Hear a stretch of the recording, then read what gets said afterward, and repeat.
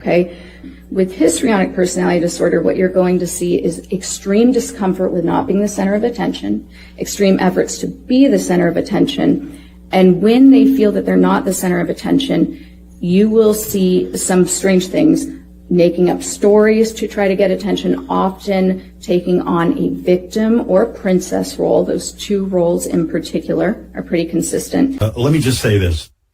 The lawsuit's completely baseless and desperate, and so we're letting our lawyer handle it. Paranoid about these articles. Okay. Bodyguards. Everywhere. You think this man is the president of the United States. See? When Mr. Stern leaves, his crew gets much more relaxed. Ooh. Now, first of all, never. Bodyguards where? If I go to a restaurant, it's very rare. And when I go, I don't have a bodyguard. Yeah. There are more articles out now about what a scumbag I am, what a bad guy I am. It generates even this weird energy around me of jealousy, and I'm a douche, and and I'm like, oh my God, I almost didn't want to resign because they're going to start making this about how much money I make and all this shit. And hold on. Hey, now. Hey, without mentioning names or anything, I just feel so bad for you when I read these articles and people discussing your money and these angry people, these incompetents, drug addicts, people you gave incredible opportunity to. I'm reading the paper today, and as much as I find it distasteful to talk about Chauncey, he's forced me. You know, his goal in life is to get my attention, evidently. Well, again, he's gone after me to get my attention by getting an article planted in the Daily News in the Russia Malloy column, which is absolutely false. The fact of the matter is he calls me an asshole because I didn't go to Gary's father's viewing. Oh, wow. And he says that Beth was at the Bridgehampton polo match and broke her ankle. And that's why I didn't go to the wake. Now, first of all, let me just set the record straight because, you know, this is important to me. And it's in the paper. It should be important to you. And that 14,000 people want to cancel their subscription because I didn't go to Gary's father's wake. Like any of my fans give a shit what I do. Guy. I'm not going to allow it. I'm not going to be intimidated, and I'm not going to be bullied. Let me tell you what's in his lawsuit that they're going to file. CBS is saying they are suing me because they claim that I entered into a secret agreement with Sirius Satellite Broadcasting. They also say that I entered in for secret compensation. They say that I misused CBS airtime to promote Sirius Satellite Radio. They claim that I misled them into thinking that I was staying at CBS. I was going to stay there. And also that I hurt CBS financially. Hey, I saw this article this weekend, and I wanted to see if you had seen it. It was about your daughter. Of course I saw it. And I just wanted to... I was kind of shocked because you always talk about how, you know, what a great relationship we really do daughters have with Beth, and yes, and it had some negative comments, and you scared her off dating. I wanted to know. I know. Emily called me. She goes, "Dad, I talked to the New York Post, and I don't know what happened to this article." Right. And I said, "How did they get that?" I don't know, but my daughter is fantastic. My three daughters are fucking amazing, and I'm very blessed. I have such a great relationship with them, and I really do, and. It's fine. I mean, no, my daughter does date men, and very successfully, and she's just a terrific kid, and you know, the article didn't really reflect our relationship, but whatever. It's 2 weeks ago I was telling somebody, my friend, 2 weeks ago they had me in the Post that I'm now the leader of a cult, and I was like, whoa, Forgetting Things Done, the that book that I read, David Allen's. And I've met David Allen twice. It's a book on how to organize lists. And I was like, really? That would make a cult? I was...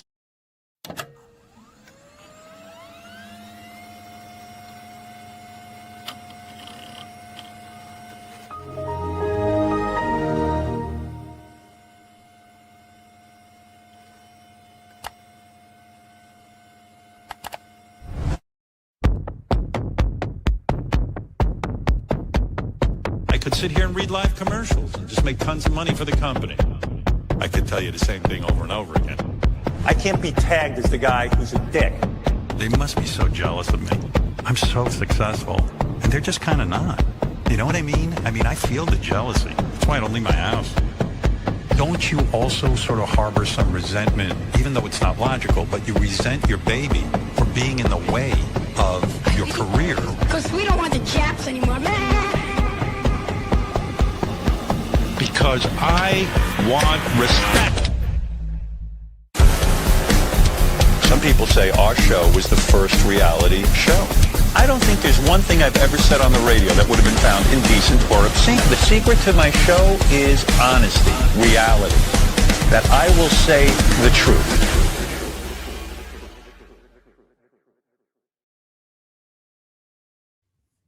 So you were saying that you're responsible for the PGA Tour using Billy Idol's Rebel Yell in their commercials they're running now? I got news for you, David. There are no rebels and there are no yelling in golf ever. It is a sport that the announcers whisper and the fans aren't allowed to talk or they get out. There are no rebels and there are no yelling in any capacity. And John Daly, you are neither either. I got news for you. Yeah, for the whitest sport possible, I should have recommended White Wedding. You're right. David! Very clever, sir. And you had no idea that bullshit was coming at you whatsoever. It's the daily improv exercise that you throw at me. Yeah. Which I don't know if I could reciprocate it if the situation was reversed. Oh, you could. I don't know. That was really good. You incorporating White Wedding into that bullshit. I don't know if you know. Like you see these commercials, like they're showing, like Rory McIlroy, have like a birdie on the 14th hole. You're like, in the midnight hour, ma. It's the most inappropriate song for golf. Any other sport, it would be fine. Even volleyball. Not golf. Put it over the footage of Tiger Woods getting into a car accident and killing the president. Maybe. That's right. Rebel Yell fits very well with drunk driving at 2:00 in the morning. Well done, David. Hi, everyone in the chat. Hi. Thank you, Fred Derp. You mensch, sir. You silent assassin. Thank you, Fred Derp. Here are some of Sarah's favorites. Welcome to the greatest podcast with your host, the king of critique, and my best friend, Arm. David, I don't know if I like Depp's sardonic tone during that. I feel like he's mocking me a little bit, like, you little host of your favorite podcast. And he goes, I don't like the sardonic tone in his voice there. Well, I also love that in your mind, the highest praise he can give you is to call you the king of critique. King of critique. Like I'm supposed to be a Deptford wife. I'm supposed to love fucking Mordecai, and Transcendence and Lone Ranger. Give me a break. He thinks you're a kiss ass, and meanwhile it's like you're half the career is maybe not standing up to the quality of his earlier work at this point. The king of critique and my best friend Arm, as if his nickname Oprah Noodle Mantra at the fucking hotels he stays at is better than my nickname. I'll put it up against it any day of the week. Yeah. And here's this, Fred Derp. How about... Hey, John and Sarah, it's Holly Robinson Pete. How you doing? And... You are the dream I never knew I had. Because Emily's going to be part of this one. I love when you play that clip. There's like a Snapple bottle to the right that fades out as a... Oh, good catch, David. I love you catching that shit in the background. Good catch. An homage to her dad plugging Snapple on the Channel 9 show in 1990. One has to assume that Zooza Zoo actually I don't know if you want to hear it. I got a request last week from a few people. The Pat O'Brien prank call that I made where Zooza Zoo is. Yes, that's great. I have that in my folder. Okay. I assume, right? This is just my, the Zooza Zoo song is about your dad neglecting you and what we used to have isn't there anymore. It's clearly about Howard. Right. In a way that Fred's Don't Talk Down to Me is.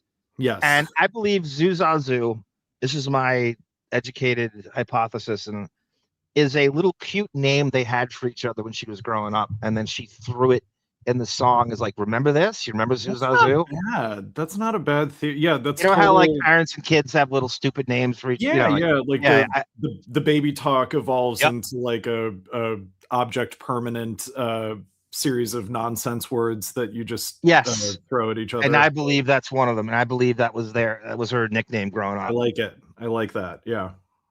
Casey Derula, welcome, sir. Good to see you in here. Hope to have you back. I know you're teaching. I mean, if you got a full plate, but certainly in the summer, right? If you have the summers off, we'd love to have you back for a full show. That's definitely feasible. The Loser Club, welcome. Barbara DeRush, good to see you. Babs A. Smith, thank you for the kind words in the compliments. I want to say Sarah and I just I put the finishing touches on 90210 season 2 episode 9. It's called, get this. This is a black family. This is Ashes to Ashes. So the last name of the family is, remember Dave Chappelle had a sketch called Ashy Larry? Yeah, and it was meant as a slur. They call this family, you might as well call them the Ashy Skins. That's the last name of the family. Oh, God. Richard Roundtree, a.k.a. Shaft, is the father. Vivica Fox is his daughter. And Eugene Bird is this character actor who was in fucking Dead Man.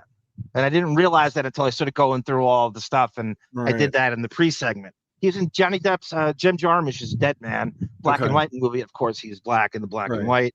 Right. And the good news, he gets killed in the middle of it. His name is Johnny the Kid. Johnny the Kid is his name in the movie. He gets killed in the middle of the movie. Vivica Fox, I got a whole new respect for this broad. Not only was she brilliant on Curb Your Enthusiasm, when they move in to his mansion, she has 250 roles under her belt. Jesus.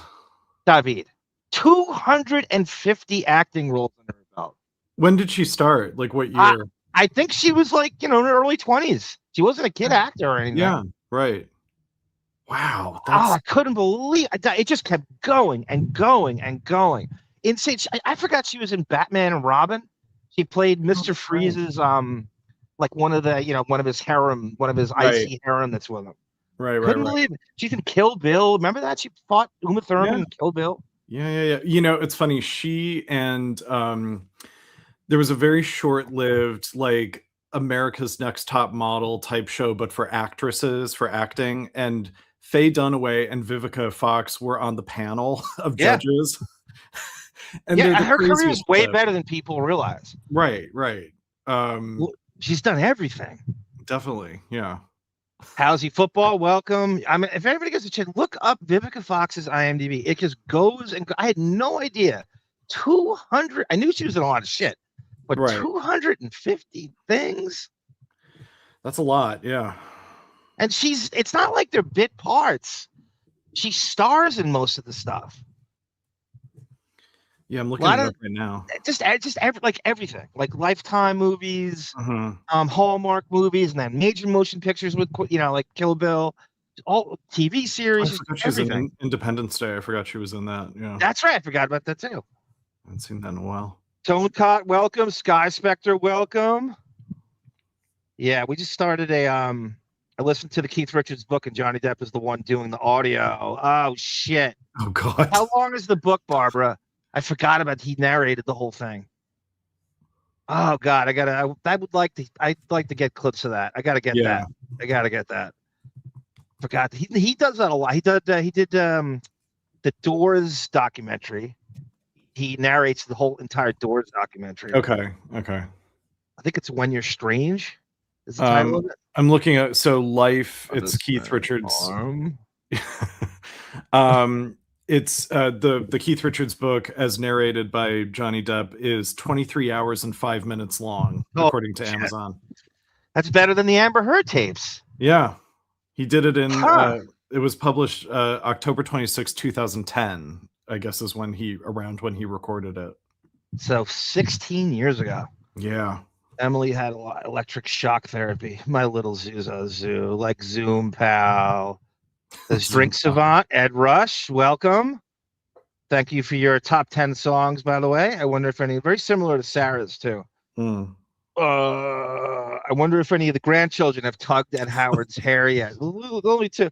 I bet you there's very special rules with that. I guarantee they got in front of that, and I guarantee it, Deborah and Colin Christie said, just do not go through.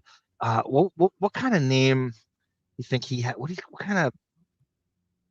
It can't be just Grandpa. It's got to be some stupid name he incorporated into it. I'm trying. I don't know if he's revealed that yet. He's just getting around to admitting that he's a grandfather. Right, like 3 years after. Daryl Hannah will always be the mermaid from Splosh. I think it's 23 hours. Babs can't remember. Welcome, Babe Lewis. Good to see you in there. Autobot, welcome. Autobot, you're invited to when I do the Sonics returning to Seattle NBA episode. It's coming up. I just can't figure out which one. NBA ARM launched Sunday. It's sort of our pilot episode, rough draft. We're going to do is go old school, new school, kind of in the same episode. Talk about what's going on in the modern day NBA, and then go to an old school topic in the same show. Should be fun. It comes very easy to me. That's my native tongue. I listened to. I had your first NBA show on when I was driving somewhere, and it's great because I don't understand anything. So I'm just like, it's just like ASMR to me, you know. It's like me watching an NHL game, like the Coyotes versus the Utah Mammoth, and you just leave it on in the background for 3 hours and 20 minutes and doze off. And I love you both, so it's like, oh, it's John and Sarah's voice just lulling me into a safe drive to wherever I was going. I think it'd be funnier if you were on the show and just faked your way through the entire show and throw it at you.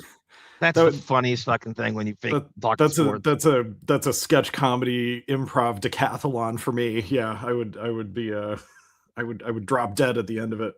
Telly Savalas, yes, City of Lies is the best movie he's done in the last 15 years.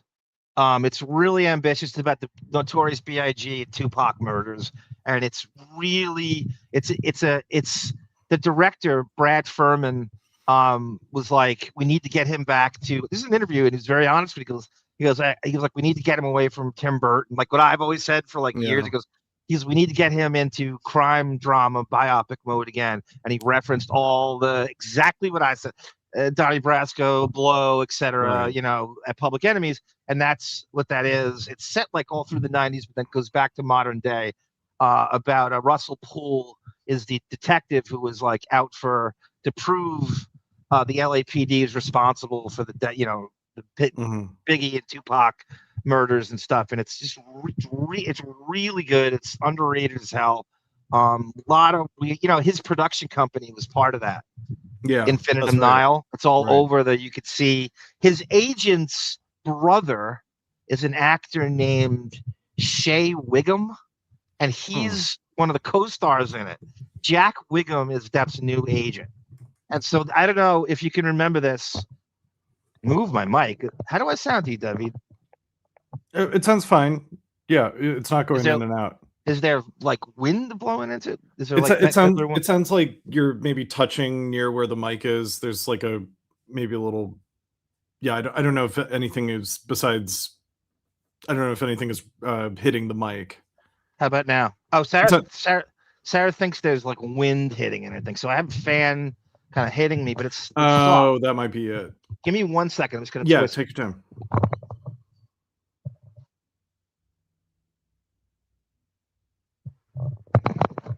That'd be great if in 2 seconds you just went into like trombone mode or got the cello out. Run to the piano. Vamp.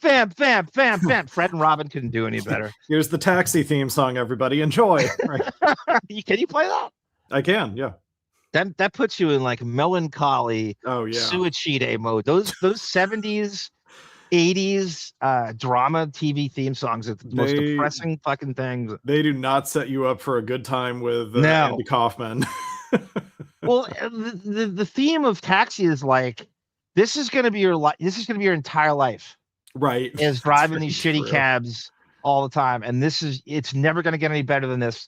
And it's going to end like this. And that's the way that song, and it's impossible to be in a good mood watching that show. No, it's super, very, very melancholy. That's a good word for it.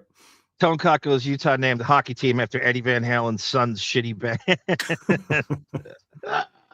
Mammoth. Aw, Wolfgang. Just get the book on the NBA and start throwing out stats. I'm going to do that, Barbara. We're going to just throw out names and stats and just get David to comment on it. And it'll be the funniest thing in the world. If he'll do it. I mean, it's like. I'll be on anything you want. I mean, I really will not. I really will not have much to contribute, but I can play along for a good amount of the time, probably. 90210, I'd love to see you do another one of those because there's so many locations. Yeah. Now I'm reading in the location shooting that you would know immediately. Yeah. And I'm going, kind of, where is that compared? The last one, there was like 4 or 5 different locations. Yeah. Shea Wiggum is good. Oh, he knows him. Okay, how's he? That's pretty good. He knows who Shea Wiggum is. I'm impressed. The Waco miniseries. Go ahead, David. I'm sorry, interrupt. No, let me know, because I really enjoyed the last one where there was like statutory rape all over the place. Like it was just crazy. Oh yeah, that's Ian Ziering hitting on like a clearly 14-year-old. Oh, it was ridiculous. That's right. You were on that summer episode. Yeah. Oh my God, that girl couldn't have been more than 14. Yeah. And Ian Ziering is old. He's 28. Yeah. God. Sarah goes, your hairy nostrils are blowing crust all over the mic I paid for. Yeah, she sent me a microphone. Brendan goes, Russell Poole, more like what do you think that is, David? A Sable High School reference. Oh, of course. Yeah, I didn't see who wrote it. Okay, yeah. Brendan, I'm expecting a Chris Harbison reference to come up. If we were to do a Sable podcast, to call it the Chris Harbison podcast. At this point, I just need to run for the school board of Sayville, I think. There was a story, and I guess it's a national story. There was a fucking cat house in my town. Really? On Henry Street. I don't even know where that is. Interesting. I can't remember where it is. I used to know these. I think I used to run down that route. One of my old running. Like when you were in high school, that story broke? No. Now. Oh, recently. Oh, wow. Okay. Another story from my hometown that got on Howard was there was a pedophile who owned the pizza place in the middle of town, and his name was Frank, and Stable Pizza. He's the owner of Sayville Pizza, and he was running around playgrounds, like literally having this is the story. Kids would sign his ass, so he would pay them money to take a Sharpie and sign his ass, and God knows what else. Lord, that's so upsetting. And the story got on Howard show somehow. Yeah. Well, of course. And I found it. I found it. It's the real Pizzagate. Wow, it happened. That's right. In your town. Right. There's a slight gonk, a bang from the outside, and how the arm still can't work his headphones, just like Beth. That's right. Depp fanboy with an actual fan. Oh, yeah. Brendan, good pun. Look at the double entendre, Brendan. Look at that. Oh my God. I was always devil's advocate for those songs. I love MASH and Taxi, for instance. Yeah, Taxi. Suicide. MASH. Yeah, MASH is the worst one. Suicide is painless. Yeah, Zane Elsewhere is horrible. All of them. All those cop shows. Yeah. Yeah, Sopranos show. Woke up this morning. Is interesting. I wonder how they chose that shit for that. Like it's. I don't know that band from anything. I think Steven Van Zandt found them because that band sounds exactly like that garage band stuff that he has, that Sirius channel. Yeah, it does. That's true. I have some feeling Steven Van Zandt found them. It's a British band, right? I don't know. I've never heard them speak. I've never seen them in interviews or anything. I kind of remember. Tone Cockles, that episode of Taxi when they hired Travis Bickle ended up being a tragic episode. I had to do a crossover with that. It would be great. That's funny. David can tell us who's gay or not. Sure. I don't know in what context, but sure. I had some gaydar I wanted to. Oh God, what the hell was it? What the hell was it? Oh, never mind. I'll think of it later. Yeah. I didn't know you owned a pizza joint. Oh, Sarah's making. Oh, I get it. I'm the pedophile signing kids. I see. Yeah. I've been emasculated again. By Cat House, do you mean a brothel? By Beefus's Mansion or Squabble Lane? Right. Honestly, the real Cat House. Yeah. Apparently, it was Asians running it too. So this is the story that just like yesterday or 2 days ago. I didn't know it wasn't because like I'm Googling my town. It was a story. I'm like, what is this? A prostitute? And I clicked on it, said Sayville, Long Island. And I'm like, what? It was just so random. You're not Googling your town. You're not Brendan. I mean, my God. You know? I know. Barbara dress used to be the trench coat flashers would leave the house. And now, speaking of trench coat flashers, Barbara, it leads me to my first thing. Great segue. She didn't know it. What a great that Babs and her segues. Surprising the Keystone Cops of Sable PD. Yeah. Brendan, the easiest gig in all of police work is to be the 2 or 3 cops in that town. It's a couple drunken disorderlies, maybe a DUI. But Brendan's so right. It's the easiest fucking gig in all of police work. When we There's did nothing to do. When we did our Nightmare on Elm Street watch, we commented on how like it must have been the easiest police job until that day when like 50 kids were killed. You know, it's like the cops were not prepared for anything like that. John Saxon playing her dad. You know, good callback, David. Yeah, incorporating Nightmare on Elm Street into this. I know. I don't know where I'll draw things from. David Chase claims to be a great music lover, and also, as you were just saying, Little Steven. That's right. You know, I was what the hell was some of these no, Gary not on the basketball teams. I'm ready for a top 10 live performances, TV shows, or movies, only on Patreon. Yeah, that's a good idea, Sarah. That's a really great. good idea. The TV shows are becoming more and more difficult as time goes on because there's something brilliant every 2 weeks now.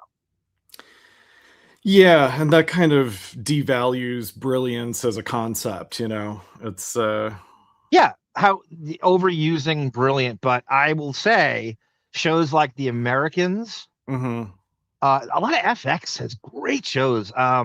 Shows like Snowfall, The Sopranos are obviously great. You know, everyone's going to put that in their top 10.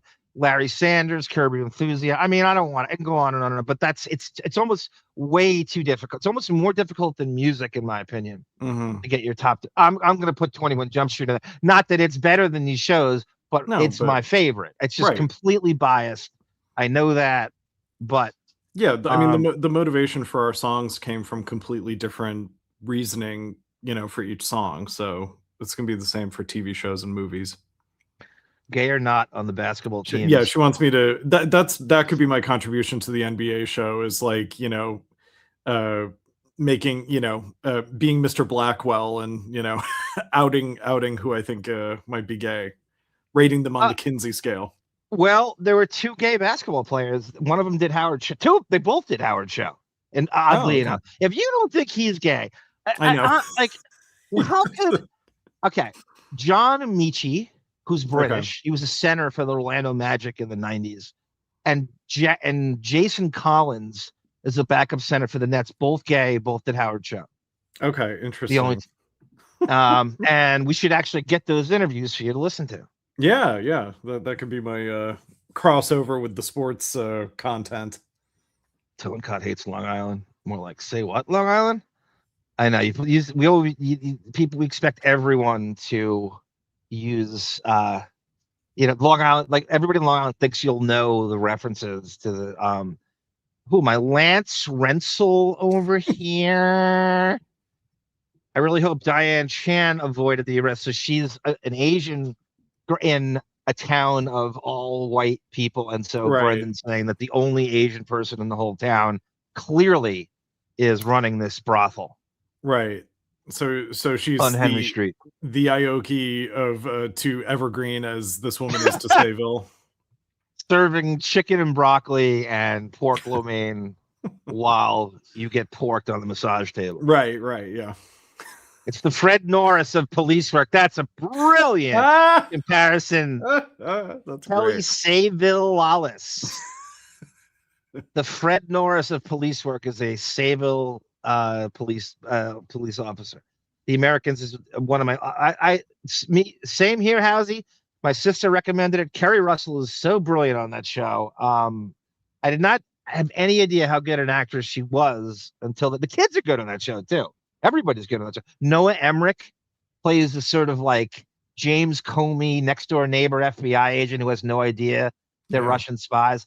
Watch The Americans, and you will not regret this. Take my advice. Fast forward through all the Russian Kremlin subtitle scenes, and you will be very happy, and the show will move very nicely. The only time they serve no purpose. They slam the brakes on the show. It doesn't drive the story. It doesn't do anything. Your brain flatlines when you have to see these Russian subtitle scenes. It stops all the enthusiasm.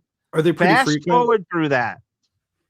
Are they pretty frequent, those scenes? Or yes, too frequent. Really? Okay. Oh, not wow. not like enough where it's annoying. Enough like where you just like it's almost equivalent of fast forwarding through commercials in watching any like network thing.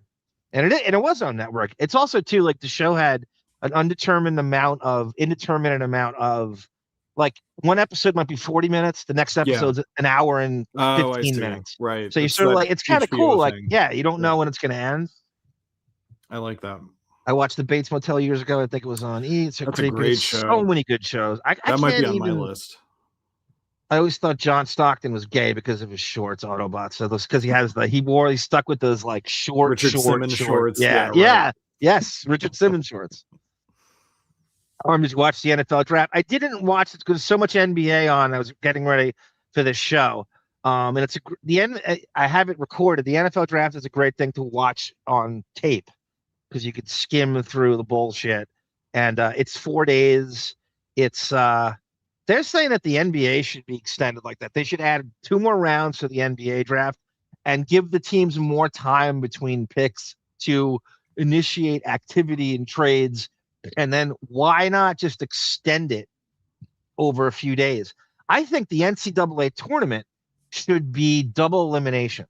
Yeah. If it's such a big deal and all the humanoids decide to watch college basketball just 3 weeks a year, they don't watch one regular season game, and all these humanoids in office pools picking the number 1 seed to go if it's such a big and no one gives a fuck about college basketball until that thing, make it double elimination, and then we'll find out who the real champion is. I don't know why they don't. I have to send you this week on Majority Report. Emma Vigeland was talking about someone called in complaining about how expensive it is to go to like Yankee games or Met games. Yeah, especially in New York.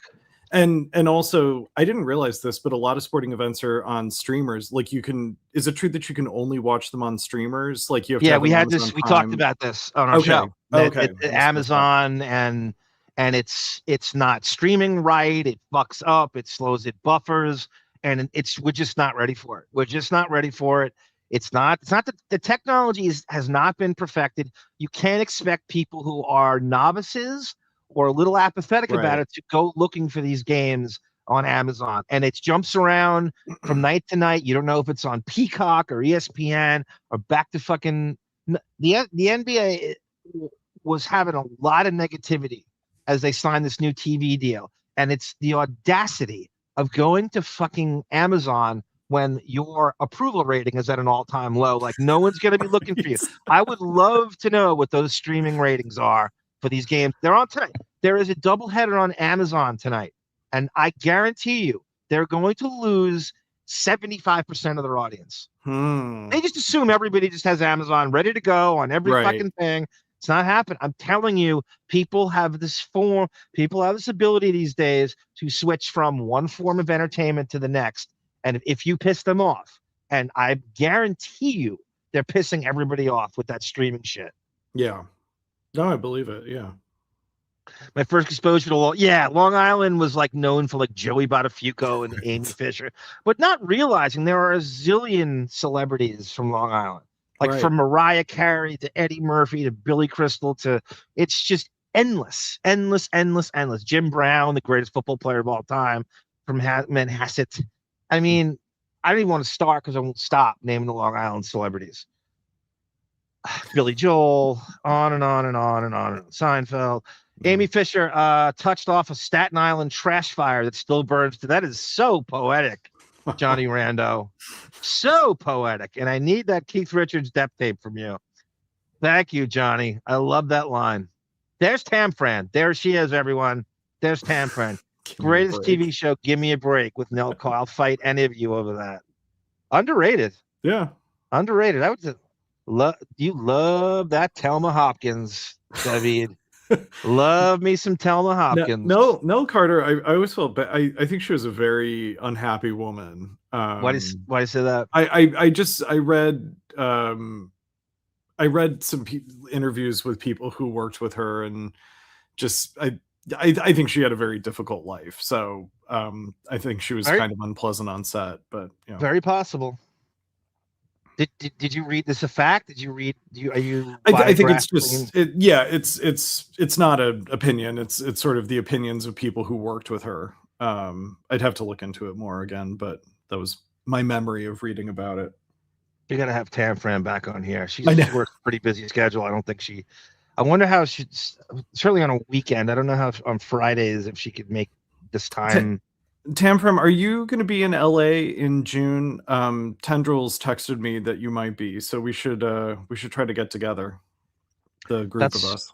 That's what my cousin does, Barbara. He watches the Mets in a condensed version.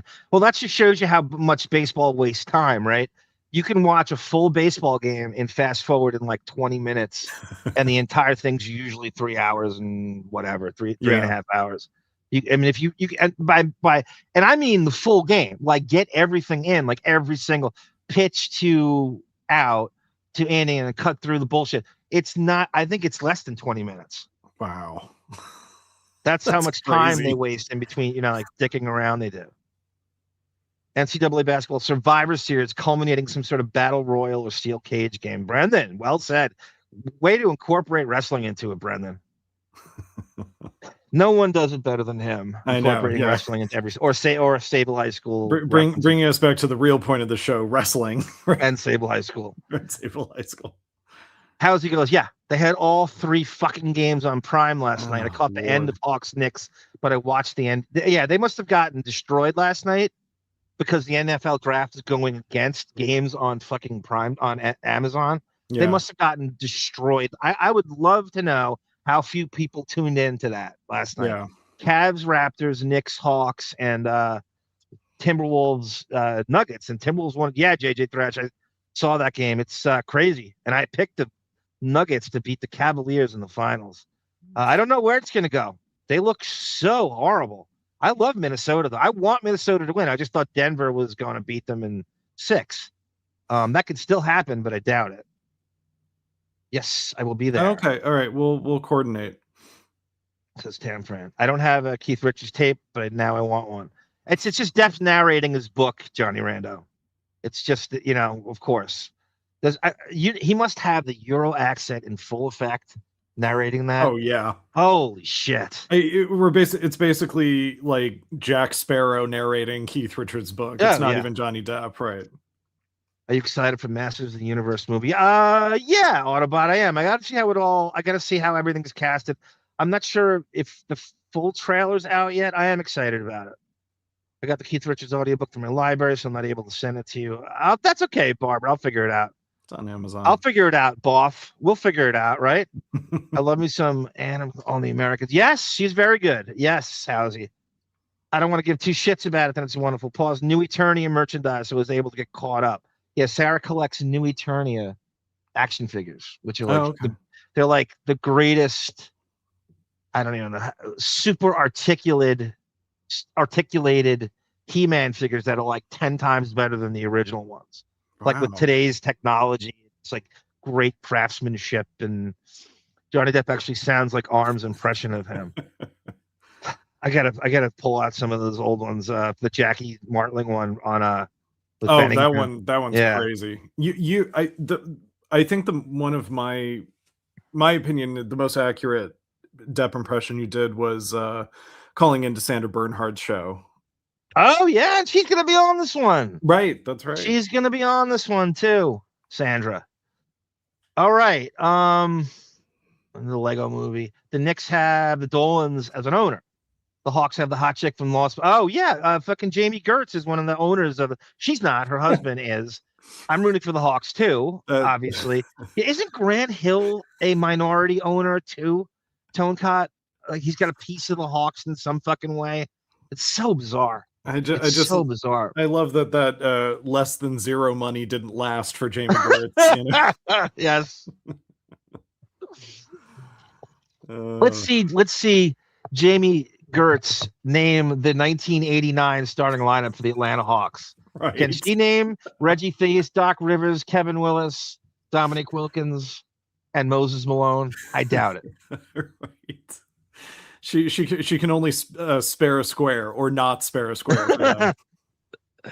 It was a fun. I want next NBA show. I'm gonna do a racial breakdown in every city, and I'm gonna put the black population of every city to see how it, but all the cities that are still there, like what's the percentage of the race? Break it down. That should be fun, because the NBA will never, will never talk about that stuff. You're not allowed to bring up race in any way, shape, or form. Right. Square pegs. That's right, Johnny Rand. A good reference. So, first thing we're gonna do. This is very, very weird. I found this. Thank you. Something like Hospital Man on Reddit or something found this. This is where is it? This is an old article this guy found. What's today's date, Debbie? The 23rd? 24th. 24th. I just say, I put it in the folder. I'm sorry. I put it in the Bethstrionic folder. This is an article this dude found on Reddit about Benjy Bronk getting arrested at Penn State at age 25 while still a high school student. The Belushi, Ashley Stern, Van Wilder, and this is the creep, the reprobate, deviant, shitbag creeps that work on this show. It makes total sense with an attention whore like Benjy. Listen. You see it, W? Yeah, I see it. People traditionally go to bars to relax and let their hair down. One Penn State student with a bit more down on Tuesday night. Benjy Bronk, 25, of P.O. Box 10314 State College, went into a bathroom at the Surf Club Bar and Grill at College Avenue 128 and came back to the bar minus his clothes on, the police said. He's just standing at the bar naked as a jaybird, said State College Police Captain Jim Stuhler Wednesday night. The bar employee escorted the young man back to the restroom fairly quickly, where he put his clothes back on where they belong, says Stuhler. Bronk was cited for disorderly conduct. Oh my God. The guy on Reddit, Corky Romano, said that Benjy's from a family of crazy lawyers and shit, and his father taught at Penn State. Was like a part-time professor at Penn State. So that got him out of getting arrested. Used some of that tenure power to expunge his son's record, did he? But that's also how he got into Penn State. Right. From dad. I love that they give Benjy's P.O. box in the article. And he got a sister. Yeah. Right? Did he get a sister? Now getting him, keeping him on the show, I feel. Yeah. So they want to know, Rupert wants to know, what year is this? I'll tell you exactly what year it is. So Benjy's almost 60. He's 59, crazy. Right? So let's count backwards. 34 years ago. What do we got, David? 1992? So that's 1992, yeah. Because Okay, I'm 37, so I would have been 3 years old in 92. And he would flash you at 7 years old. Now that would get you, like nowadays, like what? There's just chicks around, and they got Richard flashing the Cosmo party, right? This is all game on for this. Yeah, I was about to say, like, Howard seems to want to hire these deviants, these nudists, basically, who get off on exposing And who's themselves. that for? Exactly. Right. So Benjy turns 60 next year. Yeah, they That's doxed crazy. his P.O. boxes. They doxed his box, says Johnny Rando. So somebody on fucking Reddit dug this up, and God, props to finding this shit. And I don't know how they found. the first person to send a letter to that P.O. box is the Howard Stern Show. Do you want to come work for us? Benjy's never going to get any type of comedy job when he quits. I know that was my wish, was that the show in a way, just to see someone like Benjy have to fucking find something outside of the show. He's the number one person. Him and JD are the number one people I want to see have to find work outside of the show. I was always mad that Dick Cheney died before facing any jail time, and I'm similarly mad that Benji is probably going to be able to retire before facing being unemployable. You know, Good comparison. I mean, that's a brilliant analogy. Dick Cheney having to I just don't know if he's. I just think Benji can skate on the Stern Show into retirement age, and if his family is lawyers, I'm sure he's got some kind of trust or inheritance coming in that's going to, support him to the end. Well, we never hear about the retirement plan at the Stern Show, right? We've not known anyone who've actually just successfully rode off into the sunset and retired, except Laura Lackner. Right. Who's actually retired from the show? You're fired. Everything ends badly with him. Right. Name me one person who's retired. I mean, even Ronnie, somehow was trapped by the clutches of the show, even having moved to Vegas. He's technically still there. Right. Yeah, Ronnie's what's Ronnie's 76 or something? Is he that old? Oh yeah, he had some. I don't even know if I count Ronnie, because he was sort of the business he had. He was going to be fine. Right. Either way, I'm talking about exclusively working on the show. The comedy, the Sal Richards, Benji, JD people, right? But Ronnie, I guess Ronnie counts. It's not like he doesn't. I mean, he is there. He is the whole show now, and I mean that in the worst possible way. He has the precedence of being a limo driver, so it's like he has receipts of other skills that he could just be someone else's limo driver. The quote comedy people on the show, there's no other place that they could take there's no resume that they could build up that would be acceptable by any other show, Oh, exactly. Sarah goes, the only thing interesting with Benjamin, he did this Chris Gaines era. Remember he tried to look like fucking Garth Brooks, the persona. Oh, he tried to he came in and people thought he was trolling Howard, and I didn't see that at all. And was that after Artie left? Yes. Okay, it was a few years after Artie left. Kerry Custer reference there. Kerry Collins, Tone Cott. Wow. Benji's 5 years younger than my father and pretends he's young. This young, hip comedian. Oh, it's so true, Housey. He pretends he's David Cross in 1997.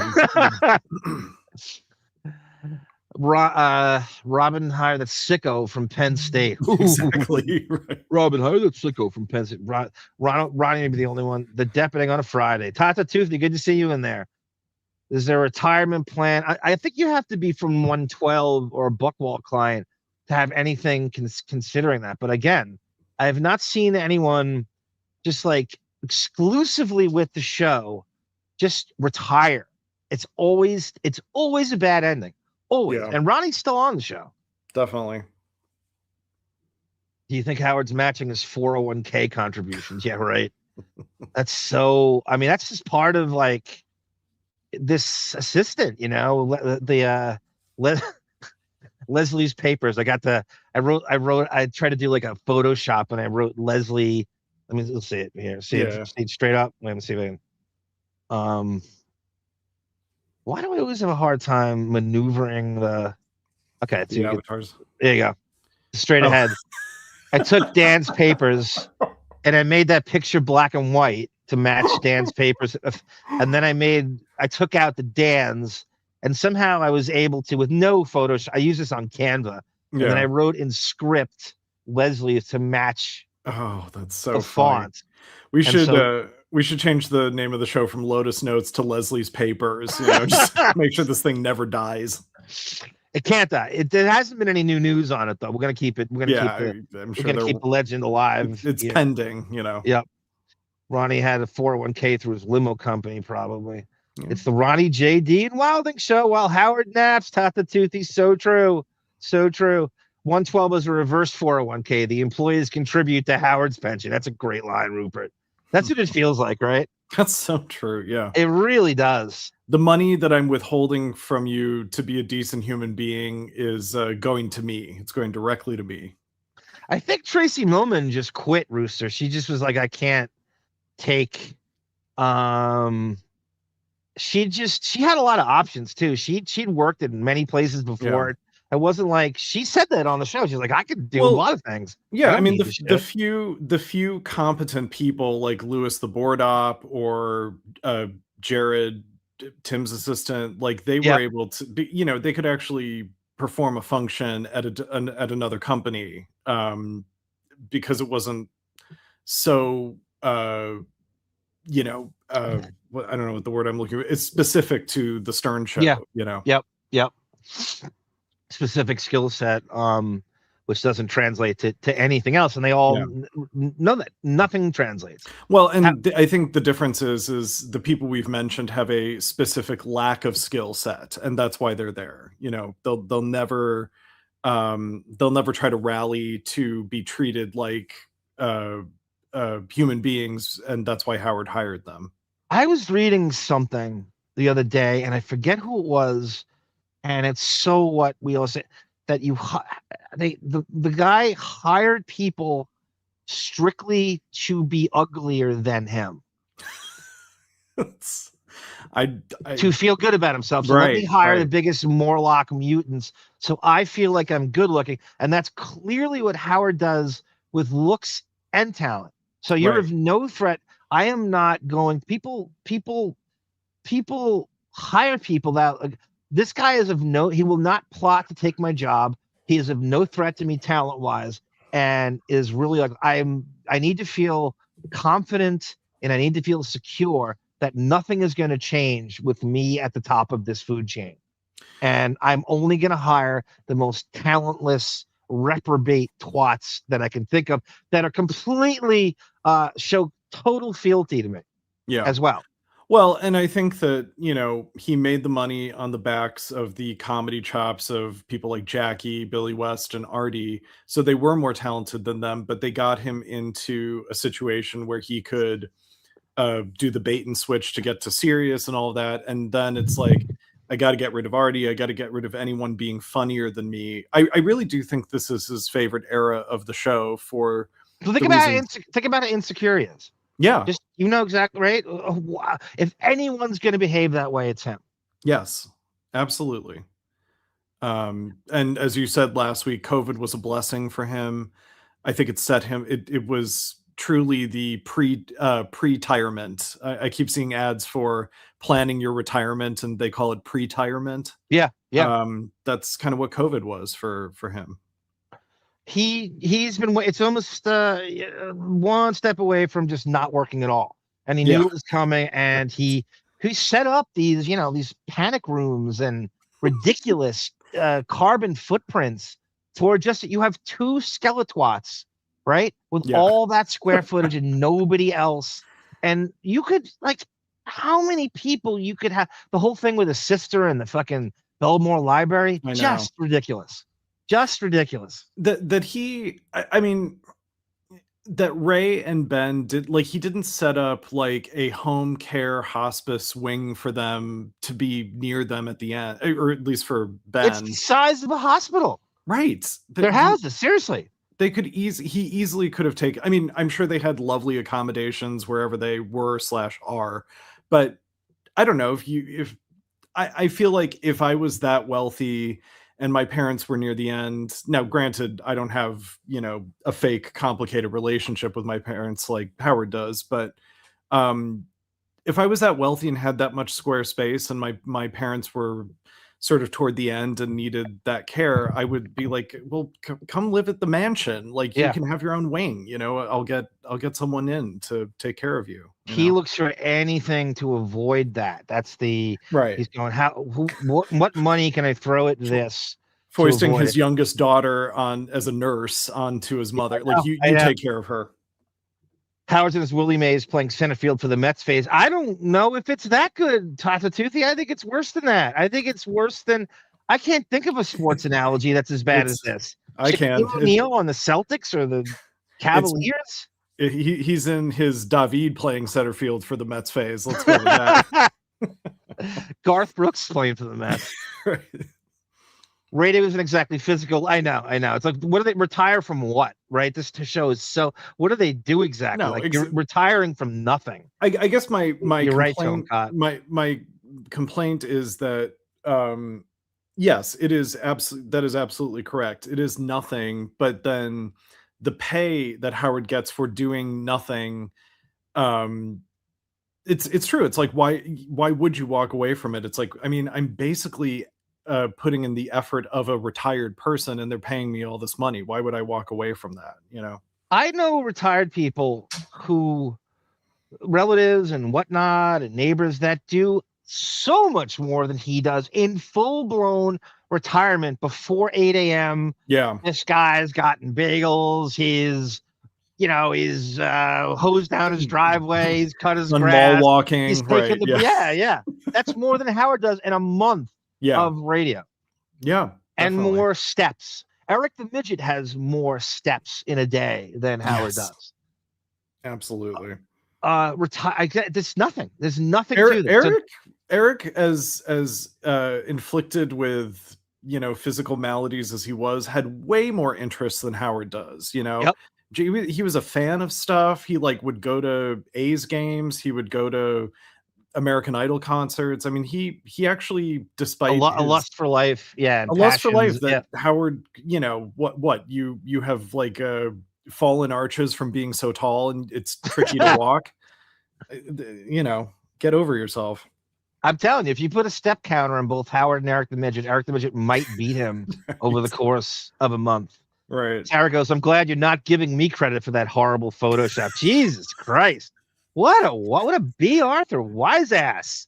Sarah's the two old Muppet guys in the balcony making fun of you from the female form. I know that's what B. Arthur really is. Right. I'm the only one who gets heckled by their partner, their podcast partner, in the comments. I think it's the only time that happens. I can't think of another show that happens with. It'd be like if you have to deal with your producer heckling you with the audience. If you're a threat, you're gone. AKA Billy West, Jackie Artie. Absolutely, Tot the Tooth. We all know that's true. The Billy West thing's it's just so bizarre. He hides behind Chiasano, doesn't want to give him a raise, and Jackie's like, no, he gets whatever he wants. And all he was asking for was like $25,000 a year. But and then I think the coup de grace, I think really what did Billy in was when Ben Stern said that he was his favorite on the show. Michael Jordan on the Wizards is way better tone cut than Howard is in post 2008. Way better go look at his numbers on the Wizards. He's 20 points a game, and he made the All-Star team once. Now he wasn't what he was on, but way better than Howard is in this phase. Kobe's last years in the Lakers are really bad. Those were maybe comparable. Howard's in heaven right now, walking to his basement 3 days a week for 6 months and listening to Wilding. I know this is Shangri-La, but even that won't be enough. I'm telling you, you only get stuff taken away. He only takes things away. Nothing is added. It's only scraped off. And he just, because you have gross nurses and hospice workers being in your home, says Sarah. Right. That's from their perspective. That's the fake germophobia. Yeah. Yeah, she's talking about Ray. She's right. Yeah. Yep, Ray in hospice. Yeah, I'm going to hear about that. I've never seen someone in hospice for 10 years. No, except for Jimmy Carter or something, It didn't seem like Carter was in hospice for 10 years. You're right. Didn't it seem like that? Hospice is supposed to be like a month, right? Or like he was on his way out for more than a year, Garth Brooks, Chris Gaines, Howard, Jerry Rice, Emmett Smith on Dancing with the Stars. Okay, Barbara, that's good. And he was in a wheelchair. Eric was more active. Howard looks like the spawn of Herman Munster and Phil Spector. That is probably perfect, right? Herman Spector could be his nickname. Howard planted a story with AJ Benza to state Howard was out of the loop with contract negotiations. I posted it on the Radio Gunk forum the other day. So why would AJ Benza take a story? Why would AJ Benza capitulate to Howard's anything at this point? Why would, you know what I mean? Why would AJ Benza be a party to anything unless he paid him? Yeah, is Rupert Pupkin saying this happened recently? Was it from 2002? I'm just wondering, that would make more sense to me if it was from like the beginning of the early 2000s. Yeah, I'm gonna have to read that. Maybe he'll I don't know if clarify. Time because there's no way AJ Benza would be in circulation with current Howard. There's just no way. It's not that he doesn't have resources to try to friend of a friend of a friend, or why would he? Yeah. That's it. She's not in hospice. That's like at the very end. It's probably palliative care. Coup de grace, Pat Cooper. Good reference, Brendan. That's right. It's Pat's word. Billy West, 30 years ago. I thought AJ Benza was banned for slapping Stuttering John around. AJ would be a good gift. Yeah, he is. I'm definitely. I was talking to him last month, Tatatoothy, and I am going to have him on. I have to figure. I don't think it's too difficult, and it's not a dig on AJ. I think he would do it. I'm just saying it. Howard looks like Meg Mucklebones from the movie Legend. What a reference, Howard! Yeah, holy shit, that's accurate. That is a deep reference. That's a deep, all right. Deep cut. Before we get into Bethstrionic stuff, I want to show you this. The Stern Show had on. You talk about like why now, and Nathan Lane for the first time. But I didn't know he was gay, David. Oh, you didn't? Yeah, I had no idea. Are you being sarcastic? Or are you serious? No, he had Nathan Lane on as the only guest for the month, and I'm going the first in 2026. What is the motivation to have Nathan Lane? Is he in some play right now? Is he in some queer play right now? Yeah, some homo play. He was on a sitcom with he did a sitcom recently. He's probably in a play. He's always doing something. Yeah. I whatever. Anyway, so it just had me thinking, like, does he have any history with the show? And not really. And I looked and looked and looked, and I kind of thought, wait a minute, didn't? And sure enough, Stuttering John got to him in 1996. That's a famous, yes, and gay shamed him. Yeah, the whole time. Death of a Salesman on Broadway. Thank you. Yeah, Howard makes Nathan Lane look like Chuck Zito, by the way. At this point, here is Stuttering John with Nathan Lane in 1996. And I can't remember if this is like the Birdcage had like just come out. Yeah, and he just gay shames him the whole time with Jackie writing jokes. Cindy Clausen, thank you, Cindy. Good to see you. Death of a Salesman. Oh, that's right. I got Stuttering John, who got about 9 celebrities. By the way, 30 years ago, almost on the nose, April of 96, this is. Wow. 30 years ago. The night, and then got tossed out on his ass. No, how's he? Harvey Firestein's gay? What? Liberace's gay? What? When did he come out? Gee. No. Where was he? I don't know. I don't remember. He was at some black award show. The Essence Awards? Essence Awards at the Paramount Theater. Oh, I got my Lifetime Achievement Awards. I was going to say, you're the keynote speaker, aren't you? Keynote speaker and the Source Award. You got James Earl Jones, Sinbad, Danny Glover, Jesse Jackson, David Bowie. Oh, my goodness, Jesse Jackson. You remember, David, do you remember Sinbad used to be a very regular guest on this? Not very regular, but he'd be on maybe once a year in the 90s. He was good, too. He was good. Okay. I have to say, I don't remember any of those interviews. I'll have to check those out. You know the story Dennis Miller lost to Sinbad in Star Search? Yes, in like 1984 or something like that. I think he was. He goes, Christ's sake, I feel like when I lost to Sinbad in Star Search.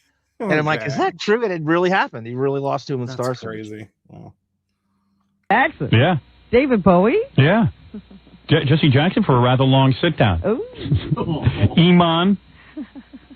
And John gets thrown out when he's talking to Iman. Iman evidently doesn't have a sense of humor.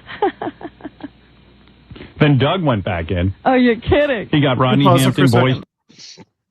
Wasn't David Bowie one of the talking points in the Pelican Brief? Like, why aren't we getting... He's obsessed with trying to get gay guys, gay guys who are in the closet are obsessed with David Bowie. And the Ziggy Stardust of it all, right?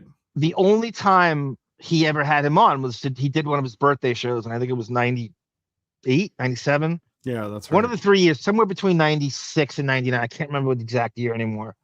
And he came out, did a song, did Fame, I think, and then said hi to him on stage and then ran away. Almost like what John Mayer did at the birthday bash. Right. Very, very similar to that. Same sexuality, too. Yeah. By the way. Do you believe that John Mayer and Andy Cohen have gay sex on a regular basis? Yeah, I think that John Mayer, there's the term queer baiting, where it's like, straight men publicly act like they're flirting with men, or they could be flirty with men, to just like expand their audience pool. Yep. Of, and get gay guys to be on their side. I hate men. More for me. No, So for me. I could see that being a John Mayer. I believe it either way. I believe that he's straight, or I believe that he's bi and having sex with Andy Cohen. I agree with every word. Sarah has history with him. He hit on her when she was working at T-Mobile as a tech support person. I swear to God. Who was the other person? Richard Marx. To? Richard That's Marx. Right, that's Yeah, right. yeah. There might be a third one. I can't remember who the third one was. I think it was abroad. I think it was like fucking Naomi Campbell or something. She threw the phone at Sarah through the phone. It's like Sarah just hears on the other end of the phone like a crashing sound. Like what just happened? Okay, Sal, you should be blowing David Bowie. He shouldn't be. Okay, how's this direct quote? Goes, Sal, you should be blowing David Bowie. He shouldn't be able to shit without hearing how much I love him. God, that's a great direct quote from the Pelican Brief, Housey. So talk about my boyfriend there, Sarah. Rosie O'Donnell and Nathan Lane look like each other and are brother and sister. Is she in this play? No, she's in Ireland. She's in Ireland. Laurie Metcalf is co-starring with him. Oh, okay. Yeah. I'd like to see Artie come down there as a guest. That'd be great. Right. Howard gets invited to the play by Nathan Lane, and he goes, and then Artie sandbags him, shows up, and that'd be so great. Yeah. Laurie Metcalf played his mom. Right. Beer League. Yes. That's right. She's fantastic on Roseanne. She's great. She's really good actress. Legitimately love Laurie Metcalf. Yeah, she's great. Oh my God, Housey, Sinbad and Necessary Roughness. That's a great reference. Oh my, Scott Bakula over here. That's underrated. It's like the Major League Football movie. It's like they try to do like a football version of Major League. Kathy Ireland is the field goal kicker. Kathy Ireland, that's right. The Mansell, Tony Braxton, and Patti LaBelle before he got thrown out. But he got thrown out too. Yeah. Yeah, I'm not going to play that here, but Doug Goodstein asks ridiculously racist, fat-shaming questions to Patti LaBelle. It's horrible. Oh, God. John gets thrown out, and then Goodstein tags in and asks these horribly racist, fat to Patti LaBelle. She was cool too, and she was horrible. Well, yeah. That's. I mean, it's funny because Patti LaBelle probably just saved up that anger and took it out on what's his face's wife during that cooking segment. Wasn't that her who? Fucking Tyra. Dan Schneider's wife. Yes, Dan Schneider's wife. That's right. Yes. Yeah. Good reference, David. Laura Lillian. Yes. Hungry Girl. I love that clip. Married to a raging maniacal pedophile. Yeah. Eventually. Allegedly. Yeah. That's funny. I got that. I got some more entries for the Robin contest. I got I had some other thing too. Okay, Sarah's list. Sarah's who's who of T-Mobile celebrity brushes with greatness. Yes. Yeah. Could this be a panel on a talk show? Naomi Campbell, John Mayer, Richard Marx, and Joe Simpson, Jessica's dad. Joe Simpson. Who's gay? Who's actually? Did he come out of the closet? Jessica Simpson's dad. Good question. I don't know. I believe he did. John Mayer was wooing me 20 years ago. Naomi Campbell. Okay, so I got 3 of them. I had some other thing. What's the other thing I had? Academy Award of phone callers. Ah, you know it was like that. Yeah. So what do you want to start with? Geez, that Stuttering John stuff sounds intriguing. Well, there you go. All right, Stuttering John. Stuttering John it is. John with Jesse Jackson. All right. First, we'll start with Stuttering. Hey, John, come on in. Stuttering John. Hero. That's a good reference, Brandon. Artie thinks Bloomingdale's is gay. Bloomies. I doubt he's checking in on Nathan Lane.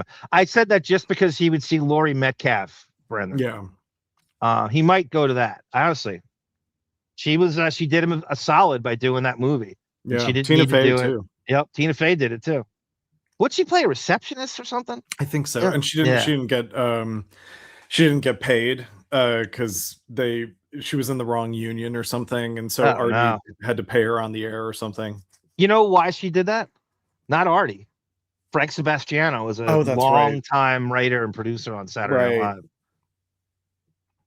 Sinbad was on the show after the Cosby Show. Oh yeah. Oh shit! Why am I blanking on that goddamn show? It was successful. Lisa Bonet, Marissa Tomei was on. Different. Oh World? Shit! Different world. Yeah. Not Jackie. Jesus, why am I blanking on what's her name? Jasmine Guy. Jasmine Guy. Yeah. Of the stupid. John always comes walking in with a pile of papers and never uses them. I know. He never has the questions you would ask. No. The papers he's supposed to have, he just doesn't have. I've given up on him, too. Oh, come on. You and Ganji. Please. Yeah, Ganji's not so bad. Sarah, is that true? He had a what is that? What LLC stands for? Limited liability company, corporation, right? Corporation, whatever. Is that I somehow believe that? I don't know what she could be kidding. It's a Sarah joke, but maybe that's true. No, I buy that. Yeah. I saw him out there in the hall. He came to life with Amy Lynn. Did he? Yeah, I just have to give him a pep talk every once in a while, and then Because he's okay. he gets lazy. He gets lazy. Oh, I'm sorry, David. I could have put Ganji in, and I didn't. He had a huge segment before this about how he's slacking on the job. He was supposed to record something for Howard, a la Seinfeld, and Howard was on a Letterman, and Ganji didn't record it properly, and it was a whole segment. You know, send it to me later for my private time. I will. A spank bank, the Ganji spank bank. Laurie Metcalf looks like Laurie Metcalf's mom now, says Brendan. She got older. She looks like Eric Metcalf, Brendan. Her daughter is was on that show Young Sheldon. So like Laurie Metcalf played Jim Parsons' mom on Big Bang Theory, and Laurie Metcalf's daughter plays the mom to the kid who plays Young Sheldon on Surprise, that kid's gay now, Debbie. Just like Jim Parsons. Oh, is he? Oh, I didn't hear that. Yes. I saw something with Jim Parsons, and he was saying, he goes, well, he went to my play, and he's so grown up. And there's a picture of him, and he's basically bedazzled in the picture. Like, it was, he couldn't be. Yeah. Joe Simpson later appeared in Vanderpump as a creepy photographer of young Sandoval. Oh, shit. Interesting. Sarah. That was the name of Jessica's corporation. Unfortunately, I had to deal with him. DK Metcalf, also I love DK Metcalf. Telly. David dated Charlie Chaplin. No, Buster Keaton. You got your lines crossed. Is he gay? Either one of them? No. I mean, as far as I know, I don't think so. Broadway is Pride Night. Oh, he said that it should be reversed. There should be a Pride Night for heterosexuals. That's brilliant. Tatatoothi. There should be a heterosexual Pride Night on Broadway. That's so funny. That's so funny. It's nothing but damn Yankees and like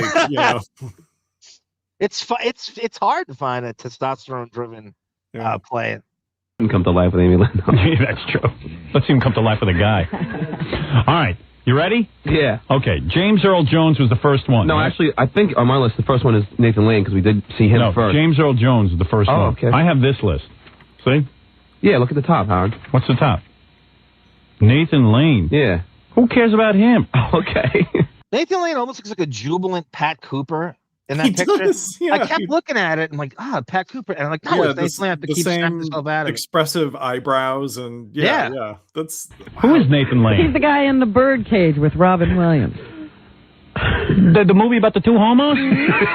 Yes. All right, I'll listen to that. He is great in it. See, that's reflexive Howard back then. The movie about the two homo. I mean, it's the same guy as today. But also that like he's ready to write off. I know, the voice is obnoxious. He's ready to write off Nathan Lane, but once he realizes like, wait, the movie about two gay guys, let's listen to that. We got to listen to that now.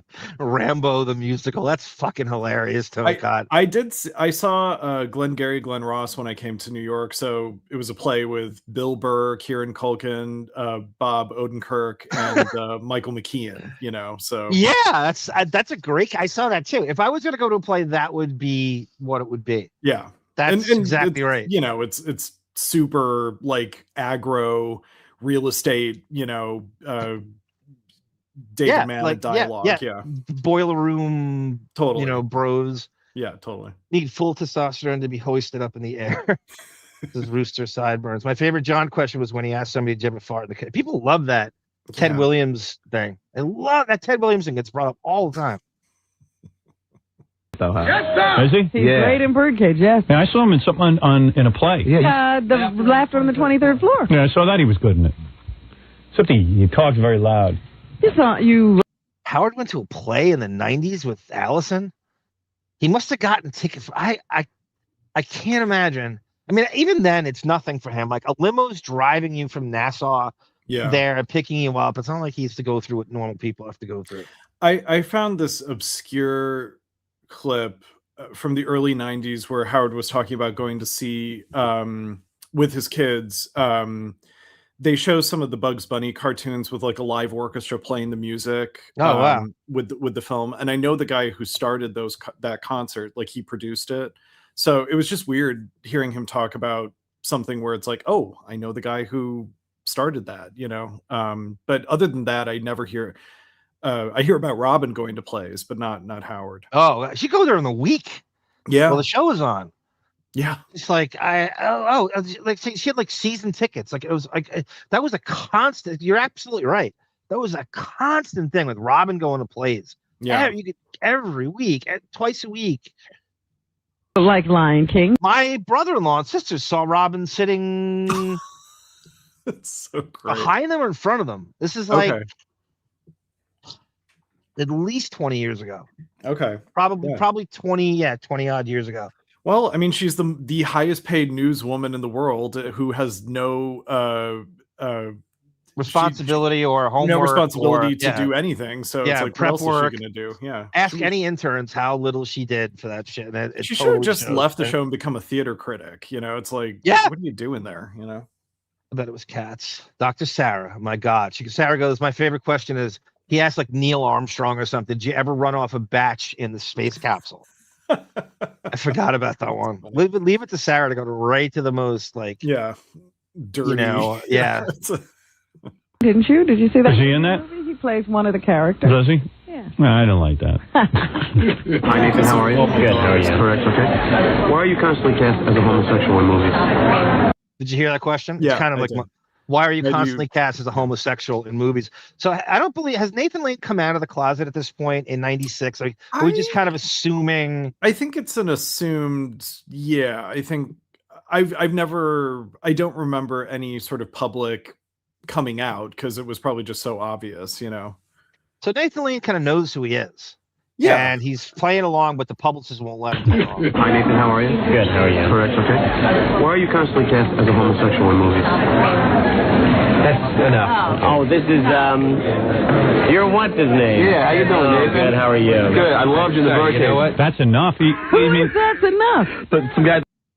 Actually, my favorite part about the John interviews often is the publicist freaking out in the back. Oh, that's the best part. I love that. I love how uptight the publicist is. Get him off! Get him out!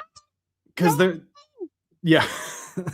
their job is like legit. I guess it's that cutthroat where their job is legitimately at stake. The worst thing that's the first kind of order of business in the job description is to stop that, is to throw your body in front of that. The girl in the late 90s who did the Stuttering John interviews, and I forget her name, but she asked Jamie Lee Curtis if she had a penis. Oh, I had that. I had the video of that. And the video is great because there's a woman. I mean, Jamie Lee gets outraged, but the woman behind her like almost faints. Like it was horrible. Yeah, loses her mind. Yeah, it's one of the most uncomfortable. I think it's the most uncomfortable question I think I've ever heard. It's in that setting. It's pretty bad. Yeah.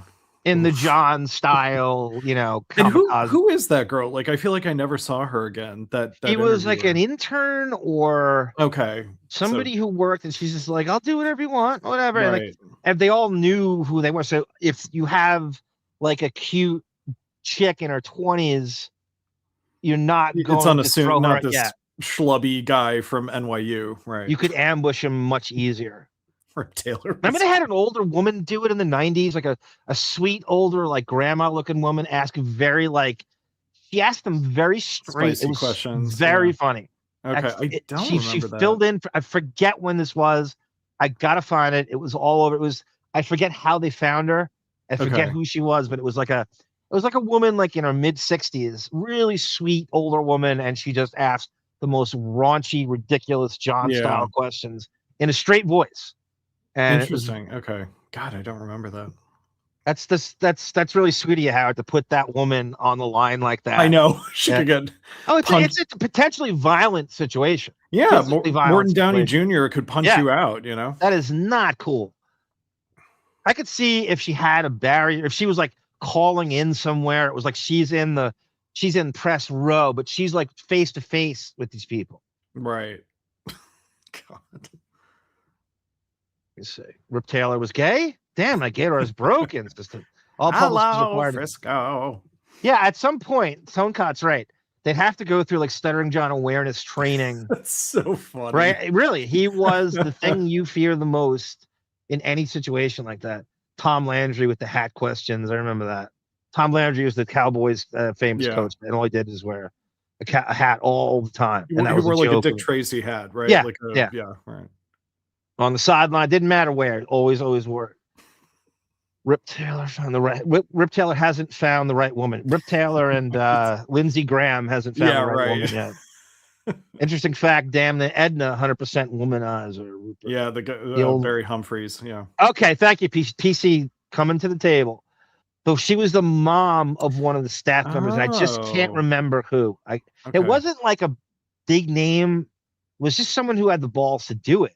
Yeah. I just can't remember who, but it was fascinating. The Fashion Cafe just like heard the question. That's enough. What do you mean? You barely got the question out. That's enough. What's wrong with that question? I don't know. He's only been in one movie that I know of. Two? What's the other movie? I think it was Frankie and Johnny. Was he homosexual in that? Homosexual in that. Really? Nobody saw that. Oh, I saw it. I actually saw that. Peculiar. What? That's Al Pacino and Michelle Pfeiffer. Al Pacino plays like a short order fry cook at a diner. It's just I don't know if it's based on. I think it's a play. I think it's based on an actual play. I'll look it up. Frankie and Johnny? Yeah, I rented it on videotape and saw it. Do you remember it? I don't remember him. I remember Frankie and Johnny. I'm always a sucker for a good Bruce Vilanch reference, Tone. Yeah. It was Michelle Pfeiffer and Al Pacino. What, Debbie? Frankie and Johnny is a Terrence McNally play, a gay playwright. It's based on his off-Broadway play. Yeah, so. Oh my, Terry McNally over here with an original score by Marvin Hamlish. You know. You deserve to be Marvin Hamlish. You deserve to have from the success. From your lips to God's ear. Honestly. Oh, that's all I remember about that movie. that's what I can do. So what did you say? How come you constantly cast as a homosexual? Yeah. And that's enough. That's enough. That's it. Back off. Back off. Back off, Boogaloo. Tendrils and Bruce Vilanch in the same neighborhood. I think Bruce Vilanch just released like a memoir, and I want to read like, just because I bet he has tons of like writer's room, story. You know, he could really spill tea on all the celebrities he's seen misbehave over the years. Well, did you hear the story recently? He told on a podcast that Depp wanted to play him in a movie. I didn't hear that. He met with him about something, and he wanted to play. It wasn't Bruce Vilanch. It was who did he write for? Like a gay icon. Fucking Carol Channing. Depp wanted to play Carol Channing. That's right. And so he met with Bruce Vilanch to try to get the movie off the ground. I swear to God. He told that story like a couple months ago. Right. Hi, Nathan. How are you? Good. How are you? Correct. Okay. Why are you constantly cast as a homosexual in movies? That's enough. Oh, this is your what's his name? Yeah. Now, who's saying your what's his name? Nathan. That's Nathan. So he's got no problem. Yeah, he's okay. It's always the people around him. Good. How are you? Good. I loved you in the birthday. You know what? Thanks very much. Now the publicist is like, oh, you know each other? It's a joke. Oh, I get a joke. Kismet. If Nathan laughing, then I'm laughing. If Nathan likes it, then I suppose it's all right. Can you scream in that gay voice for me? I really can't. It's too early in the morning. I'm sorry. Was Robin Williams smelly? Okay, sorry. Excuse me. Big fan, Nathan. Take care. Big fan. Excuse me. So there's that whole thing about Howard went after Robin Williams all the time. That whole thing about selling this book, and I proved that there was no interview with Robin Williams other than that 86 one, 1986. And so it was always what Robin Williams was the nanny. He smells bad. He is a jokey. He's hairy, over and over again. So they asked, and I guess it's a thing going around even back then. And Nathan Lane seems to have been bothered by that. And he kind of ran away from him when that came out. Is Robin Williams smelly? Is what he asked. Excuse me. Big fan. What is that? Then somebody's trying to get between you and and now like everyone's right. All right, here's John. It's something called the Black Essence Award. You know what? Let me. He doesn't mean he means me. Right. Not Stuttering John. We should have Tampran on to cover the rest of that clip, like all those interviews. That's a great idea. That is a great idea, David. The next thing, you want to do the prank call with Pat O'Brien before we go into the Beth stuff? Let's do it. Or okay. So this was requested last week. Back in the Zoo days, we'll do these because this segues into Deborah and Emily Stern. Oh, that's good. Yeah. Back in the Zoo is Emily's song's smash hit she recorded with Scott the Engineer. Oddly enough, like she goes into Sirius again, not to see her dad, but to see Scott the Engineer. Yeah. And he doesn't even bring it up until he's forced to it. Back here, Zoo is a song that people got wind of it, that it was around. Howard was so embarrassed by it, and he and Emily weren't speaking. So the goal was to call Howard's channels and mention the song.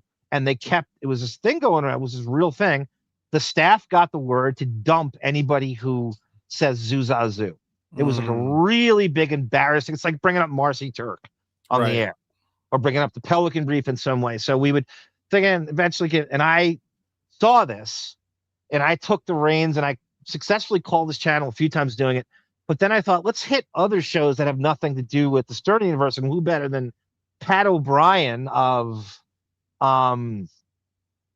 what's the best line from the Pat O'Brien tapes, would you say? I'm drugs, totally remembering it. I want to F you. I want to F you. So Pat O'Brien had these leaked tapes where he and his wife Betsy got into this. He was trying to cheat on his wife Betsy, and he found some groupie, and she was on to his kind of sex past dirty old man thing, and started recording him incessantly calling her, becoming obsessed with him. And he was, let's do sex, get some hookers, and over and over again. And she decided is there a term for this? Where it's almost like an undercover agent, where she started to record all these things, and these tapes got out. He got fired at the time, I think it was Access Hollywood co-host. And he's one of these guys he's on, Entertainment Tonight and Back to Access Hollywood and Extra, and he's doing all those entertainment shows. They're on at 7:00 at night, or your gas station would show them. And so these tapes got out, and Howard was obsessed with them. In fact, when he said to move to Sirius, it's going to be the first thing we play are the unedited Pat O'Brien tapes. Okay. And I found out that he had a radio show in LA that was like semi-syndicated, like it was in the afternoon. So I called this show, and I thought of this thing. My name's going to be Howard. And I'm going to tell a story about how Pat O'Brien did a thing where he fled to rehab. So he's blaming the alcohol for him being this dirty old man sex pest with this woman who's on tape. And now he's really running with this AA thing. And so I pretended. It was the drink talking. Right. Yes. And you know me, the AA as a drinking coach is never the way. And so I called in that I was in AA, and Pat helped me tremendously through and a woman named Emily S. helped me as well. Nut came flying out. Let's go to some callers. Hey, Howard, you're on with Pat O'Brien and Steve Hartman. Hey, Howard, how are you? Hey, guys, I don't want to bring the show down, but I'm a recovering alcoholic, and I just wanted to thank Pat for his courage to air it out in public, because it kind of inspired me to get my S together, if you know what I mean. And Even Phil's words are like, get drunk and go. Okay, Phil is Dr. Phil. So Pat O'Brien did a famous Dr. Phil interview where he was tough on him. He was like saying, "I'm not buying that you're an alcoholic. I think you're a dirty old man who's running through rehab." Pat O'Brien got the Dina Lohan treatment from Dr. Phil. Yes. It's like, get drunk. Words, even Phil's words are like, get drunk and go crazy. Were ringing in my head a little bit. And my technique, I don't want to know confidentiality and everything, but we did a thing called Zoo. And I'll call her Emily S. This beautiful girl would sing, and she'd go, "You always said you knew I was gifted, but you never told me just how much Zoo." And that works for me. You know, and you do what you do to take it. And I got to thank Pat because he got me on the road. I really got to thank you. Those are great. Steve will tell you, I do a lot. I help a lot of people along the way, and I pass it forward, and it's not easy. But whatever it takes, you can do it. Thanks, Howard. That's great. I know Pat doesn't talk about this. I'm going to mention it because it bears mentioning. You know, a lot of guys can talk the talk. And, I experienced this with Chet Forty back in the days. You know, he was a gambler, and he corresponded with many people who are going through gambling addictions. He was very involved with that and helped a lot of people. And Pat has done the same thing time and time again. Talk about it on this show. But they, the best part is how earnest they took it seriously. I just imagine when you started singing, each of the men in that room picked a point on the wall and fixated on it just to not.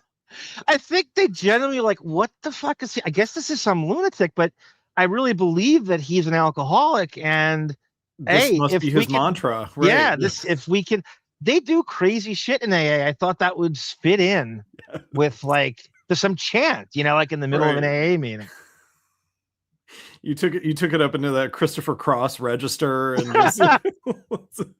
yeah, the tape goes, "You are so fucking hot. Let's hire a hooker, get some coke," and they would use his tapes to do prank calls at the time. Okay, and, yeah, listen to those. It was a huge thing. The show must have fixated on it for like a year straight, like every day, incorporating it into prank calls and sound drops and stuff. Well, yeah, I mean, Howard's obsessed with cheaters because it's a way to. In the way that Howard shadow boxes, he can shadow cuck these men, whether it's Frank Gifford or Pat O'Brien or any of them, So it was almost like it was almost better to do on the Stern. I got through a lot on the Stern channels and it was tough, but I got through about 4 or 5 times. I have those lying around. So one of them was the Geek Time with Ralph. I pretended the Flash had a villain named Zoo. I was going to come on the CW show, The Flash. He goes, "Oh, really? What are his powers?" And I had to go into this whole thing, and then I got on a few of them, about 4 or 5 of them got on. His powers are seeing his kids on a Wednesday only. I believe they were they were at a restaurant, and he goes into the bathroom and then called the woman and started to sex talk her while Betsy stay at the table. His wife, Betsy, was at the table. Okay, so then I feel less bad for not that I felt bad for him, but just like don't feel bad for him. You left a voicemail. Like I don't understand how he's a sex pest. He's a dirty old man who he works in show business and especially those entertainment shows, and he thinks he's got a super sense of entitlement, while his wife is there.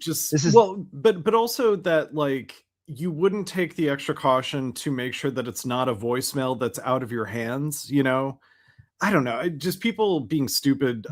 I think that comes with the power trip is just nothing bad could ever happen to me. It's not like this voicemail could be used against me at some point, No, and he's completely crocked. And the woman did a masterful job recording him. I guess when you're in a pussy fog like that, he ain't suspecting anything.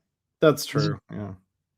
Pat O'Brien, the CBS had the rights to the NBA in the 80s, and he did basically the halftime show, and he would do sideline interviews. He never did play-by-play, but he was all over CBS's. I don't remember him doing the NFL. I just remember him doing the NBA, and he might have done golf. I'm trying to remember what else he was assigned to. He had to do more than just because CBS they had so few regular season games, and all they cared about was the Celtics and the Lakers, and it amped up a little bit in the playoffs, but that's not enough work for him to have just done the NBA. Hey, Chubby Pickle, welcome, sir. Good to see you in there. Hey, Chubby. We're gonna do a that Pat O'Brien thing is definitely worth at least a huge segment on this show. Yeah. He was supposed to do the show. I remember he got booked. His name was even on Mark Spriggan as the future guest. And then they pulled him. I don't know why. He never did the show. He's friends with Kimmel, of course. Yeah. Kimmel, he had a famous, like, every year, Pat O'Brien had a Christmas party, and he invited all his celebrity friends to his Christmas party. Yeah. And Kimmel was one of the people. Mike Vrabel missing draft day for counseling. Yeah, that's just like I'm surprised Mike Vrabel doesn't flee to rehab too, Tom Cott. I'm so sick of it. Dr. Phil is cool, so it's not the toothy. I don't know if anybody thank you, Hooper. I don't know if anybody caught that Dr. Phil interview, but it was like very hard hitting. Like he's like, I don't buy. He's like, no, what I hear, you don't sound like you're drunk. You sound like a dirty old man who got caught and is trying to flee to rehab. You don't sound drunk. And I thought, wow, that's the first time I've seen it. Well, the only other time was Howard and Richard Lewis. Yeah, right. That's right. We listened to that. I got to call Pat O'Brien and tell him I'm a drinking coach. Hey, Arm, you have made any prank calls late? I haven't done anything lately, but I should. How the interaction you had with that sales girl that Gary's son couldn't carry a 2-ounce bottle of hot sauce. Holy shit! God damn it! I barely remember that one. Oh my God! Tendrils has a memory. I know. The photogenic Crazy memory. I'm trying to remember what the circumstances were. Gary's son tried to come out with a hot sauce. Oh God! And he went on. You remember when Howard was sexually harassing him and his frat boy? Yeah, I remember that. Yeah. I don't know adults. I don't care what adults do with other adults, says Rooster. Yeah, that should be the way we all are. Yeah. Marv Albert did get a little crazy too. That was Casey Armstrong's first assignment, interviewing Marv Albert at that press conference. Yeah. The George Costanza voice. Red Fox, I'm going to be a dirty old man. Go ahead, David, sing it. Believe it or not, George isn't at home. Please leave a message at the beep. Did you watch The Greatest American Hero, the show from Stephen Cannell? The Stephen Cannell show. I mean, I know the real lyrics to that opening too, but yeah. Kelly Savalas, I think that was the show that I called. He said an AM sports station out here in SoCal. Well, I don't know if it was a sport. I feel like it was on a just all-purpose radio kind of slot. Tully, where in LA are you? Not you don't have to dox yourself, but what part of town are you in?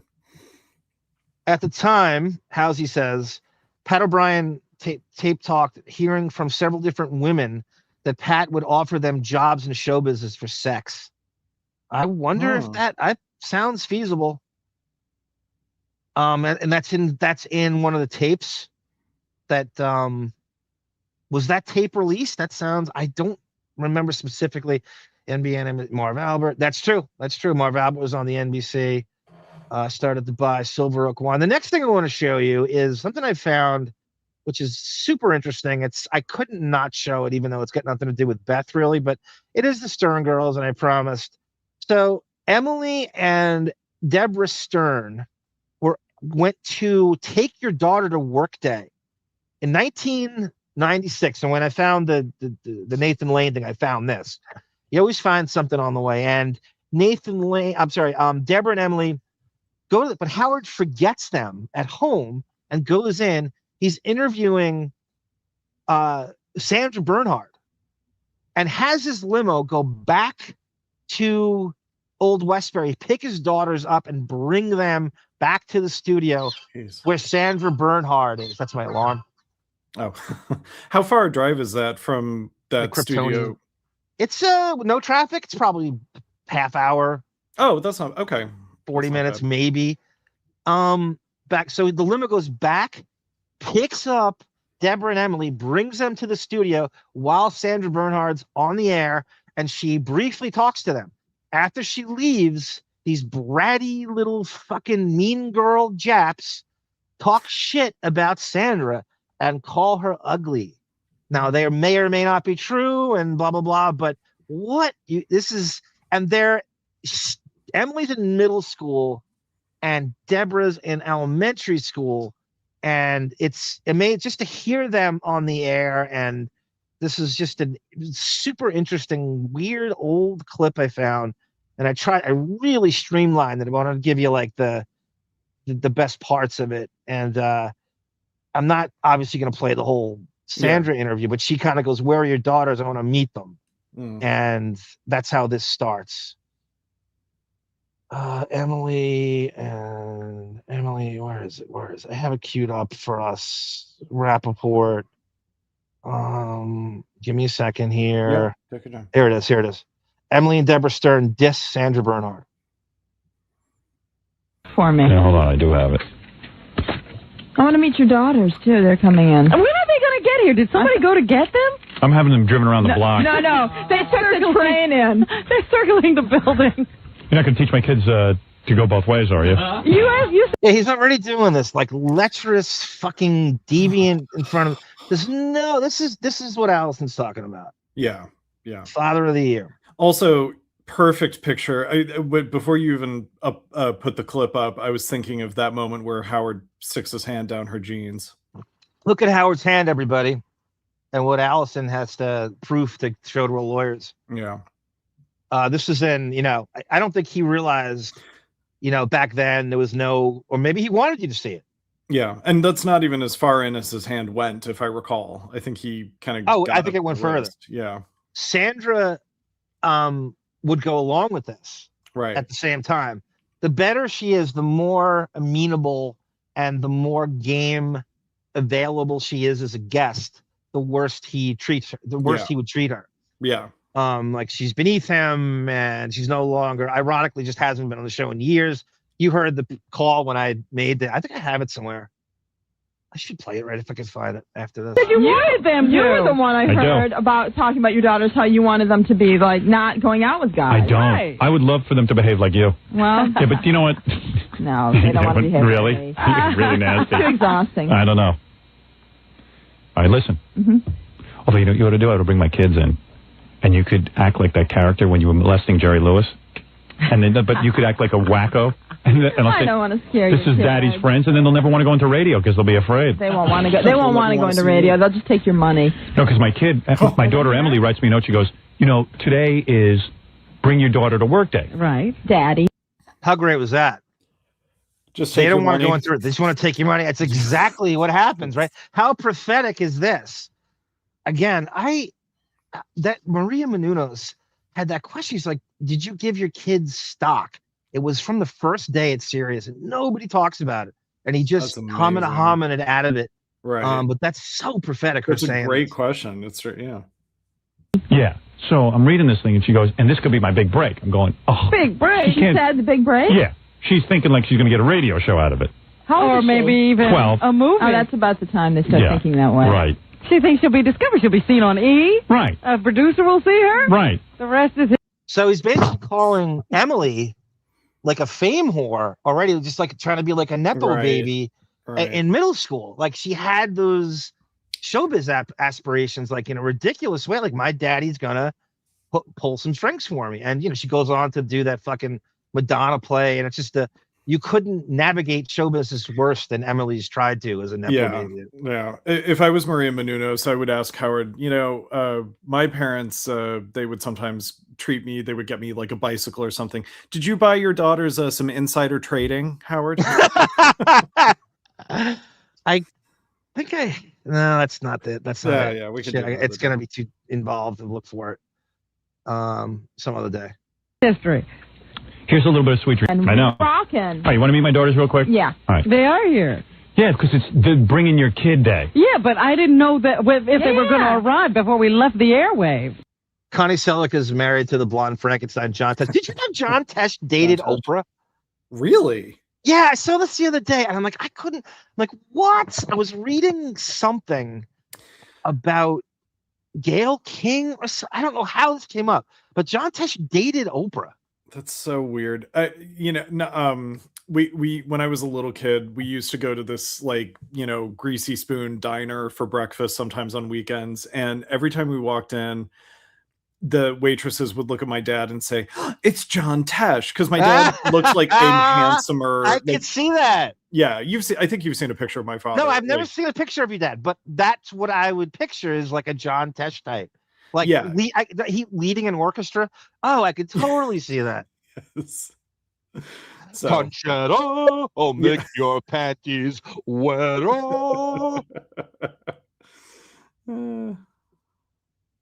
Come on, kids. Hey, you know what? Maybe I ought to take a break first. You know, bring him in and then I'll go, and then you All can right, get on. okay, Did all you right. hear what he did? He left them at home. He forgot. Well, what the fuck? He leaves. He forgets. How do you forget? Take your kids to work day, unless it's deliberate. Right.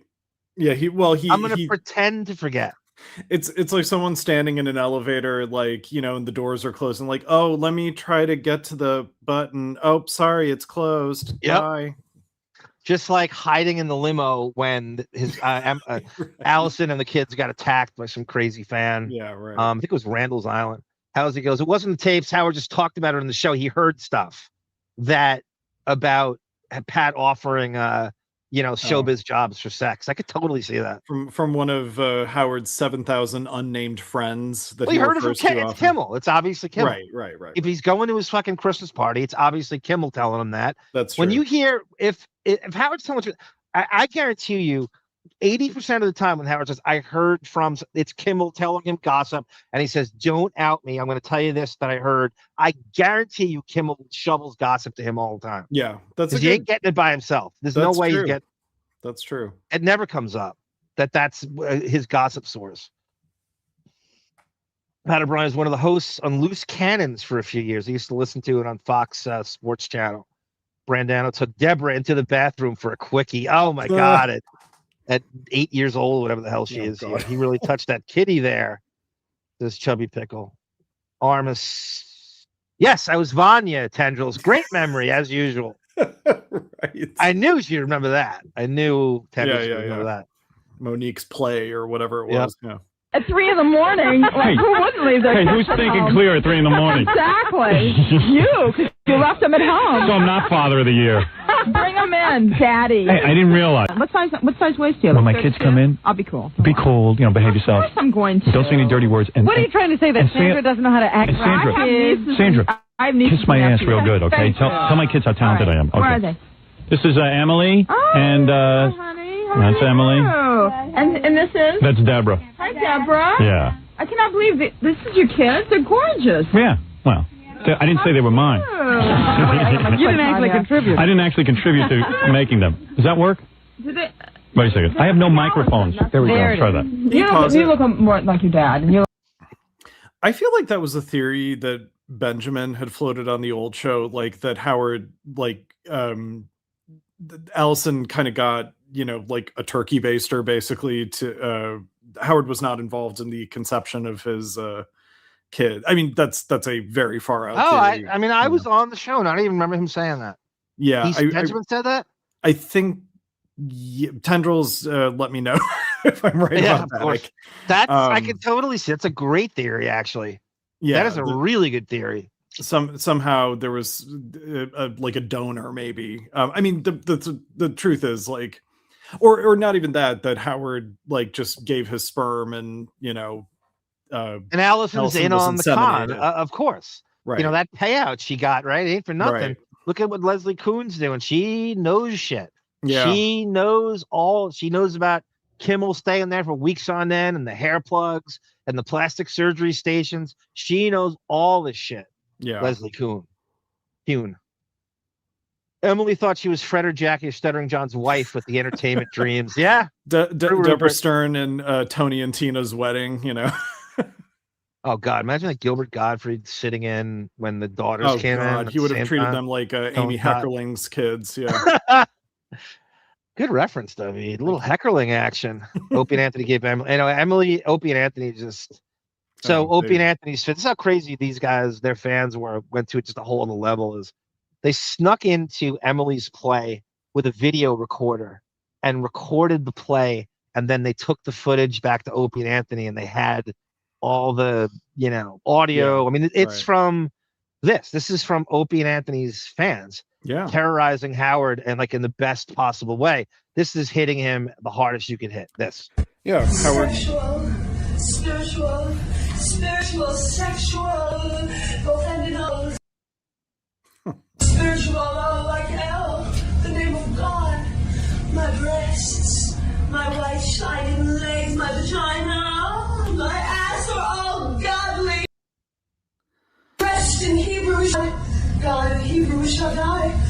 Shaddai in Hebrew also means my breasts. God, rest in Hebrew, God.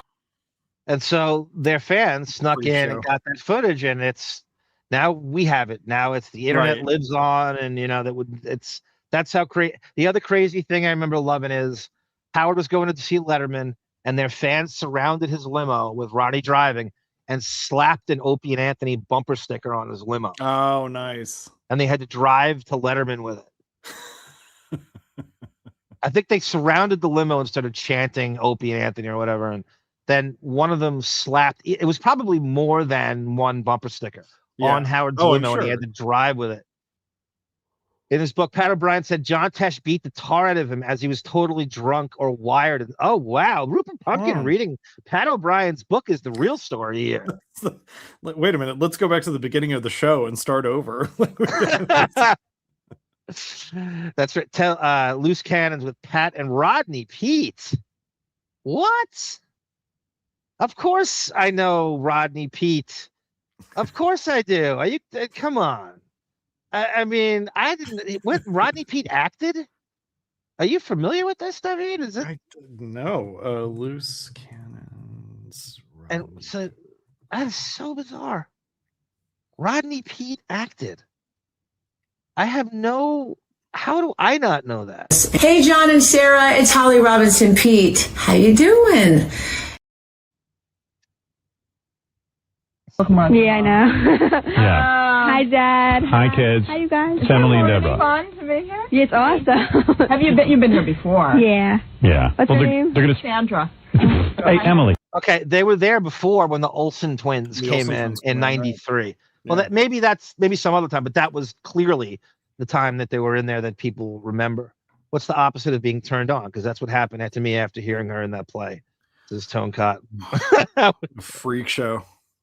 We didn't really know what she looked like, then we hadn't seen, and then that came out. She's in that Madonna thing with the fucking cones and the Like I assume that play is supposed to be like a satirical comedy about celebrities participating in Kabbalah. I assume that's what the play is about.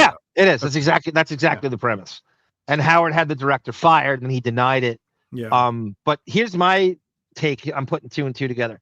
I think Howard was a huge donor to that school, and I think it got Emily all these advantages, and they listened to anything he said. And they said, I donate blah, blah, blah, thousands of dollars to this school. You fire this guy right now.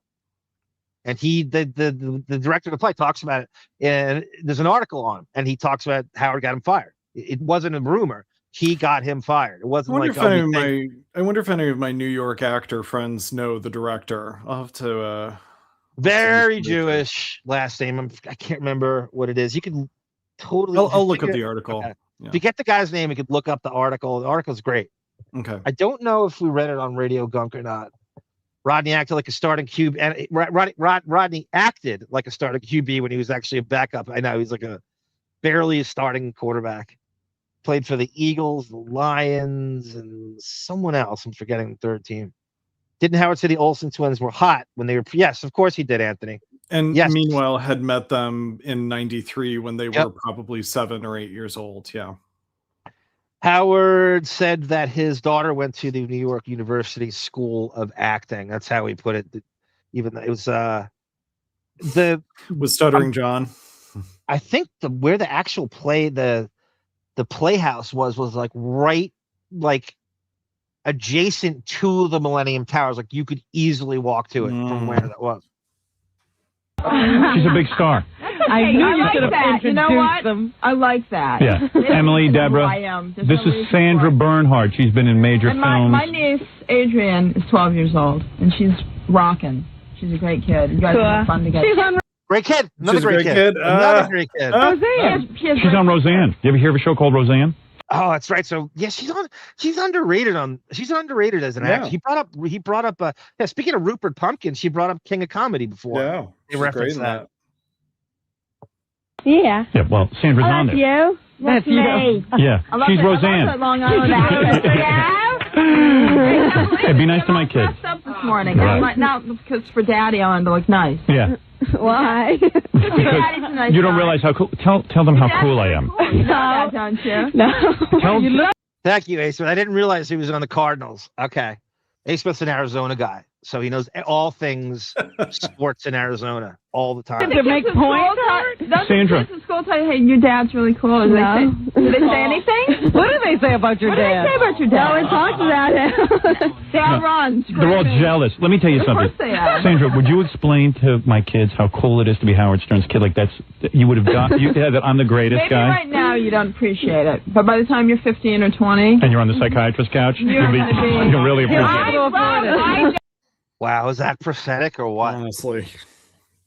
We know Emily's in therapy. I don't know if Deborah is. Well, Deborah's a social worker, so it's kind of like she's the Jewish Crazy Robin of Northern California. Right. Anyway, Daddy beat me. Did I ever beat you, kids? No. He never. By the way, Doug Overton and Loy Vaught accepted me as friends on Facebook just now. Oh, did jealous? Jealous? Jealous. Once hit us. Right. Never. You know why? Why? Daddy, He's not home. When I would kick his ass. Watch I would. She could beat me You up. know that word? She's like almost a full Japanese black belt in karate. But she says nothing, this one. Yeah, you remember bragging about Emily's karate lessons all those years? I do remember that. Let's listen to that martial arts discipline again. How great would it be if she had a song called... She's like almost a full Japanese black belt in karate. But she said... Japanese black belt or brown belt or something like that. Right. There's nothing, this one. Tamara Francois weighs in. How it sounds like a loser who tells my kids how cool I am. I know, it never stops. I know. Bragging never stopped back then. This is it out of 10. This is like a year before Private Parts. She'll warm up. She talks plenty. Emily's hogging the mic right Hi. So kids, Yeah. So cute. take a seat, relax. Yeah, relax. I'm gonna Let me wrap up with Sandra Bernhard. Daddy work. Yeah. Well, and I'll show you guys how I What work. do they have to do now that they've come to work with you? What We'll do talk they do? about that. Well, let me take a break. That's so cute. That's the cutest thing. Howard. Sandra, great seeing I you. really want to hear from you. I want to do something in your movie. Excellent. I told Betty and Good. Ivan I already. got something in mind. Okay. Seriously. Just a little something. I don't have to steal the show. Understood. I'll let you steal the show. I'm going to sell. Does Sandra Bernhard have a cameo in Private Parts? Anyone? Is she in the MTV? I believe she is, right? She's one of the people he's like walking by. Yeah. They do like a cameo thing, and I don't remember Like it Ozzy's anymore. in there, and yeah. It's one of the presenters. I feel like she is in there. Hang on, I'm gonna look it up. Selfish actor. I know you're not. I love that. I love her putting him on the spot though to cast her in the movie. Yeah, she's the fucking king of comedy. Yeah. I love you. See this, kids? This Okay, she goes.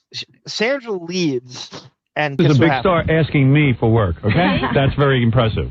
Very. Make a note of that. Sandra will be... You can't say? What did you say about that? Okay, so Sandra leaves. I guess They she's come not. back from a long break, and this is what he says to the kids. They could do a remake of Kung Fu Fighting. Wigger is flying too close to the sun. So true, Tata Toothy. He has already met Beth around this time. I think a little bit after this.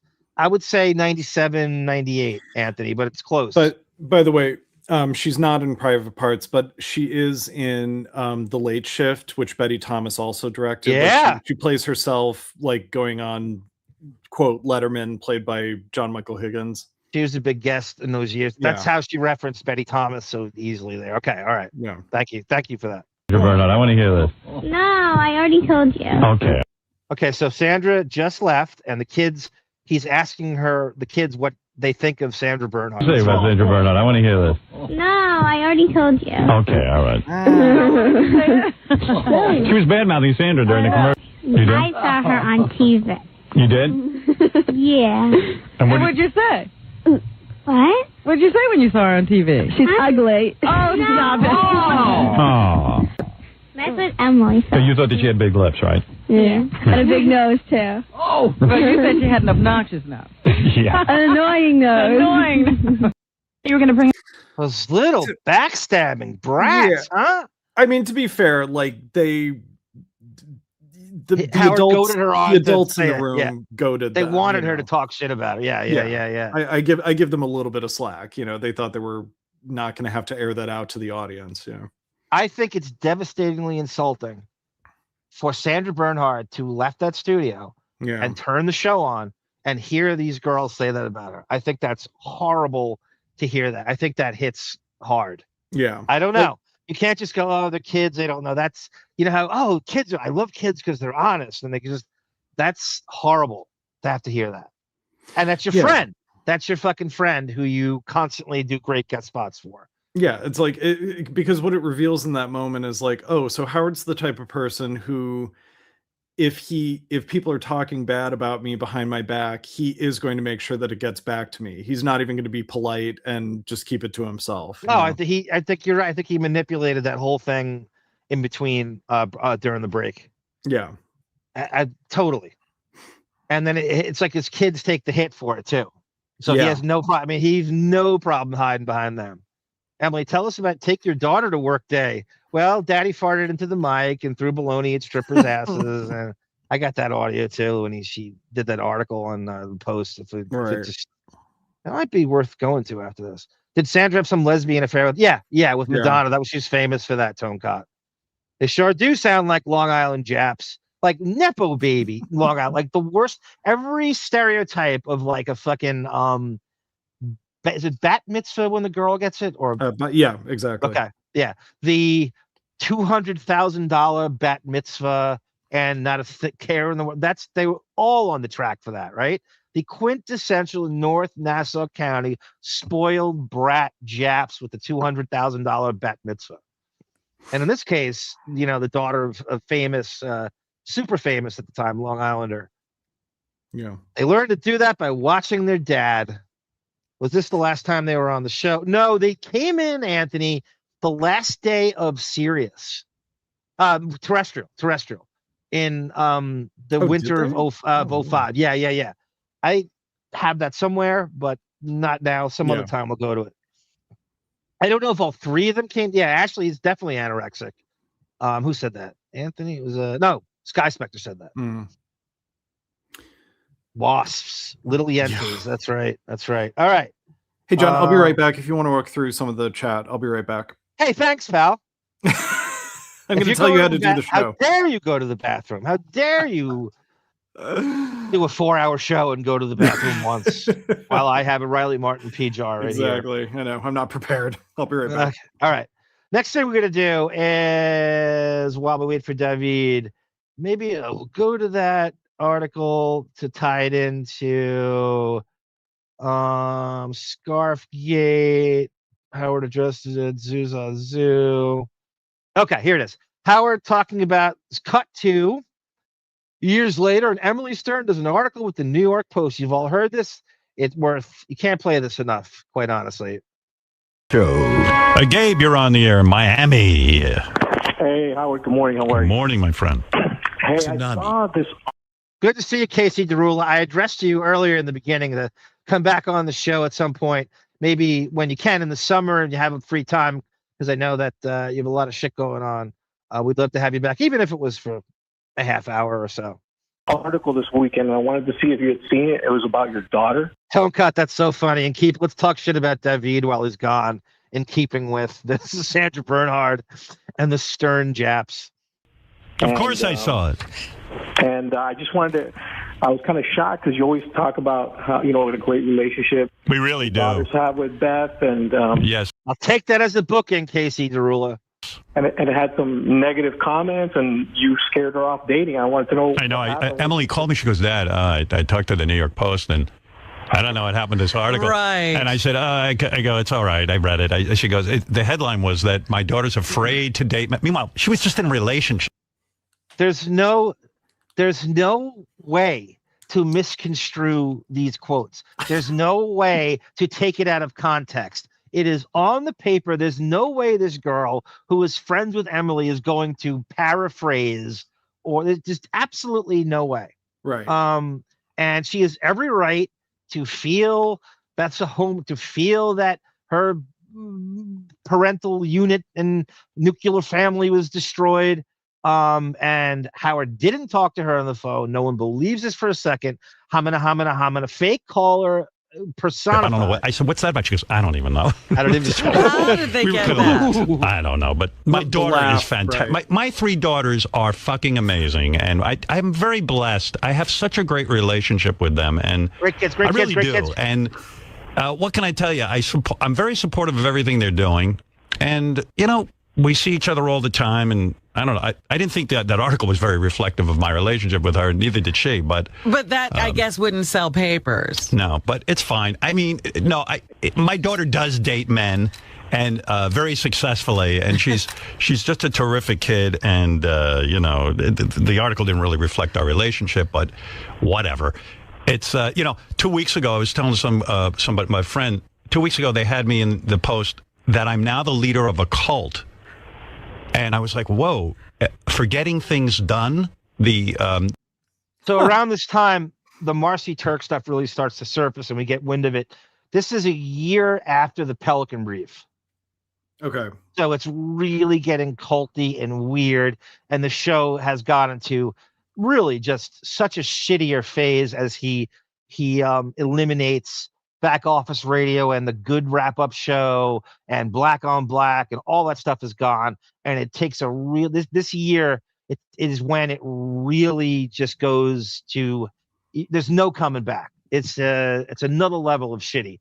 2014. Yeah, I know I said this last time, but I just keep thinking about if you sat down with someone who had adult children. And, you're just catching up and you say like, oh, how are the kids doing? And they front load their answer with, they're great kids. My kids and I have such a great relationship. And, like, I would be so like, that is a red flag. Like, why do you feel the need to tell me this before you just give me the mundane updates of their life? You wouldn't even have to be like a prophetic, psychological, astute person to pick up on that. Either. Not at all. If someone came at you with that. No, it's such a tell. Yeah. Totally projecting. That book that I read, David Allen's, and I've met David Allen twice. It's a book on how to organize lists. And I was like, really? That would make a cult? I was like, that's the lamest fucking cult. If I'm going to go do a cult. Wouldn't it have some sex in it? Yeah, you're lame, and you would pick the lamest cult. The cult that's the easiest. You don't really have to donate any money to it. The cult allows you to eliminate civilians from your life. That's exactly what you would do. It's all things that make your life easier, also, or lazier, I should say. Also, if I was listening to this as like an uninitiated person, I'd be like, wait a minute, you had to meet a man twice. Like, you were so impressed by his totally unique approach on how to organize a list that you had to meet the man.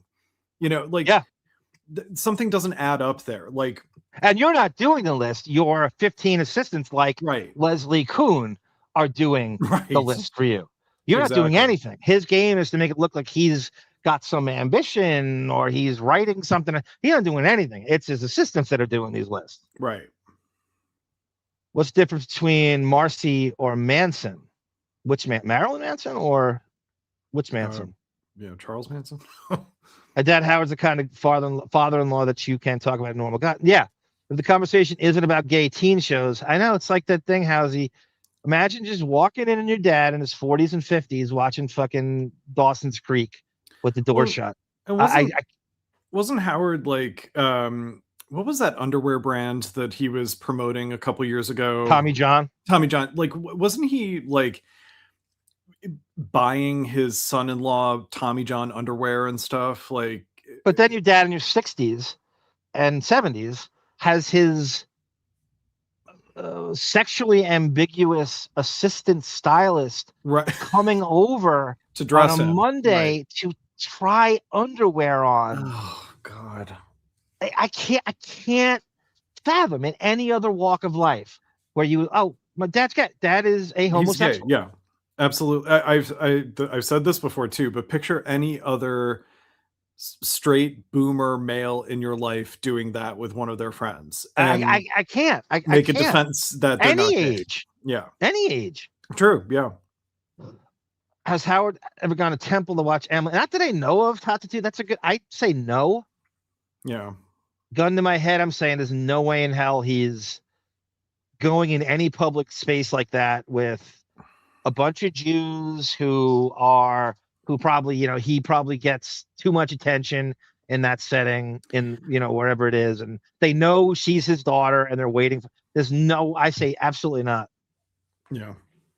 Imagine getting Nicole and all I have to do is organize my life. And it's Charles Manson, not married. I think all excuses lead back to you're not getting your payday if I have to come see you be a cantor at a temple. That's the threat looming over her all the time. Because no question about it. It's the attention I'm going to get is going to throw me off my game, and I won't be able to do a good radio show, and we're going to lose all our money. So, I'm sure he has it ingrained in all the kids' heads. Like, if I say I'm going to do or not do something, it's all tied to you getting that, influx of cash when I die, And then your dad he's like, and then this should be obvious, but just even if you just, put an exclamation point on this, and then your dad's in his 70s and you have to go on his Instagram feed and it's full of trannies and ladyboys.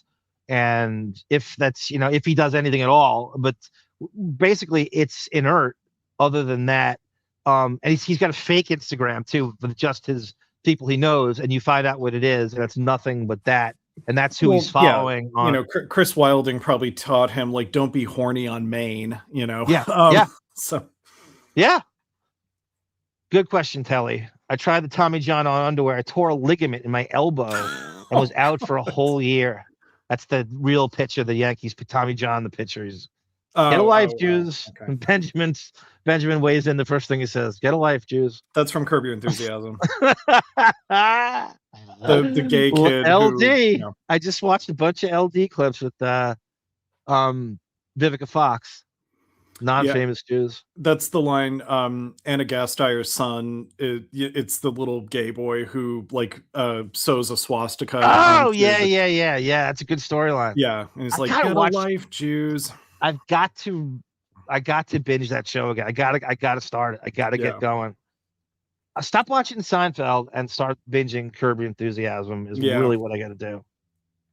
Non-famous is Howard's wig sentient. Brett, good to see you in there.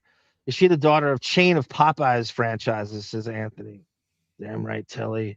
Those with ADHD, that stuff can be helpful, but minus the cult. Right. If you have ADHD, but this is for way different reasons, Tendrils. He doesn't have, it's just a big idiot who's looking for someone to get between him and civilians and his staff. And I also think that he is it's sort of like he's gotten everything that he wants in his life, You're running out of So it's like he's got to find something to be. He needs a knitting project. It's like, making lists. That's what I could do with my time. I could make lists. He's a goldfish brain, and we don't. Whether it's chess or guitar, whatever stupid thing he claims to be in for 2 weeks. That's just one of those things. And it doesn't stay. What is it? The phrase goes, if you stand for nothing, you'll fall for anything. Right. That's him. He stands for nothing. He truly doesn't stand for anything. No. Here is the Screwdriver. I just want to play like 20 seconds, 15 seconds of this article because I want to play when Howard tries to address it. This is similar to the stuff with Leslie Kuhn and his lawsuit. So this is quickly. This is the article of the ex-staffers who are completely have turned on him. In 2018, Scott Salem, a longtime engineer for The Howard Stern Show, approached his bosses with a request. His wife, Robin, had been battling non-Hodgkin's lymphoma since 2018. Ask yourself why all of your ex-loyal servants hate you. Just sad. On Tuesday, Stern inked a new 5-year deal with Sirius reportedly worth upwards of $100 million a year. One of radio's biggest stars for decades, his 2020 net worth is estimated at more than $500 million. Yet if passed as prologue, former staffers say rank-and-file employees won't see their share of the spoils, and that, besides being a penny pincher, Stern was often a terror to work with. Worse than Ellen, one industry insider told the Post. The hallway had to be cleared out before he walks down, said Melendez, whose interviews with celebrities like Jennifer Flowers and the Dalai Lama briefly made him a household name. Another comedian told the Post that when he arrived at the studio, staffers told him not to look at the boss. Steve Grillo started on The Stern Show in 1991 as an unpaid intern while a student at Hunter College. He got school credit, but after 6 months, hit the maximum number of hours. He didn't want to leave, so the show allowed him to keep working as an unpaid intern, which he did for 6 more years. Now he sees the situation for what he said it really was. From 1992 until 1997, I was just working for free still as an intern. That's what my title was. But I was definitely a producer. The amount of responsibilities I had was through the roof, he said. That's slave labor. I was a slave. You can't have people work 60 hours a week and not pay them.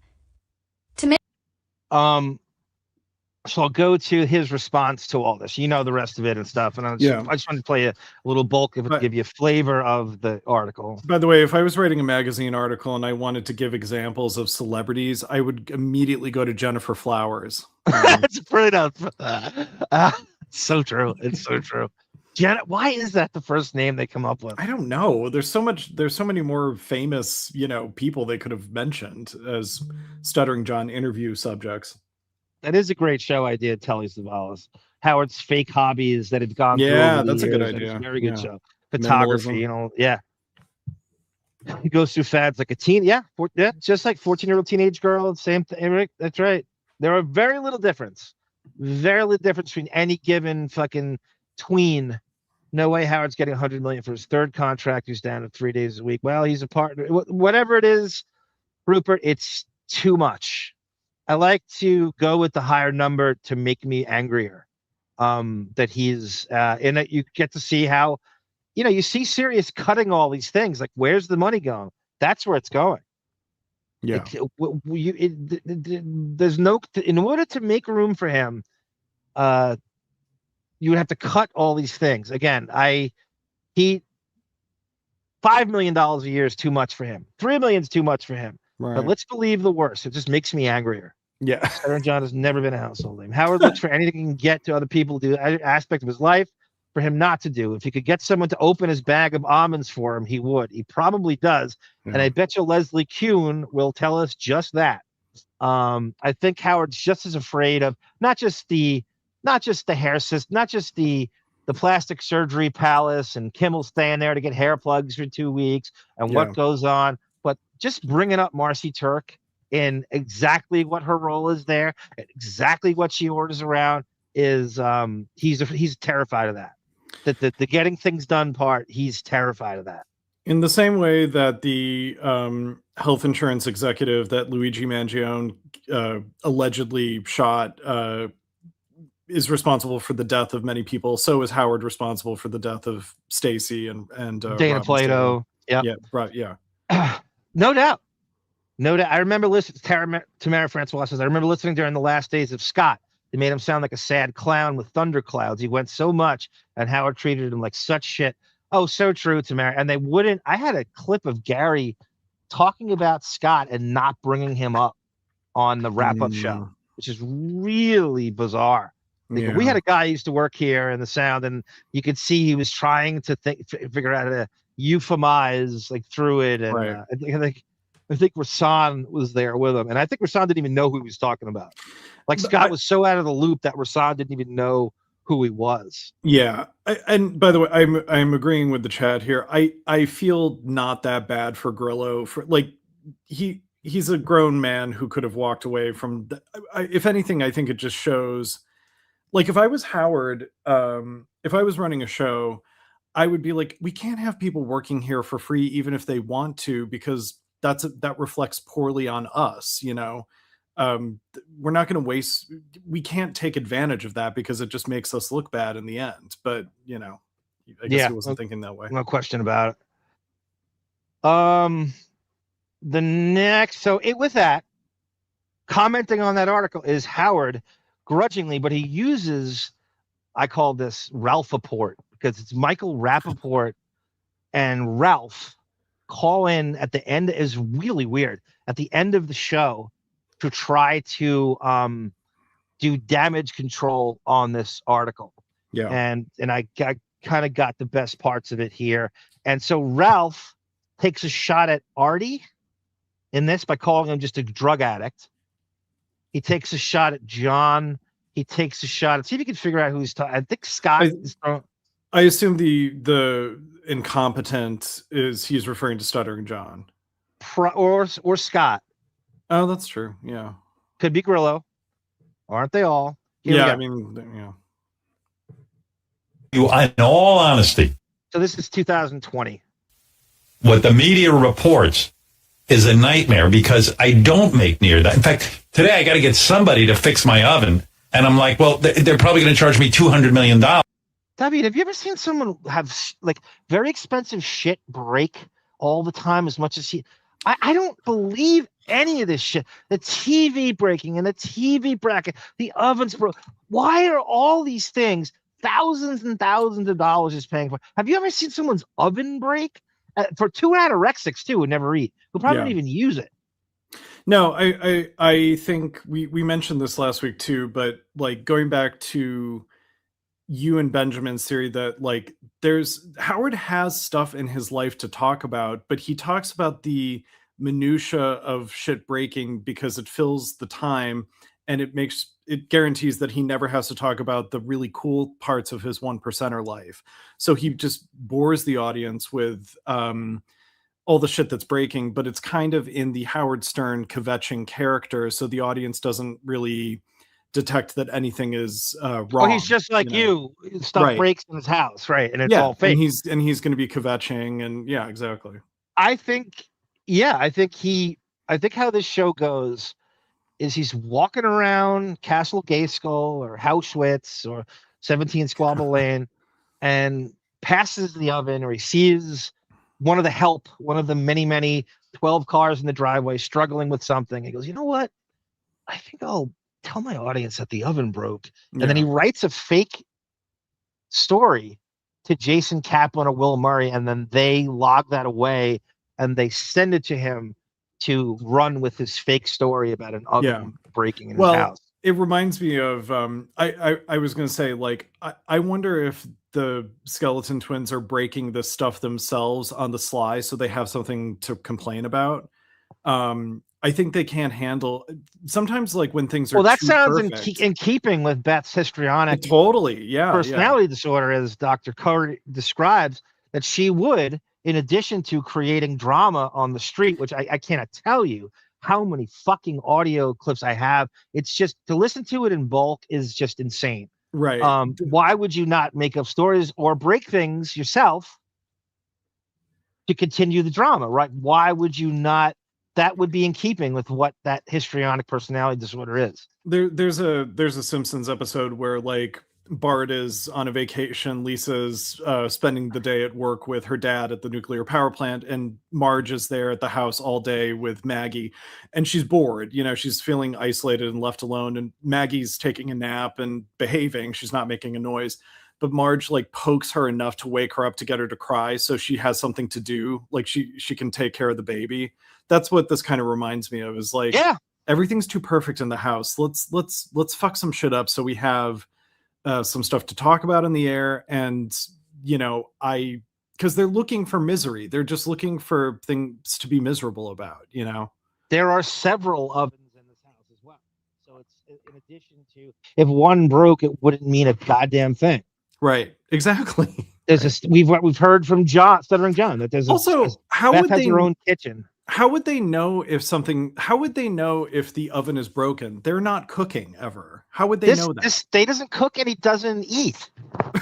Right. Why do you need the oven? for hot it's water. The last, and it would be the last thing you would consider. Exactly. You'd have to. There's nothing an oven does that is useful to him in any way, shape, or form. Yeah. And these are the things that terrifies Howard about Leslie Kuhn, and she will really dispel all these lies he tells all the time. Yeah, that people can't really prove unless you're there, but we know it's fake now. I mean, yeah, as far as I can tell, she's just fighting for her right to be Paul Colford version 2, you know.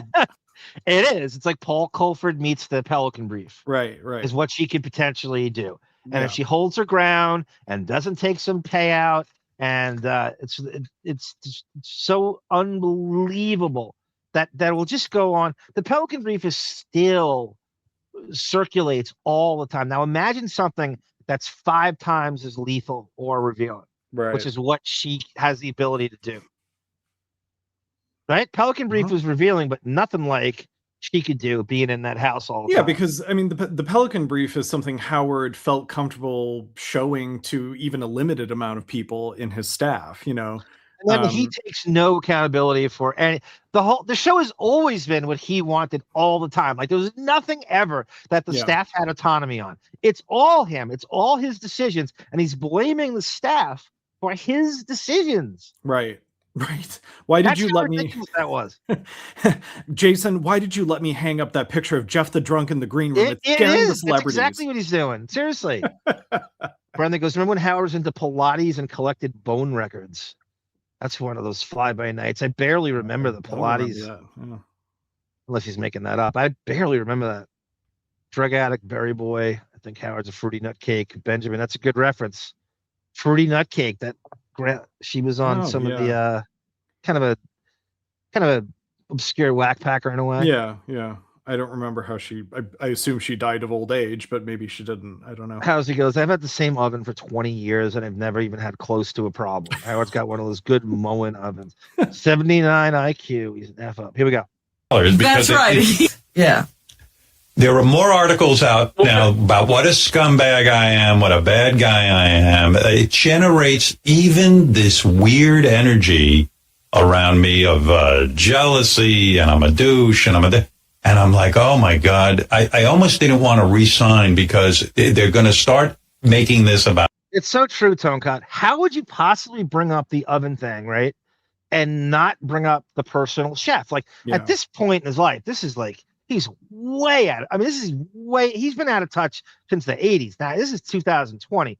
Right. To not bring up any of the kitchen people you have, but that is just ridiculous. The dumbest among us know he has chefs. At this point, Howard's chefs are even out of touch. You know, they're probably like relying, you know, delegating the work to, you know, these poor sous chefs or something. One might say, oh, well, what's the big deal? Like, why doesn't he just, you know, why does he say he's being modest? That's not modesty. It's not modesty. It's you civilians, you plebeians who paid for this shit, who bought all the lifetime subscriptions and all the fucking hardware and the stilettos that made him this rich. He doesn't think you deserve to know anything that goes on. It's not out of modesty. It's about elitist arrogance. Don't think for a second or there is probably some truth to, if my plumber knows what I make and how I live, he will overcharge. But you can't overcharge. I mean, they could play around a little bit. They have rates and fees that you can't. Like there's a special Howard Stern rate that we have just for him to hang a TV up. He's basing that on some stupid movie he saw where it's like the plumber's going to gouge me if you know. That's the kind of things they write in movie scripts. You know, he's an idiot.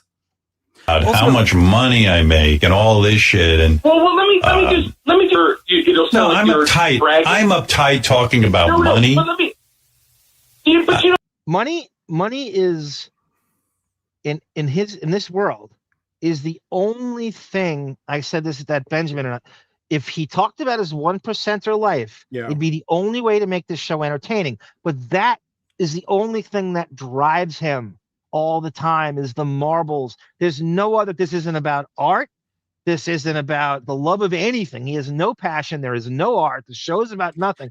It is all about money. It has always been about money with him, and that's why we're obsessed with it in you. It's the only thing you're connected to. You're just rich guy. You're a rich guy who's ridiculously overpaid to do nothing and not entertain anyone.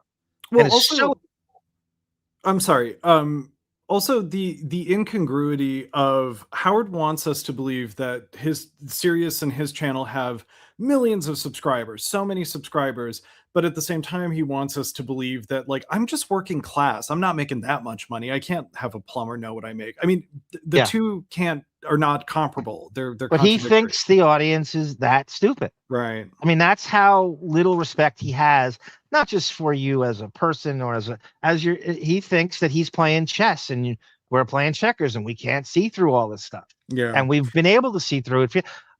Oh my God, this news story just broke. Sirius just announced 2 channels, Incongruity 100 and Incongruity 101. By the way, speaking of vocabulary words, I hate Howard's use of the word scumbag. It's like his go-to the lowest form of exactly. I'm a scumbag. Yeah. I'm just a scumbag across the board. Yeah, I'm a scumbag. There's something, I don't know. It's kind of dated. It's kind of an idiot word too. It's like a basic bitch word. It's a 79 IQ bitch, word. Like stim object word. Yeah. It's a guy who doesn't read, and he's not even a good speaker anymore. You know, the 12-second pause is like he really doesn't. You're sort of out of it's like any sport that you would play, like a golfer who only played golf. Yeah. A quarter of the year, you would start to suck, right? Wouldn't you? The nuances of his emotions aren't coming through anymore. That's true. Like when you listen to those 90s clips, like he's nothing to give. He's nothing to offer. Yeah, like the micro emotions that he's trying to convey with the cadence of his voice, he doesn't have that. You know, if he's happy about something, sounds the same as when he's mad. Even fake anger doesn't come through. Right. Every emotion fails on its face. Yeah. Every time. You're right. No emotion works. The only thing we can see is when he's rattled, like here. Right. Exactly. And that's not by design. That's not him. It's just his. No, he can't control himself. Yep. Right. Howard would hire a contract. You know, it's Howard Stern calling him. He's not. And that's the other thing. Kelly's absolutely right. It's not even Howard calling them. It's one of his 15 assistants doing it. There's a whole wall of people. And that they'll never know who this is for. Right. The whole game is that the people, whoever the help is that come to do this will never know who it is, will never care or know who it is. So they go through 5 assistants as the wall between them. Yeah, right. That's a great point. Those people are human shields to not know who he is. Yeah, exactly. Leslie Kuhn is getting a payday. I cannot wait. I hope she's just adamant. And she's on listening to this show, and she's in Reddit, and she's all over the place and saying, I know. And this is what I would do. Like, there's no groundswell of super fans that will defend him. She knows how hated he is, right? Yeah. There is no risk. She has all of us in her corner, and she knows this, right? You're not coming at this with Captain Jenks is going to come after me on that. Those days have been over for a decade, at least 15 years. More than that. Right. I mean, she doesn't have to fear someone going to your kid's school, like what happened to Rosie O'Donnell. Long over. But you know what, Howard? You shouldn't. I mean, you should explain. This is Rappaport, by the way. Yeah. So Rappaport's trying to white knight for him because you shouldn't. I mean, you should explain how much you made, but all the athletes deserve all the money they're fucking going to pay you. You created this fucking SiriusXM, and Rappaport's so good at kissing his ass when he needs to, and then he's like the loose cannon. But he wants, this is him just trying to get more airtime. It's of course. Not just calling it, but he thinks this is going to turn into. It's so funny how often he's been on the show, and he's never been a guest. It's always been he's like a glorified whack packer. Yeah, right. And he's just this. He's got a way better. I say this all the time. Like he's got a way better career than John Stamos does. Way better. Like I would way rather have Michael Rappaport's career terms of films and everything else. But Stamos is a guest, and Rappaport's a whack packer. Well, and And by the way, Stamos would kill for Rappaport's career. Yes, definitely. And I think Howard sees Andy Cohen as a whack packer too. I know. You know, He definitely does. I think that but Rappaport, I think, takes the tact of like who's the garbage man? King of All Blacks. King of All Blacks. I'm sorry. Yeah, King of All Blacks, where it's like sometimes he's, you know, in kiss ass mode, but then sometimes he's like calling out Beth's racism or something. You know, he's like cagey with Howard in terms of whether he's going to fluff him or fuck him, you know. Guy Spector's a great point too. Like ovens, both stacking, they all do the same thing. Like one oven is not different than another. Get an air fryer. Same way. Yeah, they all do the same thing. Like to go overboard for an oven is so stupid. Your 450 degrees is my 450 degrees at 25 minutes. It really is such a stupid thing to overpay for. It really is. My cauldron on a fire isn't working, Robin. I'm sorry. I can't come to the show today. That's true, Rupert. Leslie could do 2 books. The SiriusXM Howard, and then the House, the 17 Squabble Lane Castle Gay Skull Howard. That's true. I would kill for that duo of books. Yeah, run around doing interviews and just do the highest bidder, right? Yeah. Go to all the fucking gossips and say, "I'll tell you everything you want to know." Absolutely. 100 grand, whatever the fees are, you know, to do like a full blown. And sometimes they're high. I've heard stories about people doing tell-alls where they just like getting you're killing. Get fucking definitely. Judith Regan to publish it and right. Rapping Granny. Wiki should be ashamed of himself, says Chubby Pickle, to keep his employees and content makers broke. I know. He's not. That's the thing. Guys like him have no shame. That's what a malignant narcissist is. They have no shame. Right.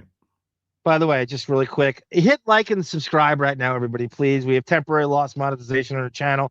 If able, please donate via Cash App, upper left, Venmo, upper right, or buy me a coffee, Arm Fund in the center. Thank you very much. And check out our Patreon if you get the chance. Patreon if you get a chance. Jump Street's coming soon. David and I are also going to do Armfeld coming up soon. Sarah and I just dropped the 90210 Justice for Scott Scanlon, which I think is 3 hours and 30 minutes in an episode called Ashes to Ashes, starring Vivica Fox and Shaft, Richard Roundtree.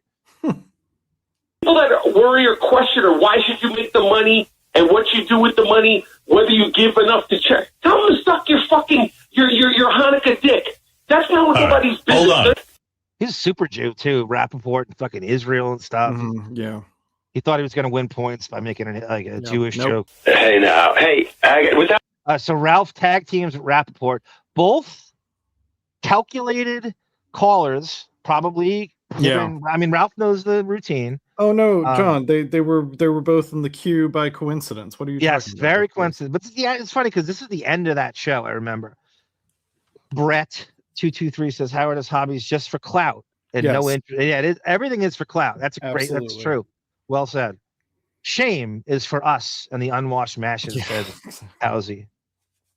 Hey, now. Hey, without mentioning names or anything, I just feel so bad for you when I read these articles and people discussing your money and these angry people, these incompetents, drug addicts, people. These angry people, these incompetents, these drug addicts. So we have everybody that in that, you know, John Marty, Rillo, Jackie, who am I forgetting? Scott the engineer. Yeah. Goodstein in there too? Maybe I don't think so. I think it was more I'm trying to remember the previous people you mentioned, yeah. Barbara Rush goes, oh, thank you, Barbara. When Arm's ice maker broke, he told us he didn't even hide it, that he had left a bag of ice outside. I know. Then it went back to those, you know, the trays, like an animal, Barbara. And Bon Jovial had those, he kind of introduced me to the rubber, I forget the name of it. The ice cube maker. Those are fantastic. The biggest ice cubes. Yeah, in the they're world, fantastic, right? and they last a long time. That's always great to have for backup. Have them at the same time. There's nothing wrong. There's nothing in the book that says you can't have 3 or 4 different types of ice cubes in the same drink. There's nothing in the book that says that. I do it all the time. You're an ice coach as well as a drinking coach. Yeah. you gave incredible opportunity to, it makes my head explode. There are no opportunities. Everything that happens dies on this show. Everything Howard touches dies. If you do well outside, it's your own volition that does it. He will hook nobody up. In fact, it's so bad. You want to bring in Artie. The best story is Artie getting shut out of auditioning for the Kilborn show. Yeah. Right. He'll go to that degree. He will stop you, whether it's killing shows at Sirius behind the scenes, killing shows at his own channel. There is no opportunity. It stops at him. He ain't hooking you up. He ain't developing anybody. He's jealous and bitter of any and everything around him. Everything Howard touches dies. I'm convinced the sitcom Perfect Stranger didn't go 11 years because Beth played a bit part as a German girlfriend. Andy Diction. Hey, Barb. My icebreaker is broken too, Cisco. Does anyone know that I can buy ice? Sometimes I liked Costco had this, I think it was a 20-pound bag of ice. Oh, wow. And it was the best deal I think I had seen at that point. It was Costco or BJ's. It was 20 pounds of ice for $1.50. Good God. Yeah. I mean, I guess that you got to keep it in a cooler. Don't let it melt on the first night, for Christ's sake. Yeah. Get some use out of it. $4,000 a minute for what? And Howard, his favorite hobby is, like my mother, talking about other people's money is his favorite hobby. It really is. If he has a hobby, that's it. Okay, Tamara Francois has something. I sent you an email. I got sent a serious survey and trashed the shit out of it. Tamara, what email address did you use? I haven't checked my email in days. If you could. Dox me. I don't give a shit. Put it in the because I will read it. Yeah. If I can get at it today. Howard, if I were rich, Howard, you could hear my fake teeth rattling when he says scumbag. Yeah, it is. I know, that's such a denture's fucking scumbag. That's a denture reveal word right there. Yeah. Howard, if I was really rich, I'd have more than just one bowling lane. I think he is too, Rupert. Because, there's a picture in that, I was studying it the other day. The bowling alley picture, there's an electronic scoreboard. So he has a pull-out. If you zoom in on it, right after where the ball rack is, there's an electric scoreboard that comes out. It's a white kind of panel that leans over, and that must be for the scoring. Interesting. Okay.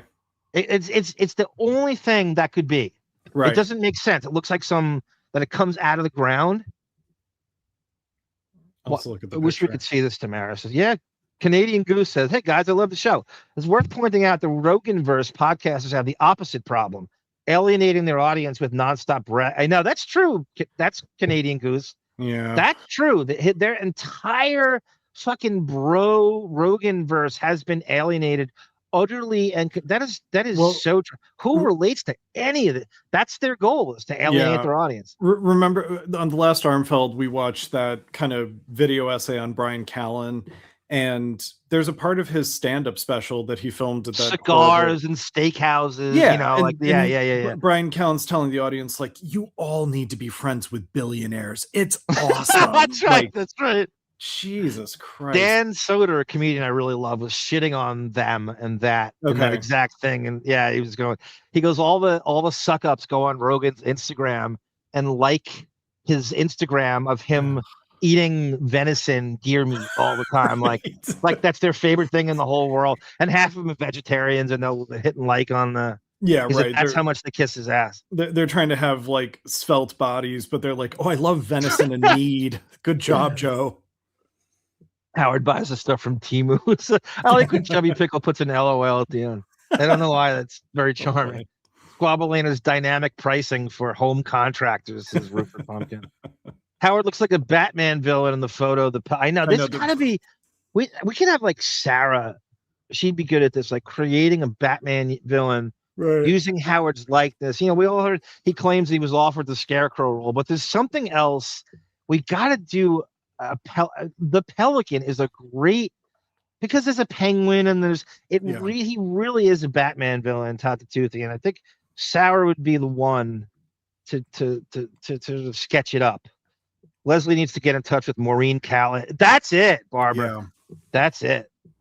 Like a full-blown interview with Maureen Callahan. Yeah, instead of Judith Regan, like Maureen would be the best point person to get something in publication.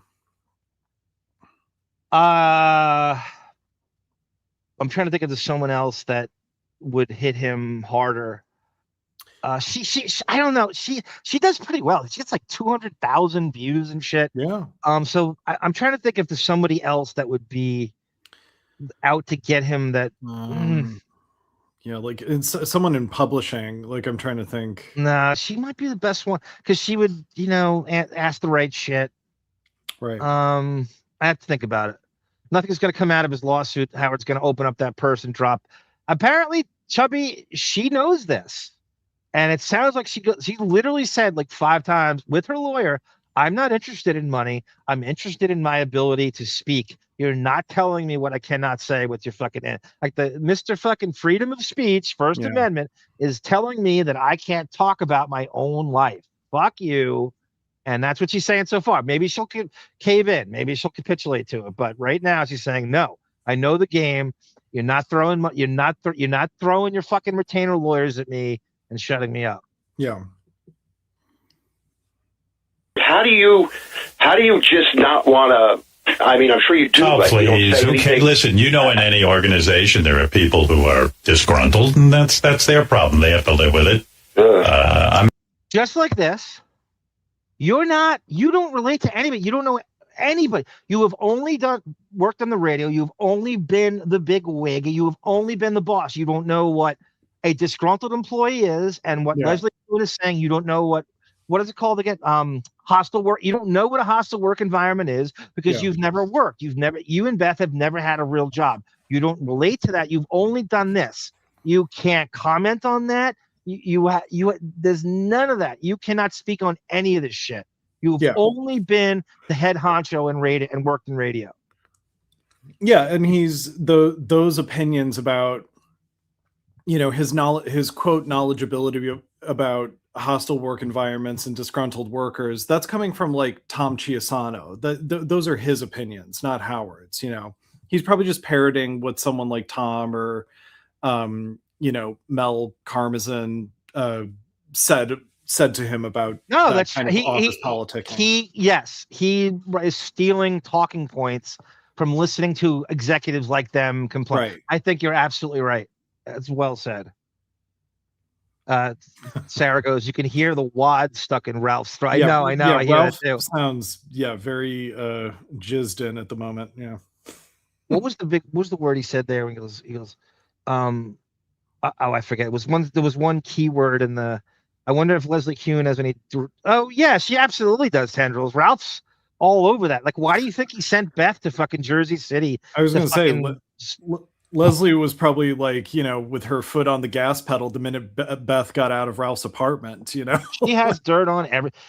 The best part about it is that she bridges the line between the studio and Castle Gayskull. So you just have everything.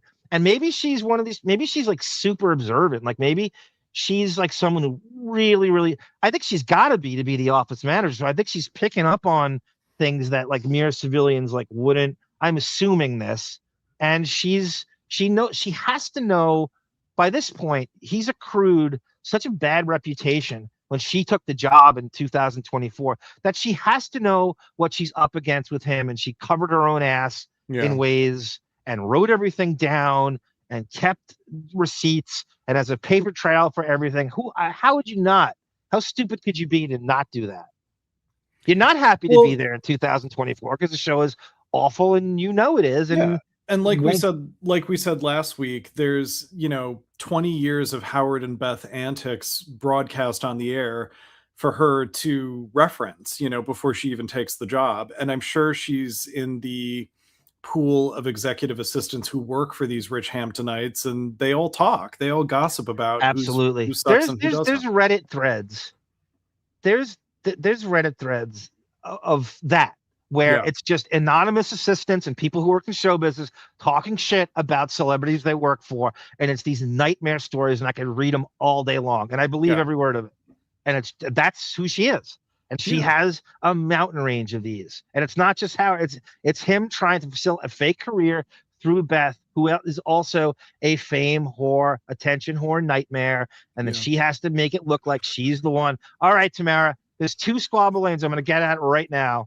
There's a squabble lane with 3 Bs and squabbling with 2 B's. I'm going to it right now. Give me 1 second. Brendan says, let me play this.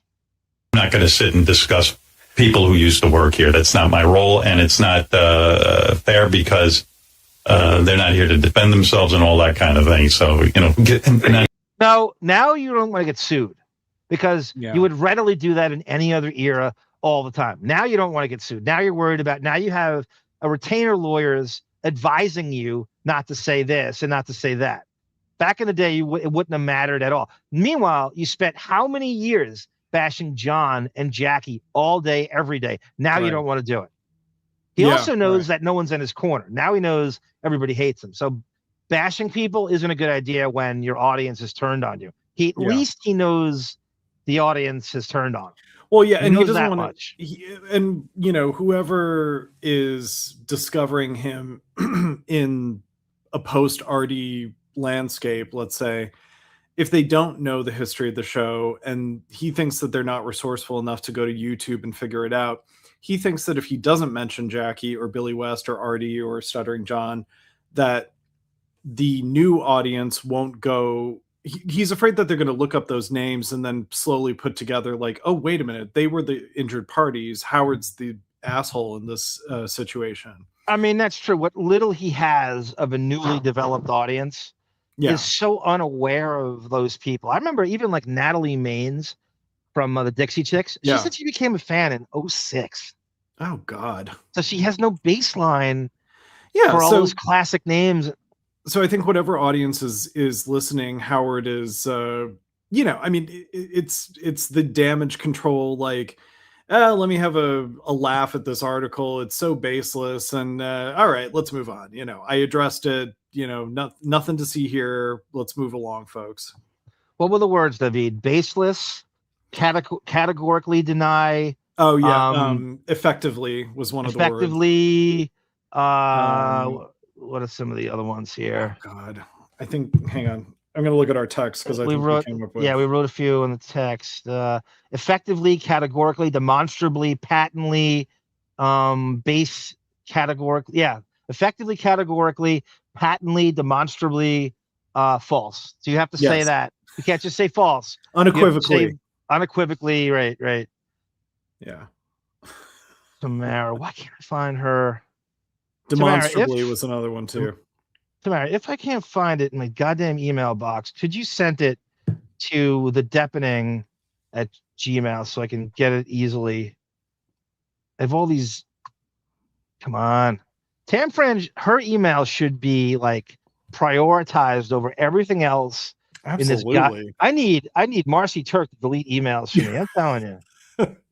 Only accept emails from Tam Fringe. Why is it not in this? So it's not in the 2B squabbling. So it must be in 3. I'm leaving that site. I'm going to go to Tamara. Could you? I implore you, send it to the deepening. Oh, I got it. Okay. What do you think? Oh wait. Look out. She says, I gave them a piece of my mind that the people that have Shady 45 listed, it said something. That's enough.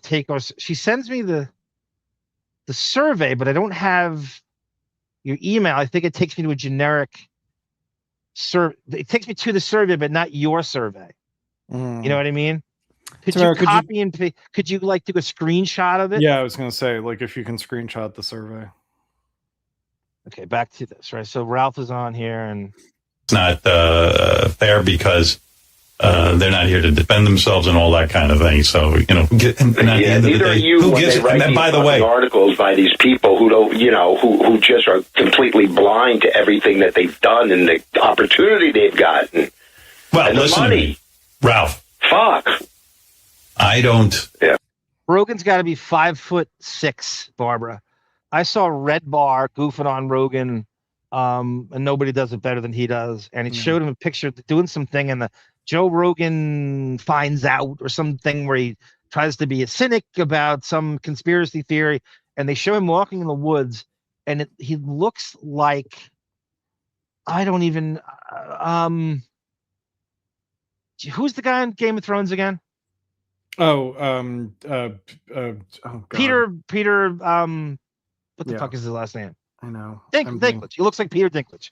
Dinklage. He looks like fucking Peter Meatball. Dinklage. Meatball. He really. Yeah. He has to be 5'5", 5'6". I cannot believe how small he is. We have Mothman and the New Jersey Devils and Hampton Howie. Leslie Kuhn sticks around with guns and reveals everything, says Halsey. It's going to be bigger than the match between Macho Man and Ricky the Dragon Steamboat. I don't spend a minute worrying about it. I couldn't give a fuck what people think about me. Oh, please. The more you say that, the more we know it's not true. I mean, even as it leaves his mouth and goes into my ears, I just reverse the sentiment on the statement. Like, you absolutely give a fuck what people think of you. I don't give a fuck about these people other than them being banned from the building. Right. I can't mention them on the air. All my screeners and staff are mentioned, have them dropped from every phone call. But I don't give a fuck about these people. I avoid them at hospitals. I won't go to weddings. I find out they're at, but I don't think about these people at all. That's all you do is think about these people. Is every move he makes, and that's some of the reason why he doesn't come in the studio, right? The off chance that you might run into an Artie in the Sirius building or something. Yeah, I mean, that's part of it. In addition to just being super lazy and enabled, and he's also like, he thinks that the way to live forever is to always be playing on defense. You know, so he can't allow anything to be water under the bridge, because it might lead to him being having to face consequences and losing the stuff that he's quote. He's also super worried about lawsuits and all the time, and exactly. He's also got nothing else to do but think about it. Couldn't have more free time to dwell on this stuff. Right. Exactly. That's what I said earlier. It's like, I'm sure the oven wasn't broken until Howard found a way to break it, so he'd have something to complain about. He has assistants and staffers Googling every mention of him and Beth, and you don't think that's not coming up all the time? And 95% of what you see isn't negative about you. He gets no positive, and this is not. I'm not feeling sorry for. I am not.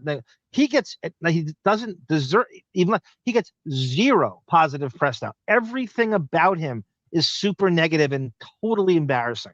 Yeah. When JD goes looking for stuff, he probably avoids 95% of the hits he gets on Howard. He can't tell him because it's so fucking embarrassing. Yeah, and JD probably knows like Gunk, this show, and McDowell's better than any show he's ever listened to at this point, because that's all that comes up for Howard at this point. You gotta wonder, do these guys listen to the Bash Fest out there, or are they? It's not only the staff aren't even allowed to tweet. This is how bad it is. This is how good a case Leslie Kuhn's got, and this is what she's well aware of. She sees that the staff is not allowed to tweet their own thoughts on their own Twitter or on their own Instagram, because he has to control the narrative. They're not allowed to do other podcasts. They're not allowed to do other radio shows. Right. They're not allowed to do interviews. She sees this shit, and she made sure, I'm speaking for her, that I am not going down that road. I'm not taking an NDA. I'm not going to be fucking Jason Kaplan and not allowed to talk about the show in any way, shape, or form. Right. I'm not going to. These people cannot. He controls their speech.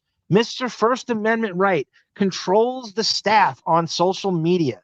They're not allowed to do, like, some friend that Jason Kaplan could have a podcast. He's not allowed to just drop in and chat with his friend. Like if Jason, where did he go? Penn State, Jason? Rutgers.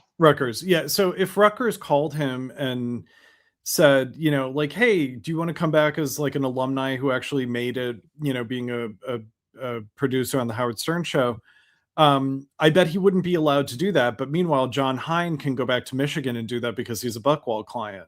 Yep.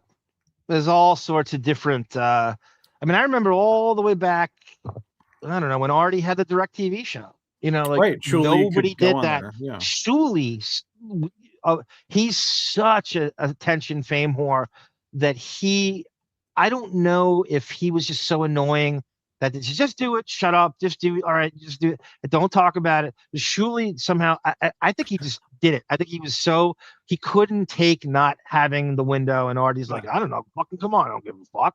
And Shuli came on. He was the only one to. I also think he's a 1099 employee, and he's not a W-2 employee, and that's why he was able to do it. So, Telly Smollett goes, this is another great point. He is so thin-skinned that he can't take any jokes fired back at him, and these guys would go nuts.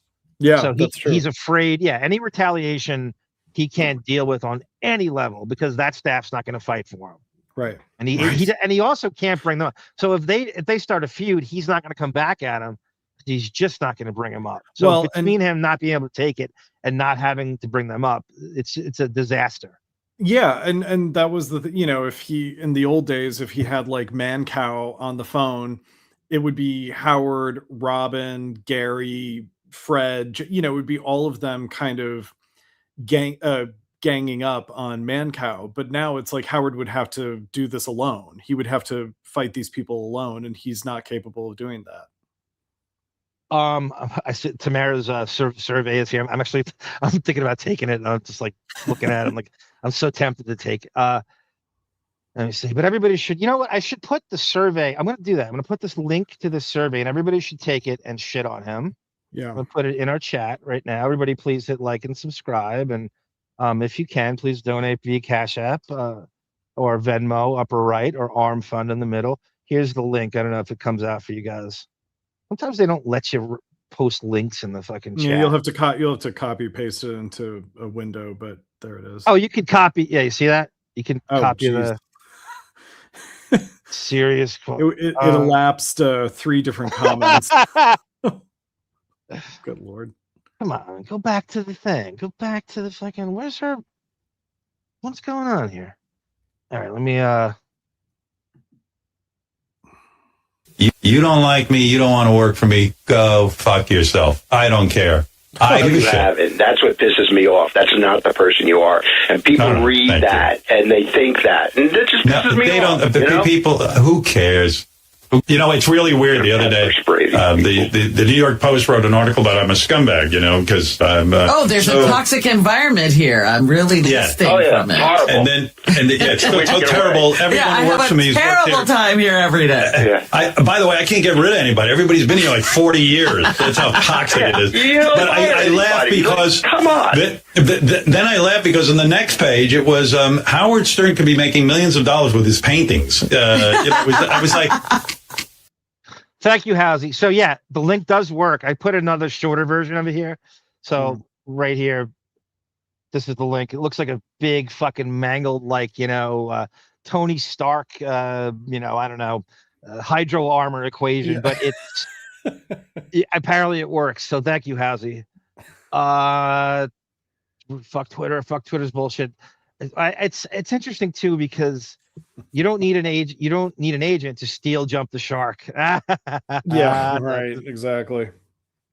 Multi-Smartass says a 1099 would mean he wasn't an employee at all, just an independent which that's what I'm saying is that he's not beholden to the same rigid standards of what shows he could and couldn't do, because I think he was just kind of there as like a gig economy person. And everyone else there was salaried. So I stand by that theory. Speaking of the gig economy, Howard's old neighbor, Gotti, Carmine Gotti, one of the sons, just got, I think, a year in jail for stealing COVID relief money in some scam. He lived in Smithtown, by the way, north. And I recognized the courthouse. It was at Central Islip, Long Island, and he got arrested for scam. And so his plea to get out was, my mother needs a liver transplant, and I'm going to be the donor. It was either an intestine or liver transplant, and so I cannot spend this full sentence. And my mother, Victoria, I have to give. So she was Howard's next door neighbor in Westbury. And she came on the show to promote the reality show. And right? he was such a fucking pussy. He was doing that like Howie Brasco, like too scared of the mafia. And I don't want to say it was so. I remember that so interview hideous. was insufferable. Yeah. Cardiff Electric is in the how do I know that? Who's doing Jesus Christ? Was he doing the Great Space Coaster on Fox with puppet shows? I thought I saw Gary Gnu. Nothing after the question mark matters when posting a link. I don't know. You know that better than I do, Cardi Electric. Ralph, don't worry about it. I don't even care. It's okay. I'm so beyond it. It's okay. I mean, I really mean it. Friend who, well, I really mean it too. It does bother me, and I know that's not who you are. It disgusts me, and fuck them. Yeah, fucking idiots. Listen, they got to sell newspapers. What do I care? All right, Ralphie. Later. Who's got to sell newspapers? I remember buying like 40 New York Posts when that came out. I got my hand, the ink on it. No, nobody bought newspapers, you fucking dinosaur. Nobody's buying physical newspapers anymore. And put the Post out of business. I'm sure Rupert Murdoch is really, you just raised that Fox stock. Rupert Murdoch went crazy. Oh my God. And just how smug he sounds when he's like, yeah, they got to sell newspapers, like he's so above it. He's so above all of this, There's no ploy, right? There's no ploys. The fucking con man huckster. That's all you do is ploys and fake calls. Your entire fucking career is based on fucking being a circus clown and fucking con man. Arm, are you a Knicks fan? No, I'm not. I'm a Trailblazer fan, but I know a lot about I like players in the Knicks, but I don't like their franchise. There's everything wrong with celebrity NBA, and I'm not saying I'm not remotely lumping you in with these people, but this poser fan base of Ben Stiller, just Howard being at courtside is all you need to know. Yeah. Ever. Well, the Stern staff is working on W-2s. You can get away with murder, NDAs, non-competes, and social media policies. Yeah. So could you imagine reading that in your fucking con? And these people are so like, okay, I'll sign anything. Okay, take my speech, take everything, take my free time. I don't care. I need this job. No, I don't think we talk enough about how Sal, Richard, Shuley, any of them, they think like, I've just jumped on, a rocket ship to fame and fortune in 2006 by getting on the Howard Stern show on Sirius in the same year that YouTube starts, They can't be that deluded, though. They can't be thinking that at some point they have to be like, oh, this doesn't lead to, even as stupid and as gullible and as lemony as they are. And they have to be like, this doesn't lead to anything. I'm sure they came to that realization, but I'm saying like, I bet to some extent they bought into the promises of like, yeah, it's going to be great because we can foster new talent on the 2 channels that I have and all this stuff. Meanwhile, the other train on the parallel track to YouTube and podcasts was taking off at the same time, and they jumped on the wrong train. I bet they regret that moment for the rest every of their year life. that went by. You're so right. Every year that went by, as the podcast exploded, and now it's just like everybody has everybody's Bert Kreischer and has 15 podcasts or whatever. But they saw that coming, and every year that went by, probably starting from like 2010 on, you go, we got it. We should just quit and do our own show. We should just no. And every year it just becomes harder and harder. It became right. It doesn't get any easier than this job. It's not. Is he going to resign? I don't know. It's kind of job security, and I don't want to do it. And then you see others succeeding, and now even the people in the Roganverse who they might have viewed as beneath them at the time, choose whoever is in that crew of Rogan disciples that Sal and Richard and Shuley would deem as beneath them back in the day have passed them by like they're standing still, and that's got to haunt them every fucking minute of the day. And I bet Artie leaving the show scared them too. Like I can see them being like, okay, we're gonna make our move, we're gonna leave, and then Artie crashes. If it doesn't work for him, how's it gonna work for us? Exactly. Artie had chances. He had a direct TV show, completely tweaked for him. Even Kumia had him on his thing from 4. So he tries the 4 to 6. That didn't work. He tries 10 p.m. to 1 in the morning. That didn't work. And at some point, then a podcast in the middle of the afternoon, and that didn't work. So it's like he's tried him manning the ship and him left to his own devices. I guess it just can't possibly work because the work ethic, it just cannot sustain. Yeah, he's just too. Yeah, I mean, I always think about like that's not a compliment to Howard. It's just he needs Howard. He's been with other guys, Nick DiPaolo and Kumi and stuff, and it didn't work. Right. It could have worked. It should have worked. All the pieces are there if the enthusiasm was there and the work ethic. But he's just, I think too, with Artie too, he's like, I've done Stern, and everything's a come down. It seems like after that, like I don't really. I mean that is like a really obvious like, oh, I am past my prime. Like I am off that show. That show put me in, I was the reason that all these people subscribed to Sirius. It afforded me the fame to be able to be hired by all these stand-up clubs where I'm flying out every weekend to do stand-up.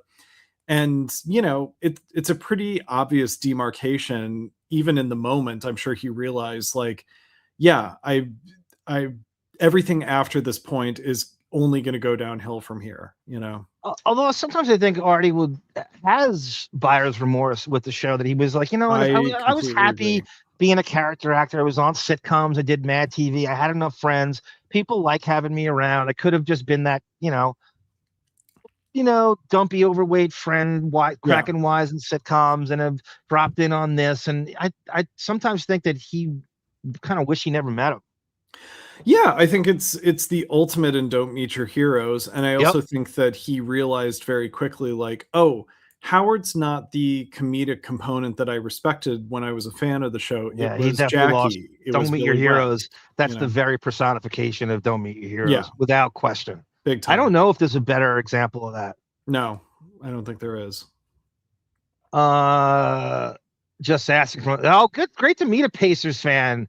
Kiwi's Big Adventure. You should listen to our NBA show when we do, and I'll spend some time on the I don't know if you remember him, but I'm a huge Wayman Tisdale fan, who was second to Ewing in the 1985 draft. I know he wasn't a great player. He was very, very good, very talented offensive power forward who probably should have played with more of a chip on his shoulder. Karl Malone was the best player in that draft. And Tisdale was just fun, talented power forward, underachieving slightly. Played for Sacramento, but I loved his great bass guitarist, David. Great jazz musician, Wayman Tisdale. Yeah, I remember. Probably a better musician than he was a basketball player in some ways. Definitely. I get interviewed, said Multi-Smartass, on a few podcasts every year. I can't imagine getting a W-2 job where they say, hey, you can't do interviews on shows without our and I can't fathom reading that and say, yeah, that's okay. Yeah. That's okay. And then every year, like we said, they see that the podcast is now it's so bloated and so ridiculous, like that you can't. It's too late. Now it's just to the point where it's indigestion and you can't. Everything's been done and it's too bifurcated, and people have they missed that window, and that window was. What would you say, David? 2012, 13 to really take off? Maybe a little after that? Yeah, probably. Past 16, it had become too congested and cliche. And it's also taking a big chance to, I mean, in terms of podcasts that make a living, and these guys had families to support at that point too. It's not like they're, single and have a really low overhead, so even making that jump to do a podcast, it just wasn't the financially responsible thing to do. Howard is once our hero. Those days are so far gone. Everyone deserves to grow, but he's such an antithesis of one he once was. And now there's no excuses anymore. You can't go, and to not know, you break the Son of Sam said that. and to break the core, rule in show business to know when to get off the stage. I mean, he destroyed that years ago, and like I said, the bad years are now tantamount to the good years. And I that's also think that if he had been honest about like even just 10% of the stuff, like, yeah, my hair is thinning, yeah, okay, I wasn't really there for my daughters. I should have been. I regret that. There's a way to be earnest about some of the stuff that he's really trying to hide from the audience, where if you're just a little bit honest, then the audience doesn't care, but now we're dealing with this whole Streisand effect where because you're really trying to hide it, now we're super curious, He only does that. You have to be an A-lister in order to get that treatment. Yeah. He needs to benefit off the celebrity food chain in order for him to stoop to an apology of any kind. You can't be anything less what he deems beneath you. If the Hack Pack started sooner instead of wasting their time on Howard, they'd have been successful in the pod. There are some real hacks that have comedians who were fairly decent names that had gone on to, but there was a window for it and they missed it. And Ronnie's Block Party is kind of like a proto, Rogan verse to some, with all the Beecher's Madhouse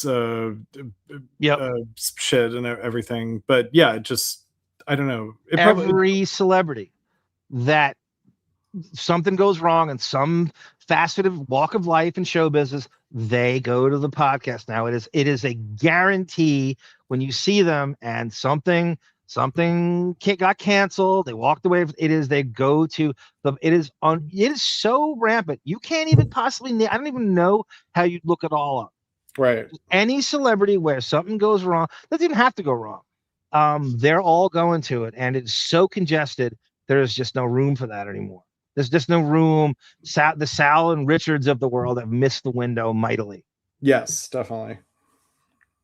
Howard can bully and control his staff as they have no options. Right. He knows they have no options, and he gets off on that in a big time way. Howard's the Bob Hope of his generation. He can't leave. He will shrivel up without his radio show. Yeah. Rupert, in this economy, Bowie needs to be working. I just don't think it's work, multi-smart ass. I don't think there's anything to it. I think Gary says to Mary, oh, this isn't even, I'm just going to pretend this is like, this is a job when it's not. And he has to know how to fake work at this point and make it look like he's not even booking the guests, as we found out. Yeah. I saw, that new comedian, Robbie Hoffman, Jewish comedian.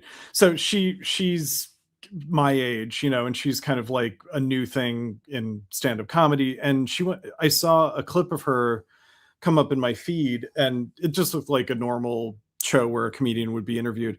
And I clicked on it, and it was like, oh, it's the wrap-up show. She's being interviewed by Gary and John Hine, and so that's the type of guest that the wrap-up show will, like an up-and-coming kind of stand-up. Right, exactly. And those guys, all the hacks that write on that show and have been there for a while, whatever, want to be her. Yes, they think I should have left, and I should be her being interviewed by this, and I've come back, but they missed that window, and they can't. Robbie Hoffman just had her stand-up special directed by John Mulaney. Like she's on the rise, and I'm sure they just all look at her with resentment when she comes into those studios. Everybody with they're allowed to do to have someone tell you can and cannot post something on Twitter or Instagram or do someone's podcast or whatever to control your every move. It's just there has to be this bitterment that goes on. This job is not worth it. And they're not stupid in terms of they see how the fans are now. They see how hated the show is. They see that it's not something you brag about anymore. It's almost, it's strictly, it is really embarrassing. It's so denial till retirement. It's denial till retirement. To bring that up in casual conversation is not something you're proud of anymore. That I work on the Howard Stern show. It is not a badge of honor. It is not edgy. It hasn't been cool for years. You would never bring that up. Yeah. I've stopped bringing him up in any way. constantly create windows to talk about the show. And I can't remember the last time anyone brought it up to me or I brought it up to them. It has been well over 15 years. Yeah, I believe it. Darren Collison is my buddy's neighbor. I like him. He's a pretty good off and on starter, and I like Darren Collison. He's on my fantasy team too. He's leaving the Pacers, but going through a divorce, so he didn't sign with any team. His divorce wasn't final, never played again. He did well too. He's a Jehovah's Witness. I remember he backed up Chris Paul on the Hornets, and I picked him up, and he was like a 2010 point guard for 25 games. I was like, wow, he like saved my fantasy season. If Gary doesn't book the guests, what could he possibly do? He just could have, he's got his a figurehead. He's a figurehead. He's got his little delegated duties he does. And he books some of the guests, but he doesn't, according to Tracy Milliman, he doesn't do that. He doesn't even do that anymore. He emails Andy Cohen when they're going to do a prank about Andy taking over the show. That's what he does. All right. Bethstrionic personality disorder. There's so much to choose from in this. Let's do. Okay. I promise I would do this. This is what Howard's assistant is like. Let's hear from a very rare interview with Laura Lackner. Howard's longtime assistant calls in, and Howard's worried that he has bad breath because he took some at-home breathalyzer test. It tells you whether you have stinky breath, and the vanity with him is kicked in. So he has Laura on the phone to talk about getting him these sort of like super breath mints. And you get to see, and again, this is 2000-ish. So he's not out with Beth yet. He's still kind of playing that sort of mad terror bullshit. Yeah. And so he has Laura on, and he's kind of bragging about what a leash he has her on, about the rules she has. So this should tell you a little bit about what Leslie Kuhn is going through, I think. And I'm thinking Laura's trying to tell me something. Okay, you see that? Yeah. Paper? That's the 112 Howard's Company pension plan. Yes. I forget how we got a hold of this. And so I took a screenshot of it, and those names circled. I don't know if you can see them. Yeah, I see read them off, David, who are on.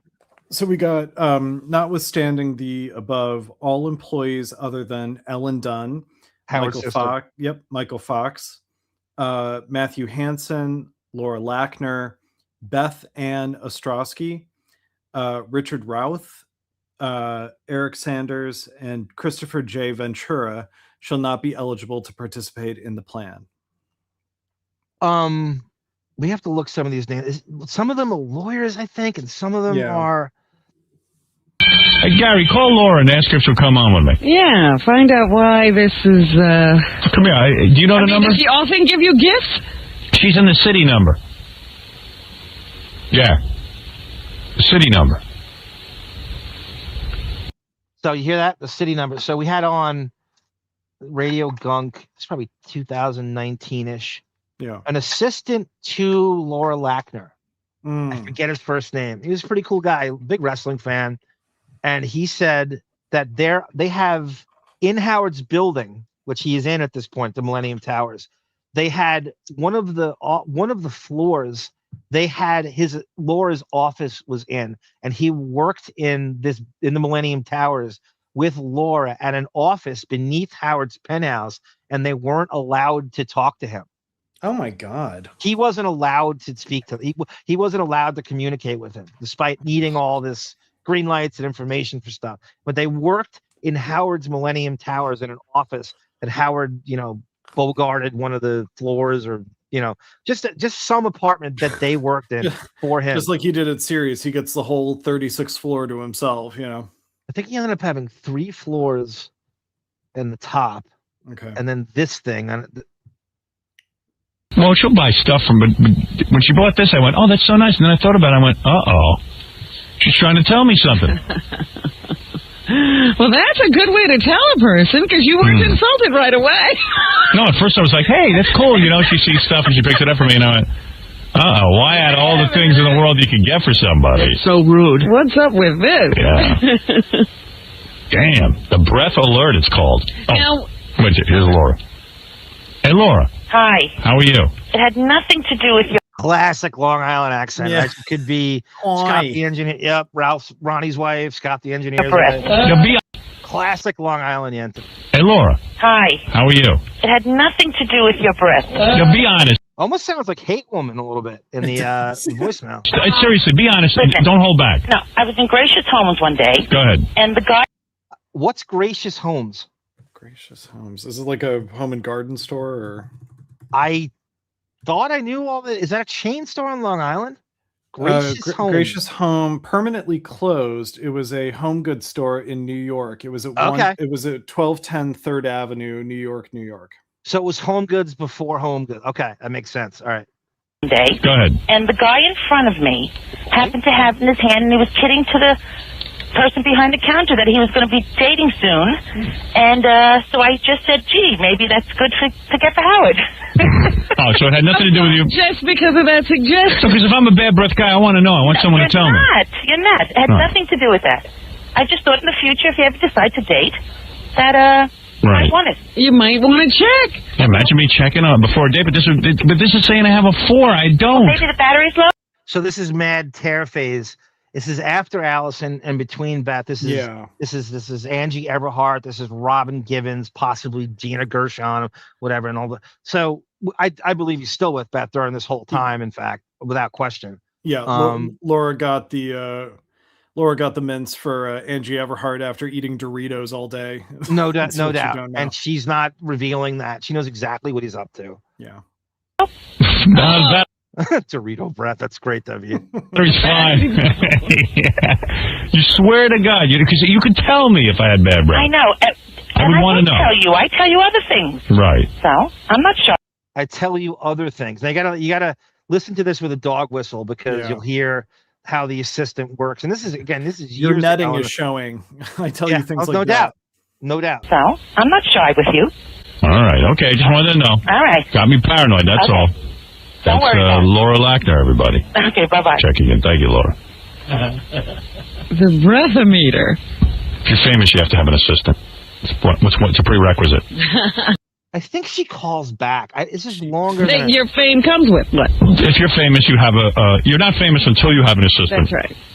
Like an assistants are, there's all levels of assistants. Is that right? Oh, wait a minute. What is her new title? Did you find out? Oh.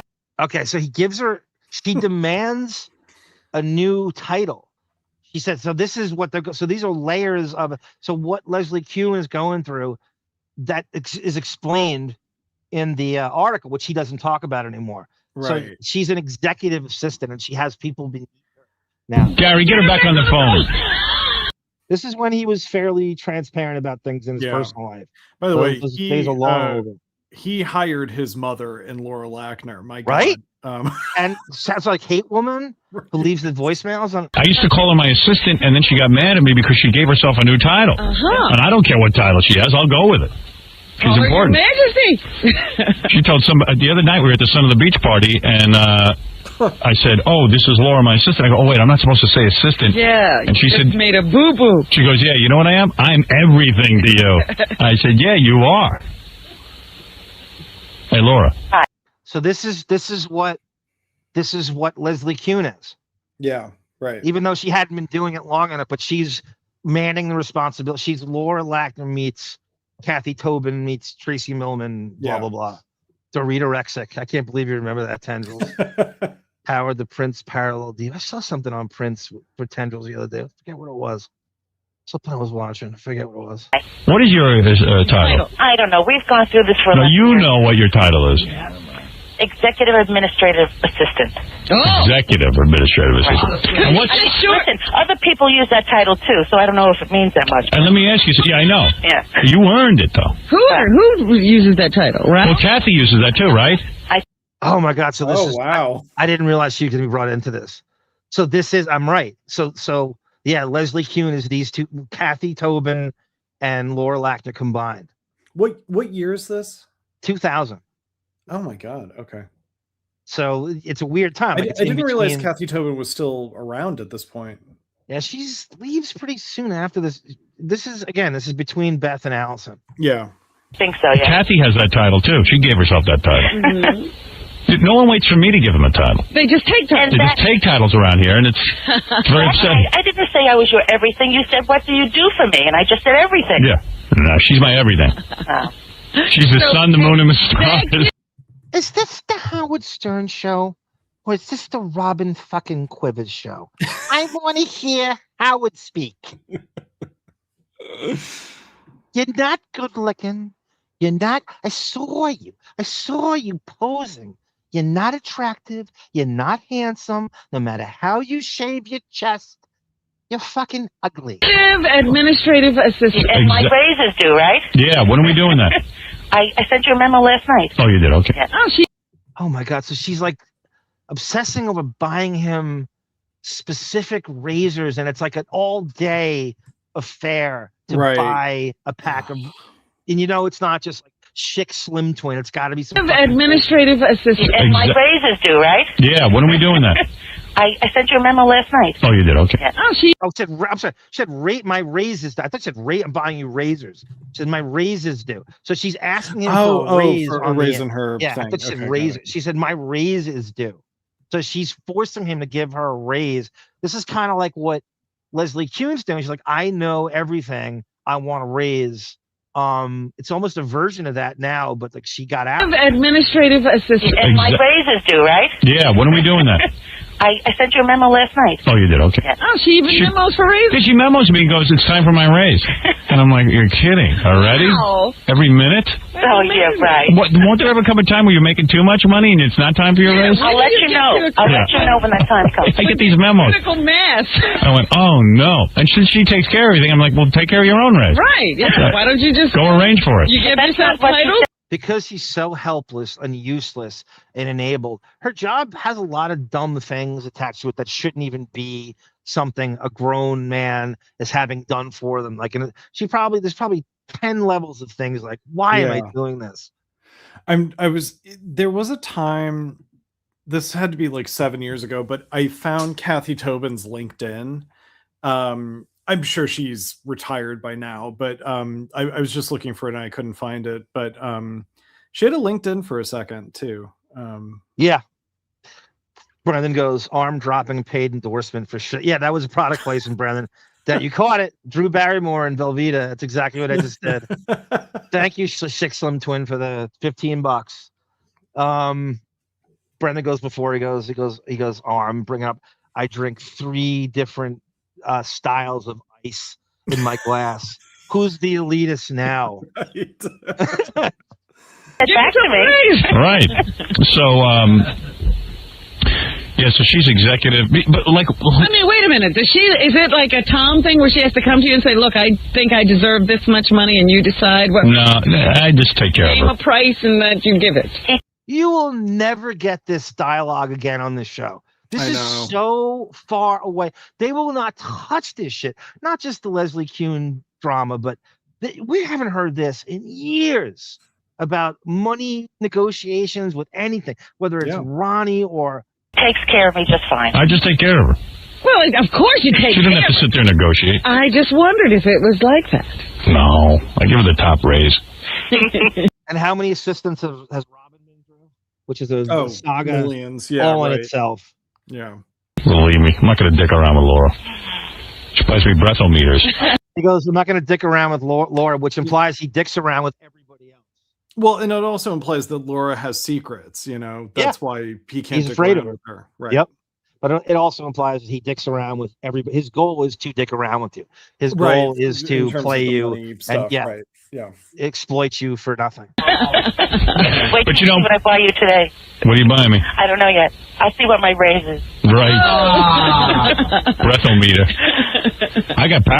That's interesting. She's allowed. She has autonomy to buy certain things that she thinks. Yeah. You know. So it's like almost like he's so difficult to get on the line to communicate with that she just goes out on her own shield and buys shit. Yeah, I mean, I could see that happening where it's like, if my boss is so impossible to reach, it's like, okay, I'm buying shit for me and I hope you like it too. You know? Eventually you just go to that move. Breathometer. I got paranoid on that one. But you know what? Now, remember I had my assistant on the movie was Jody. Right. But she's not your level of assistant, but she's an assistant. Well, she just went for like your coffee and things like that. Right, so what do you call her? Yeah. Now that you're mentioning it. So this assistant Jody, I wonder if we could look her name up on which Grillo. I wonder if she was like a Paramount intern or something. I guess he brought her over after the movie, and he needed 2 assistants. But on the credits on the movie, you put us both the same. So What was your credit? just assistant to Howard Stern. No, what do you want from? What am I supposed to say? Well, she's an assistant too, but she's not. I was separate until I think Ralph wanted a credit, and then they had bumped me up with Jody to put Ralph. You see, this stuff matters. They ran out of film. Right. With all the And I never, and that sticks in Laura's craw, but I'm not even involved in that. Did somebody call you? I know who's buying the condoms.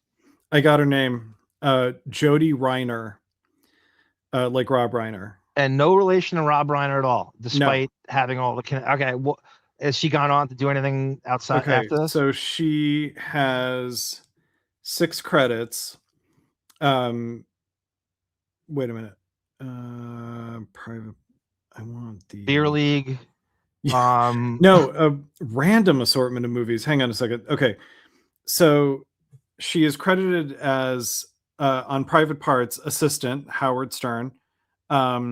On Meet Joe Black, she was the assistant to Anthony Hopkins, and on Instinct, she was the assistant to Callista Flockhart on Bash, Latter Day Plays. I don't know what that is. That's what he had Anthony Hopkins on the show. Oh, did I wonder he? if that's how they booked him. Maybe that could be it. Yeah. And then she was a production assistant on a bunch of Viacom shows. She was on a production assistant on a Nickelodeon show that I loved called The Adventures of Pete and Pete. Is it an animated series? No, it's a live action show.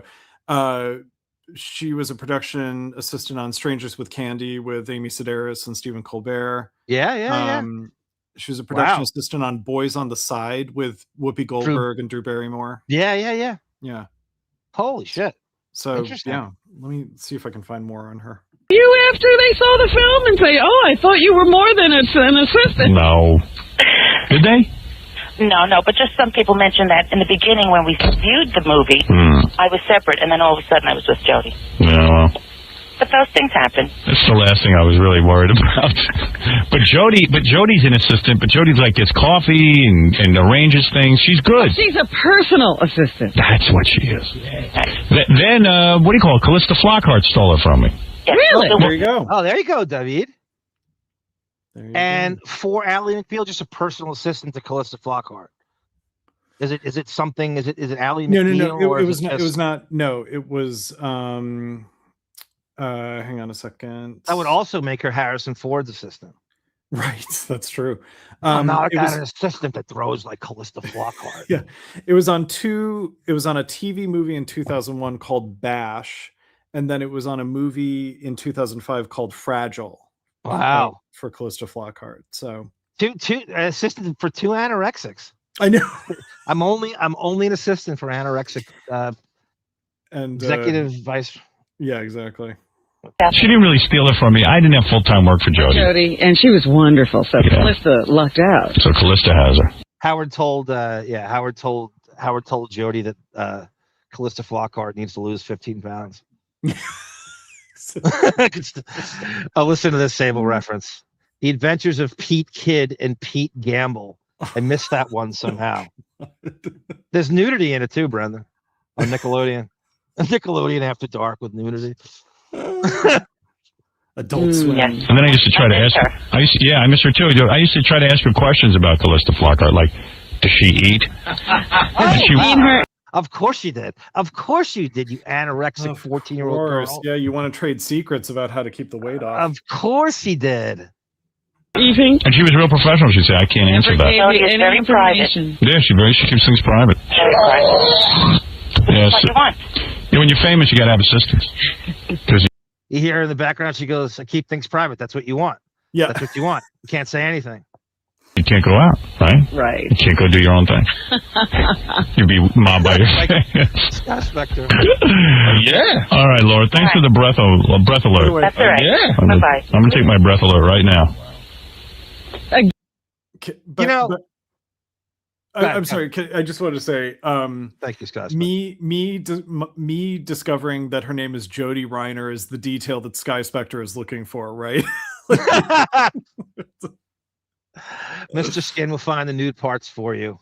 Yeah, exactly. So that's insight into what assistance, and now you see the leverage that Miss Kuhn has. Because I think she knows even more shit on celebrities than staying at the house. That's what I think he's really worried about her talking about other celebrities. I think that's his real, because this is, whether it's Downey or Aniston and Justin Theroux, Jason Bateman and that fucking Smartless crew coming over. This Fallon, Lord, whatever, Paul McCartney, Steve Martin, Conan. Yep. So he's just, that's what he's really worried about. Is the other celebrity T she has, who he hangs out with, or wants to aspires to keep hanging out with. Okay, on another assistant, on to Ralph. Okay, so this is a weird one. This is when Howard decides Ralph sees Johnny Depp in like Us Magazine or Premiere or whatever you want to choose, and Depp's wearing the fucking irritating, pretentious fucking 10 scarves at once. Yeah. And so Ralph steals Johnny Depp's personal style in addition to other people. And now Howard starts to go with the fucking scarf. Just the most ridiculous looking thing in keeping with some Hamptons look. And Howard starts to brag about it. And Ralph is asked on the wrap-up show by Hein and Gary, the scarf is really gay. How did that come up? What is the deal with you, and how do you pick clothes? And Ralph's like, I cannot talk about that. We don't work that way. Listen to this. But Ralph, you've been out to his house and you see how happy he is, and you see how relaxed he is when he's out at the house. And, we're going to guess that he's got enough money to live for a reasonable amount of time, that lifestyle, you would guess, because he's, I'm guessing not. By the way, this is officially when the wrap-up show is better than the Stern show. So now Artie's off the show. This is the first year Artie's off the show. This is like 2010. That's that in between before Marcy comes on board, and they're still allowed to kind of let it fly. This is when the wrap-up show is the only thing to listen to. There's no black on black. There's no back office radio. The wrap-up show is head and shoulders better than the Stern show. And so this is like, you get a lot of honesty on the wrap-up show still, even though Artie's not there anymore. Let me ask you, who looks more like a couple? The couple in the top left or the couple in the bottom left? Top left is not even close. Yeah. Not even close. Look at Howard's bodyguard. Is that Mike the cop next to him? He is Joe Rogan, 5'5", 5'6". And Howard's fucking 6'8". Yeah, the guy with the tie, it looks like Wallace Shawn from Princess Bride. Oh, that's a reference. Abe Cannon. Oh my God, that is a reference and a half. PC-23. Yeah, that's my first Zoo was on the Abe Cannon show. Talked about different strokes. My name was Dominic from Garden City, in an homage to Dominic Barbara. Yes, and I did this like stupid New York accent too when it was on. Back office radio is way better than the real show. Yeah. Only because of what I heard that he makes, but just because the nature of how he's always been. I don't see Howard as one of those guys to get it. I would never imagine Howard's going to end up like Ed McMahon. Like, he's just too good about saving his money and putting it in the right place. So if he could go and sit in his house every day and relax and not have the pressure to get he's not that guy. He's not the sit at the house with the guy and relax guy. Well, I thought he wasn't. I thought he wasn't that guy 10 years ago. But I think he could be that guy now, at least for a while. Well, he sits and relaxes. I'm saying if his job is sitting and relaxing, no, I don't see him doing that. He's a worker bee. I mean, he's got that mentality. That was Ralph is keeping that job, putting up the fake workaholic talking points. He knows exactly how I've heard Ralph call him lazy a million times. There's no one lazy, even at this point in time, 2010. Yeah. Howard's whole goal is to not work. When he got to Sirius, how do I not work and get paid every day? Some new thing was taken away. That's the entire goal. Is how little live radio can I do and get paid the same? Yeah, drilled into him, work. And I mean, I think that takes a few days here and there and chills out, which is great, but he's not going anywhere. I can't imagine that happening. You know, this is him. This is his thing. Hey, Ralph. Was the scarf thing your idea? I don't discuss styling with anybody else but Howard. Can I ask a totally separate question? All right, how telling is that? Wow. I don't discuss styling with anybody else but Howard. And Hines asking the question, right? It's not a big deal. That he's not asking like he's asking him That's something the most controversial. innocuous question I've ever heard in my life. Yep.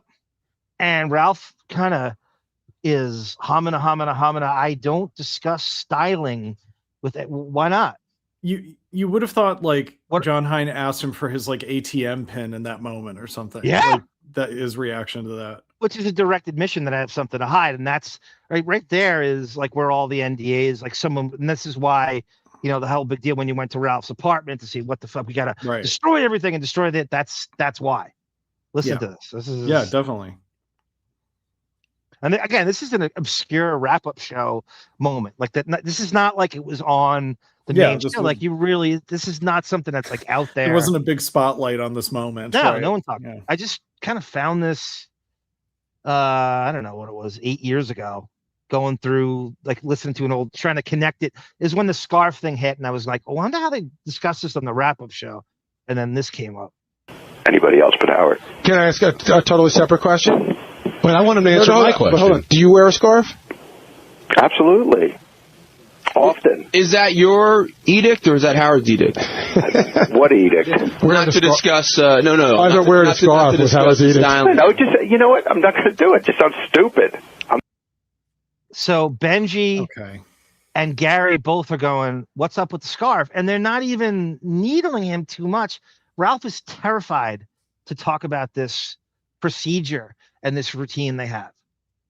This is really, and Ralph was kind of a loose cannon on the. I was going to say, like he's not afraid to, like, you know, vomit on Howard's bedding in a you know Molly induced, you know, stupor, and yell at Howard on the wrap-up show about how, like, Molly induced stupor. It's good. You know, he's not afraid to yell at Howard there, but for some reason he's afraid of Howard in this instance. I don't. Oh, big time! He's terrified. I don't know why. And that's the whole. I bet you he has an ironclad NDA that he would violate or he's about to get a bonus. Remember that they gave Ralph like a $50,000 bonus in the staff one. That's on the line here of him keeping this. All those fucking vanity secrets he's hiding is in him. And that's why he had Beth rush to that Jersey City apartment. Like I already said in Ronnie's roast. Why? Who's going to protect the upper half? Right.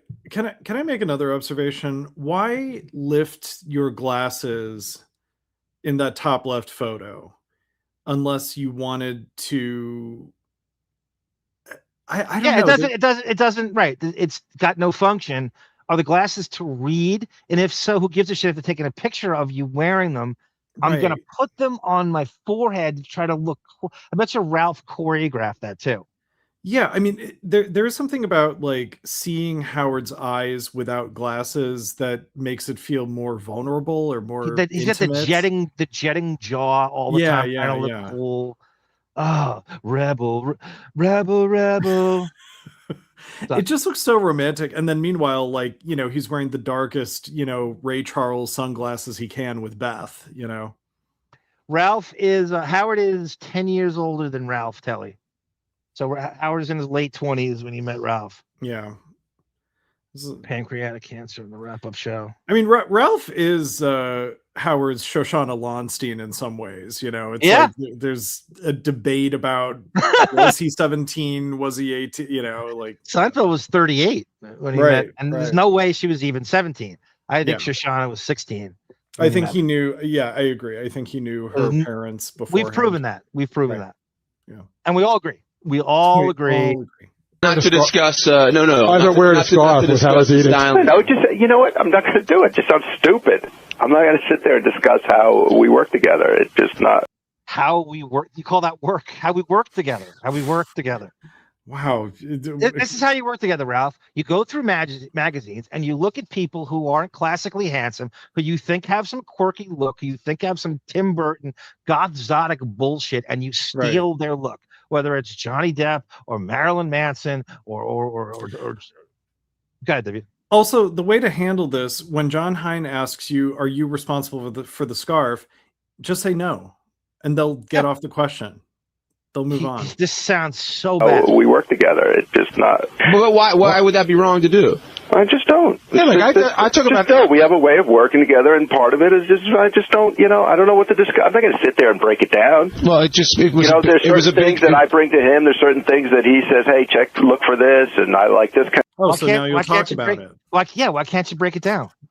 What else are you doing on the show? This is the Howard Stern wrap-up show about Howard 100 News about how. Why can't you break it down? What's the big? Yeah. What are you hiding? You obviously are hiding stuff. You're hiding vanity secret. You're hiding plastic surgeries and wigs. Otherwise, you talk about it. Kind of thing, and so it's not specific. But without answering, do you have a memory of how the scarf came to be? No, I have no memory. It just appeared one day. I actually have to give Benjy, Hine, and Gary credit here. They're hammering away now. They know he's on, and they're not letting him off. They've struck this wouldn't happen in the new wrap-up show. All right, well, it's a big issue this week. That's the only reason why I'm asking. Yeah, no, it's fine. And I know you guys are goofing on it, but I don't know. I see a lot of people wearing scarves. I don't know why that's branded as gay now. You don't, huh? No. Yeah, Gary's calling them gay. They're calling them. They're all going. This is the gayest thing. He's a poser. They're not holding back how much they hate this. Look is just not. Also, Ralph just said, look at it this way, where Ralph said, I don't know how the scarf came about. I think it just appeared one day. But listen, I see a lot of people wearing scarves. Yeah, you get super defensive about it. Bottom right. It makes me think Bottom right is the number one guy. That's utterly and completely based on Johnny Depp's fucking Scarfapalooza that he, and believe me, I am not defending it. I hate every second of it. Especially from a guy who wears a big amulet around his neck. Well, you don't think it's an amulet. Ralph, you don't think it looks like a Ralph, don't say words you can't spell. Amulet. Ralph, you don't think there's a difference between wearing a scarf outside and wearing a scarf inside? Well, I don't know what he's doing inside. Well, he's always cold, which is actually really good for me because I like to style with layers and things like that, so he can leave. Go ahead. I thought he couldn't talk about their process, and here he is singing like a canary about their process. Like he likes that to is the very layers. epitome of process, right? Yeah. Layers. Who fucking says? Who even knows the word layers? I like to work with layers. A lot of stuff on because he's always, he's always cold. So I don't think he's sitting there with a scarf on because he just wants that look. And I don't even believe Howard's cold. I think that it's the way an anorexic likes that. You have to pretend to be cold all the time. Look at how thin I am. I have no body fat. I'm so cold. Ralph that's the line he gave Howard when he prescribed the scarf. It's like, listen, you're always cold, honey. So here's what we got to do. I know that's hilarious. Ralph saying oh yeah, Howard's always cold, because I'm always hogging the blankets and his feet get cold and That's where they're trying to. That's right, Sky Spectre, right? Every anorexic, it's a backward when you tell someone they're too thin or too skinny. Yeah. The anorexic like Howard who loves to. It's a backward compliment. It's a humble brag. It's like, oh, I'm so cold. Look at me. I'm so skinny. I have no body fat. I can't take it. You're like, it's 78 I have degrees. No blubber to retain body heat. I'm sorry. Give me a pea coat. It's 78 degrees in New Orleans. I think he's cold. I don't know. I have to review some tape and see what he's doing. He might be fucking it up. Son of Sam says Ralph's demise is really sad. Howard's such a miserable lech who's cursed to outlive the people in his life. That's his goal, Son of Sam, is to everybody dies but him. Right. And I think Beth got that rude awakening. She's like, oh, no, I thought she probably talks to what little friend she has left. It's like, oh, no, I thought these Stern parents had lived to 150 years old. I'll die before he will. I really think Beth is worried she's going to die before he will. And we'll never have any of this to her, which is her dream. is to have his fucking. Somebody said he had it wrapped around his neck like a turban. I don't think that's a good look. All right, review that and get back to us. I will. Benjamin thinks that lisp thing, W, is actually your real My voice. My hacky gay voice, right? Yeah. I did that when you made me read an article as John Waters once. Yeah. We were doing. Oh yeah, but you participated once in a. Yeah. We did the dialogue of the court, the court filing, the court dialogue. Well, but also John Waters was talking about Depp and Crybaby or something. And yeah. And you did right. You read the John Waters part. What's wrong with my voice, Benjamin? And you put a pencil-thin mustache on your upper lip when you did it. Canadian Goose says, imagine starting a radio channel called Your Name, Howard 101, and then someone on the channel asks you about you and scarves and say, hey, man, back off. It really is so ridiculous. And then the Howard 100 News doesn't report on him, right? At a certain point. Within 2 weeks, they had a banishment that you can't talk about Howard and Beth on Howard 100 News. Yeah. I'll call you right back. By the way, I'm looking up, you know what an amulet. Thank you, Sky Spectre. That's a great compliment. Thank you, Sky Spectre. That's what's all about, is distraction and escapism. And that's that exact thing you're describing. Thank you for laughing so much. Better than 6 hours this week. You know what the actual definition is? It's an object that protects a person from trouble. So I love that word. That doesn't seem to be working. But Ralph, I mean, I'm not the only person who's worn that amulet. I know you have that. You have that defense that Fergie wears it, and Smokey Robinson. And Smokey Robinson. These are two people you want to emulate in your style. But it's not. What's wrong with Smokey Robinson? Is he less cool than Howard? What's wrong with Smokey Robinson's? I would way rather look like Smokey Robinson than this fucking old Westbury goblin. Yeah, I'd rather sing "Tears of a Clown" than Queers of a Clown. Exactly, Queers of a Clown.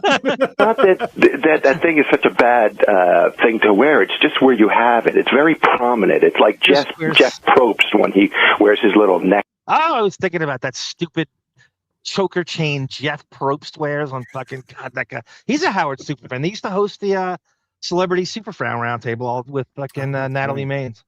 Things, and it just doesn't. But so I'm going to ask you, because I'm being totally serious, because when I originally got it, it was longer, and then I wore it under my shirt, and then nobody could see it. Yeah, but but that's it. See, you're pulling it up, going like, look at. What a scam!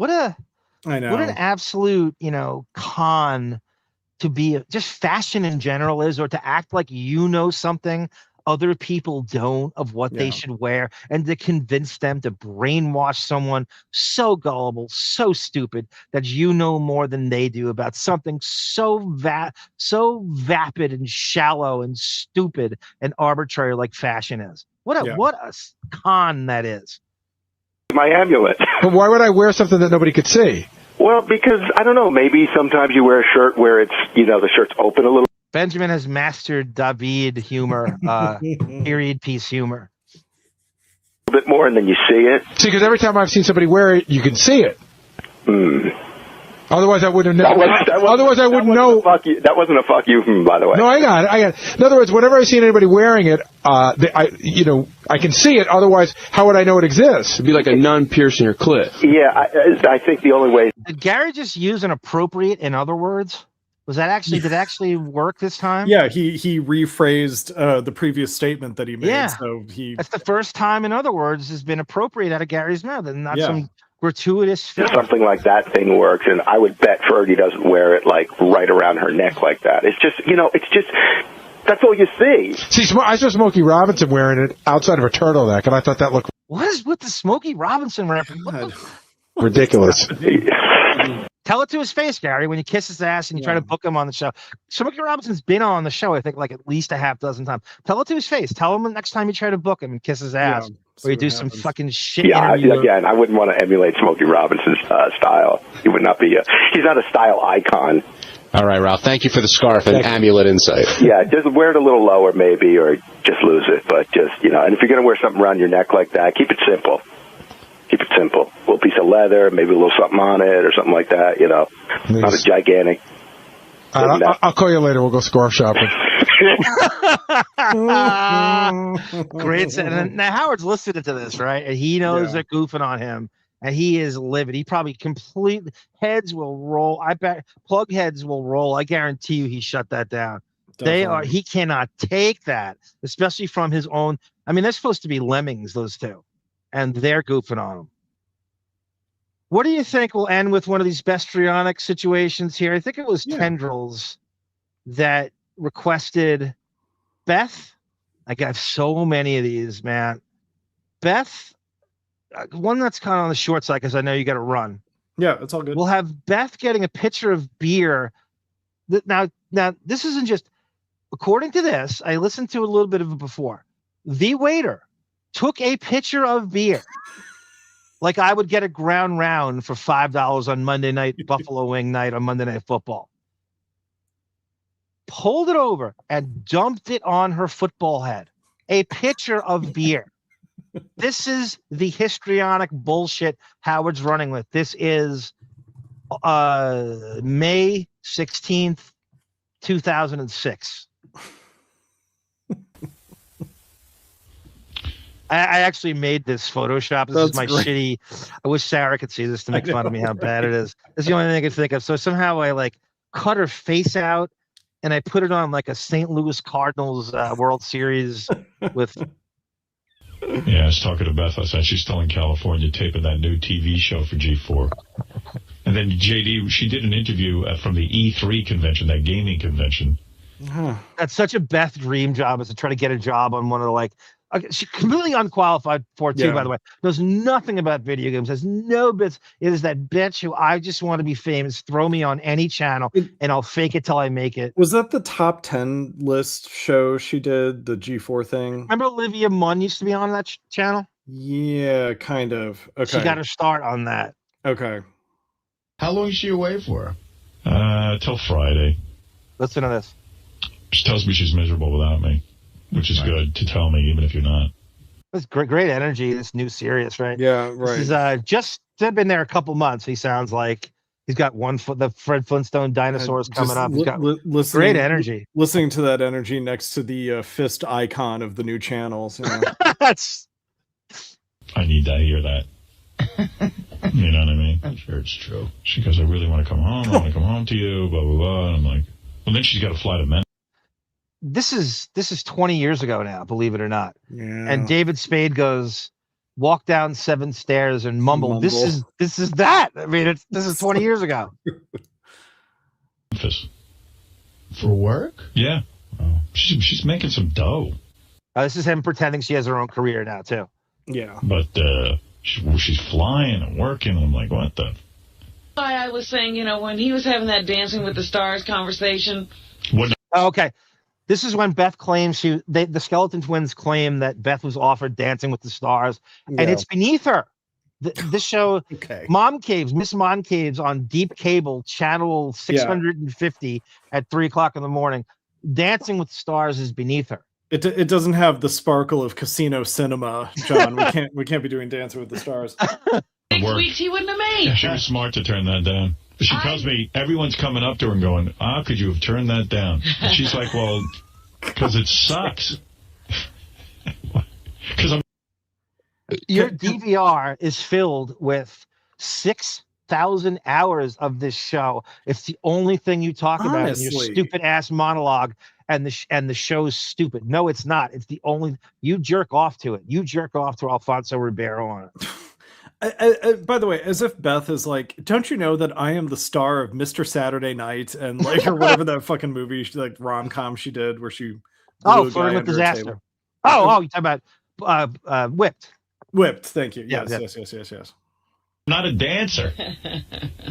Well, it's not. Hey, now. Meanwhile, Beth went to a restaurant. She's telling me. Here we go. I can't even. I'm revving up. Listen to this. Not a pint of beer that kind of tipped over. An entire pitcher of beer was poured on her. Went to a restaurant, she's telling me, the other night with a friend. This was Sunday night. And she goes there with 2 other women. Who were the other women? Yeah, right. As far as we know, she has no female friends other than Jill Martin and Whitney Cummings. I don't even think they're around anymore. I think like even like a Mary McCormick would be like, I'm not seeing you without Howard, you know? Yep. Other women, and the waiter dumps an entire beer, like a big vat of beer, on top of her head, gets her whole outfit ruined and her pocketbook.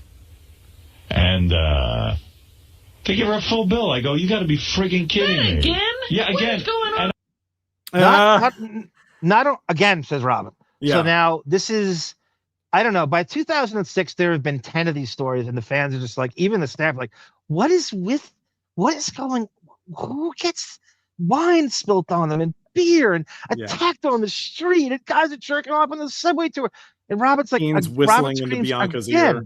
Yeah. This isn't a pint of beer that tipped over. It is the waiter took a full pitcher of beer and dumped it on her head. Yeah. This wouldn't go on at the Bordy Barn in late August in Long Island. This behavior. Also, I think they're about to say, but I think it's a sushi restaurant that she's at. And who's getting beer? And does Beth even drink beer? Yeah.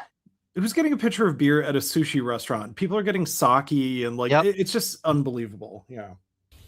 They give her a full bill. I go, you got to be friggin' kidding me. Again? Yeah, again. What's going on with this restaurant? And I said, honey, don't pay it. Those guys, between the bag and... You know why Robin said again, too? I have it's in my folder. So this is not the same thing. A different story is she has a Stella McCartney purse that gets wine spilled on it, and that's a mere, let me see, I got the date on this. Okay. Just 10 months before this, she has a full vat of wine spilt on a Stella McCartney purse. And I don't know if we have time to play that too. It's not that long. Maybe we'll save it for next time. The outfit and the whole thing. You probably more you're than dinner. You're way more. And the waiter brings the bill over. I got to find out the name of this. Sushi something. I think that's the one. Gary has the name of the restaurant. How does Gary have the name of the restaurant? Right, as if it's not in like a script. There's nothing proper been named. How would Gary have that information that quick? From who? Yeah. Unless it's a script.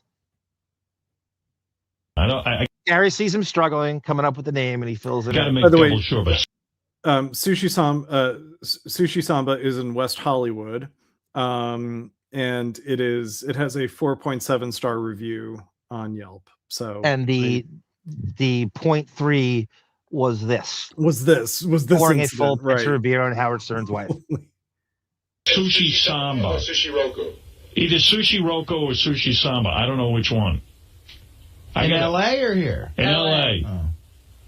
And the waiter, so Beth didn't say anything. The friend goes, hey, you dumped it. You ruined her outfit. You ruined her pocketbook.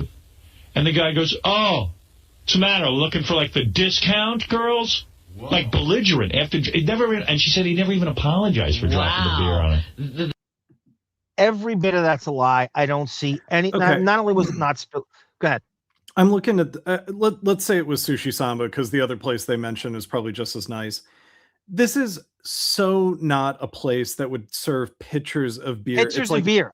It's like round on a Monday night. Right. It's a totally like Hamptons looking Martha Stewart appointed like outdoor dining experience. It's immaculate. You know, they would so not be doing beers by pitcher at this establishment. What do you think the mentality is that he makes? The lie is we need something like in bulk that would be spilled, like, because you can't spill a pitcher of wine.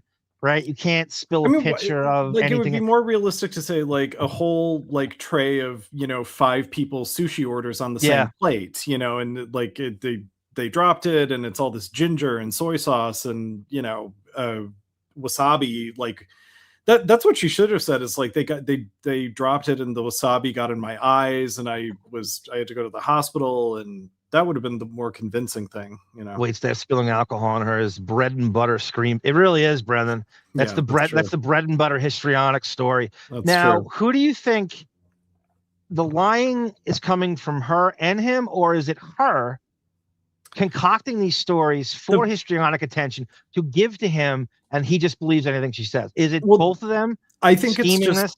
I think it's just her because he names the restaurant, and I feel like if he didn't want anyone to do any follow-up with this, he would give as little information as possible. Good. Yeah, good call. That's I believe you're right. That's way wrong. Yeah. Oh my! I'm going to find out the name of this restaurant. What? Yeah, Brendan goes, they forgot to say the waiter screamed bonsai when they did it. It wouldn't even surprise me if they added that in. Like, he's mocking her, and he screamed bonsai, and she spilt a pitcher, and she wanted a discount. She's, what are you guys looking for, a freebie? And then he screamed bonsai. It almost is like, why not say that at that point? Right. So ridiculous. No one's called you out on it so far. Just keep fabricating it. PC23 says the clown came in and sprayed Beth with a fucking water bottle. And then a lion jumped out and shot her. And, she says something like this. It just gets her off his back. And he's like, all right, I'll just say something about it on the... Yeah, it's probably like a vague... So many of these stories are probably Beth doing stupid shit while drunk herself. Like, she's the one who poured the wine on her. Oh, yeah, it could have... Right. You know. She spilled it, right. But it's not beer. That's not happening at all. Right. So... It's all what's going on out there. They got so much business, they don't need it. Yeah, people are just arrogant. Like I said, I know it's an accident, but, you know... Still, you apologize and you make some amends. You do. The cleaning bills you might have been... I mean, you've dealt with some of the wait staff out there in West Hollywood. What waiter worth their salt wouldn't apologize profusely at just spilling water? You would go nuts. Never. You're playing for tips. You want to... do your best, and you would never know. I mean, obviously this is all fake, but to lay it on with a waiter is such a insensitive jagoff that he wouldn't apologize even is just ridiculous. Yeah, this is like the script for like a bad, licking my wounds play that a teenage girl would have written. Like, you wouldn't believe this on a Dan Schneider show. Like, you wouldn't believe this on Zoe 101. Totally, yeah, right. A purse ruined has to be thrown away. And she goes, oh, my purse wasn't ruined. I know her. The purse is ruined, but she won't say anything. She's like that. Now Beth is a saint. Now Beth is the victim, who's the perfect victim, where she won't tell this waiter who spills a pitcher of beer on a $5,000 purse that she won't tell him he ruined it, but he's chiding them. Right. That, oh, you're looking for a freebie. This is worse than I've listened to this a bunch of times over the years. This is getting worse now. I forgot about the waiter being a jackass detail. Yep. I forgot about that. Yeah, Howard would have doxed that place in a minute if this really happened. If it really happened, and he would have no problem doing that. But I think that he keeps saying the name of it, right? Hoping that we would white knight for him. Even Vanderpump Rules isn't that bad of a script. That's great, tell you. That's where this is, right? West Hollywood. Absolutely. I go, put the guy from the restaurant on the phone to me. She goes, I can handle this. I go, no, let me do it. This bitch, to quote Crazy Robin, supposedly calls Howard while he's at the restaurant. Why? What's he gonna do? What's he gonna do from New York? What could possibly be done? Yeah, he's 3,000 miles away. What is he gonna? So you're flexing. You don't want to bring attention to the purse, but why would you call him then? Yeah, this is so bad. I enjoy yelling at people who are being assholes. You don't.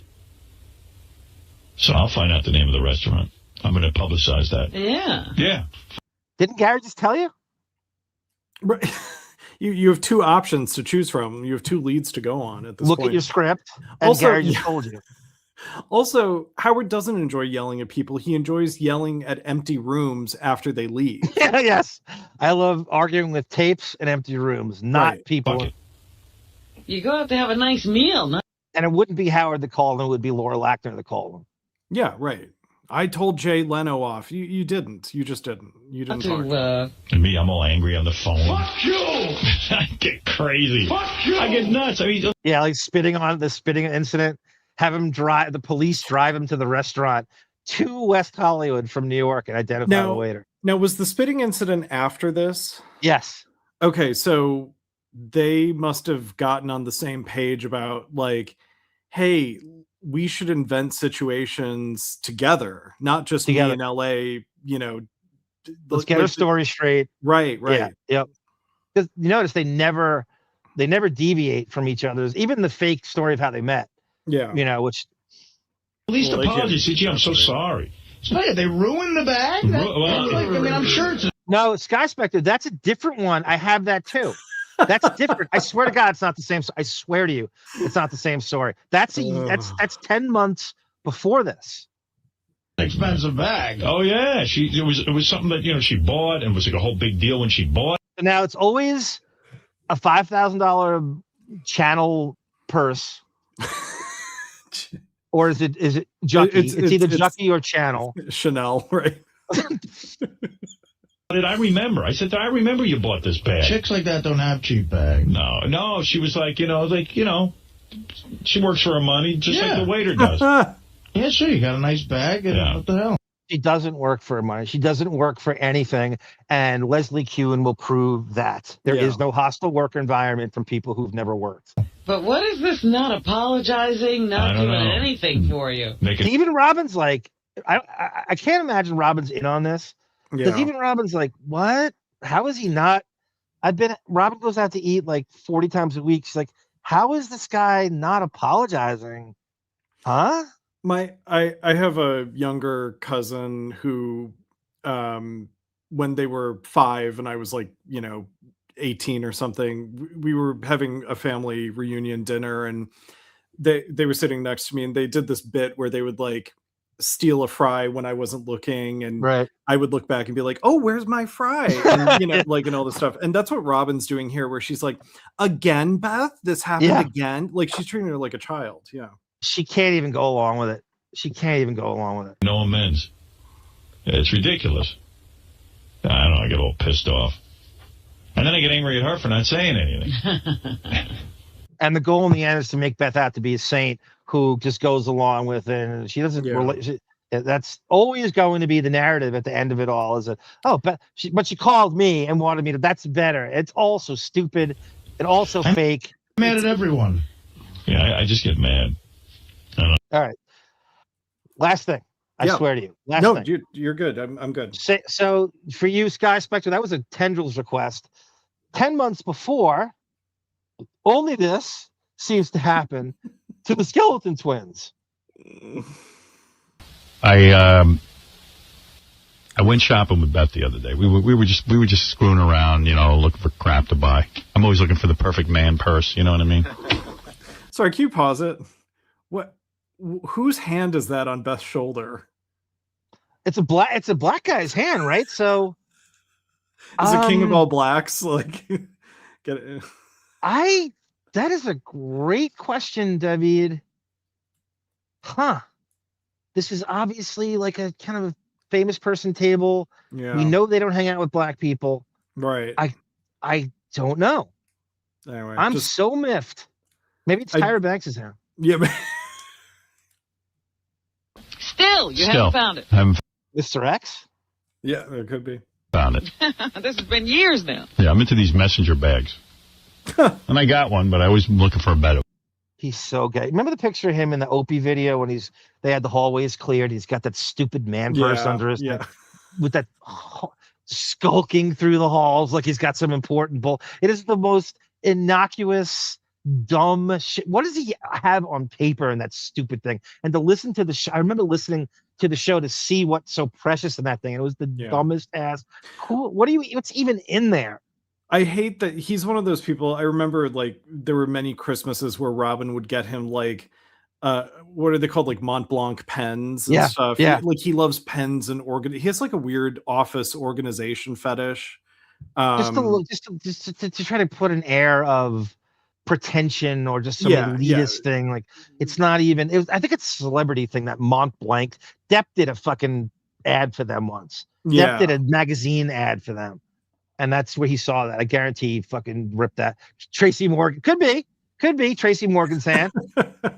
That could be Chris Rock or Tracy Morgan. One seems to be my thing. So we're in a store and Beth sees this pocketbook, whatever you call it, handbag. Purse. By. Thank you, A. Smith. You too. Stella McCartney. Okay. Was a Sky Spectre says, forget the hand. What the fuck is on Howard's head? Look at the fucking hair system I / know. wig here. Look at how lowered it is. It looks, that is about as bad as it gets. That's a bicycle helmet. Yep. Like it rounds off his it's at the angle that you would wear a helmet. Yeah. Possibly the worst I've ever seen. Could the black guy be a busboy? I wouldn't see him touching Beth. That's what I'm thinking is like that. I mean, I don't know unless there's They're like so a force. sequestered from civilians. I can't see any waiter or touching her on any level. Pretty pricey bag. It was about $400-something with tax. It brings you about $600. Yeah, and that He's actually divulging money figures money here. things. This is 2005, so lest you think this is current. I think it's like he talked about that shit back then. If it doesn't exceed $500, he'll talk about it. You know. Yep. That's a lot of money, right? You know, and then you're going to have to put money in. Yeah, right. You have no money left. But it was a nice looking bag, and Beth was like, wow, that's a nice bag. I said, let me get it for you. She goes, no, I don't want it. I'm not sure. If I want it, I'll, So he's willing to tell you that the bag is $400, but he'll follow it up with, that's a lot of money. You know, I won't have any money. Like it's a way to, he'll mention the figure, but then he's got to make sure that, he's part of the working class proletariat. And she's got to do the fake thing. If this even happened. Right. Where she goes, like, you can't believe anything. Like, even back then, like you go, I don't really want it. Don't, honey. Don't get it. No, I don't need that. And she knows that's the trigger to get about it. I said to the woman behind the counter, wrap that up, we're taking it. Good boyfriend, right? Sure. What a boss. What a badass. Wrap that up. I make $4,000 a minute on the air. I just got a $230 million bonus. Wrap that $400 bullshit purse up. I'm taking it. Think so. You like that. Every woman likes that.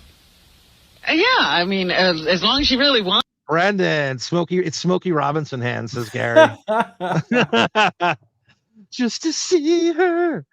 Morgan Freeman's hand, King of All Blacks hand, Diddy's hand, P. Diddy's hand, says Housing Football. But Mr. Adventure, was that her personal trainer for 2 minutes?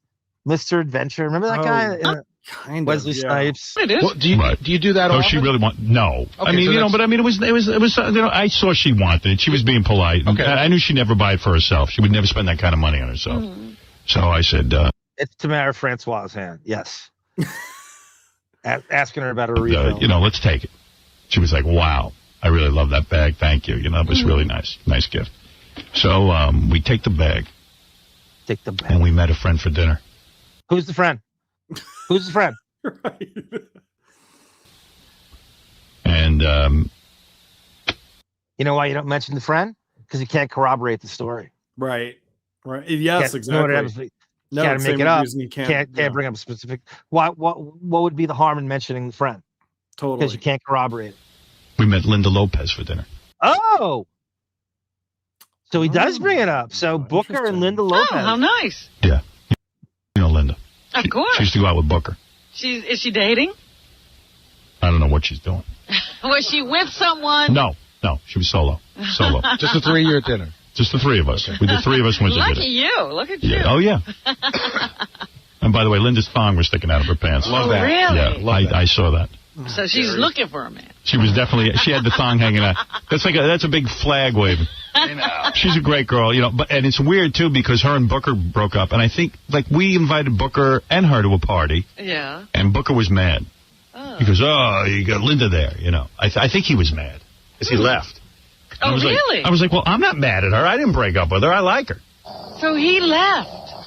That's what I heard. Wow. But, I mean, I'm not going to be all childish like that. Who cares? What are you supposed to do? Choose between them? Those two couldn't get along. You like both of them. Yeah, I like them both. I'm not against him, and I'm not against her. Just because they couldn't get along doesn't mean you have to lose one of them. And I said to Linda, I said, okay, all right. White cloth. So now, that's irrelevant to the story. all right.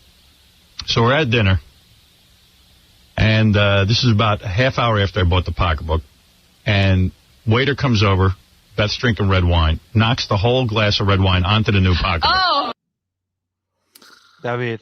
Okay. So he's at Sirius, and he says, you remember that story with Beth and the red wine? Let's recycle it Yeah. She's in LA with unnamed friends, and we'll turn it into beer. We'll take the wine and we'll turn it into beer. And she got it spilled out and ruins the exact. Oh, she got a new purse, more expensive, and that's ruined. No. It's a white cloth pocketbook. Yikes. Okay. It just happens to be white. Yeah, the worst. Like you wouldn't think of that. You wouldn't think of that at all at a restaurant. I have a white cloth purse with red wine and food stains everywhere. And I'm going to put it right here where that is, right in the fucking drop zone. No person who, like, you know, it's like wearing all white to go eat at like Tony Roma's or something. Like, it's a stupid decision. I remember when I put this video together, I tried to find the perfect picture where that could be the scenario. Like, White cloth. White cloth. So now it's a wine-stained white cloth pocketbook. But like a direct hit. So, you know, everyone's looking at me, you know, so the guy comes up. The guy was apologetic like you wouldn't believe. Like the poor guy's just trying to make a living. So there's always a story about a waiter not apologizing or apologizing The too last much. time we had the waiter apologizing, let's change it up and have him not apologize this Change time. it up, and he was just a dick about it. He Right. really is just like, whatever. I'm not. Just made a mistake. You guys are trying to get a free meal out of me. Okay. So the manager comes over, oh my God, we're so sorry, blah, blah, blah. Anything we can do. If there's a cleaning bill or something, I go, you know, I just bought this pocketbook. I said, I just bought a $400 pocketbook, now it's ruined. So I said, and I'm sitting there and I said to Beth, man, I'm really bummed out about this. I said, let me see that receipt. Think about how stupid, if this was ever real. Linda Lopez, I think, left, right? So she can't corroborate this. She left, so she's not there to corroborate this. Of course. Think about how stupid that is. You just didn't, on the face of bringing a brand new, sparkling white $400 purse to a place where there's food splashes and red wine everywhere, which easily could spill anyway, just coming off with the stupid red wine stains on your dumb teeth. I realized it was $600 after it was Now over. it's 600. $600. I said to the guy, you know what? I'm just sitting here bummed out. I said to the manager, I'm bummed out. I said, I just spent $600 on this thing. I got the receipt right here. That. Because you just said it was $400. He says that to me right there. Oh, okay. So now it's sort of like there's escalation for them to be dicks. They're not dicks right away.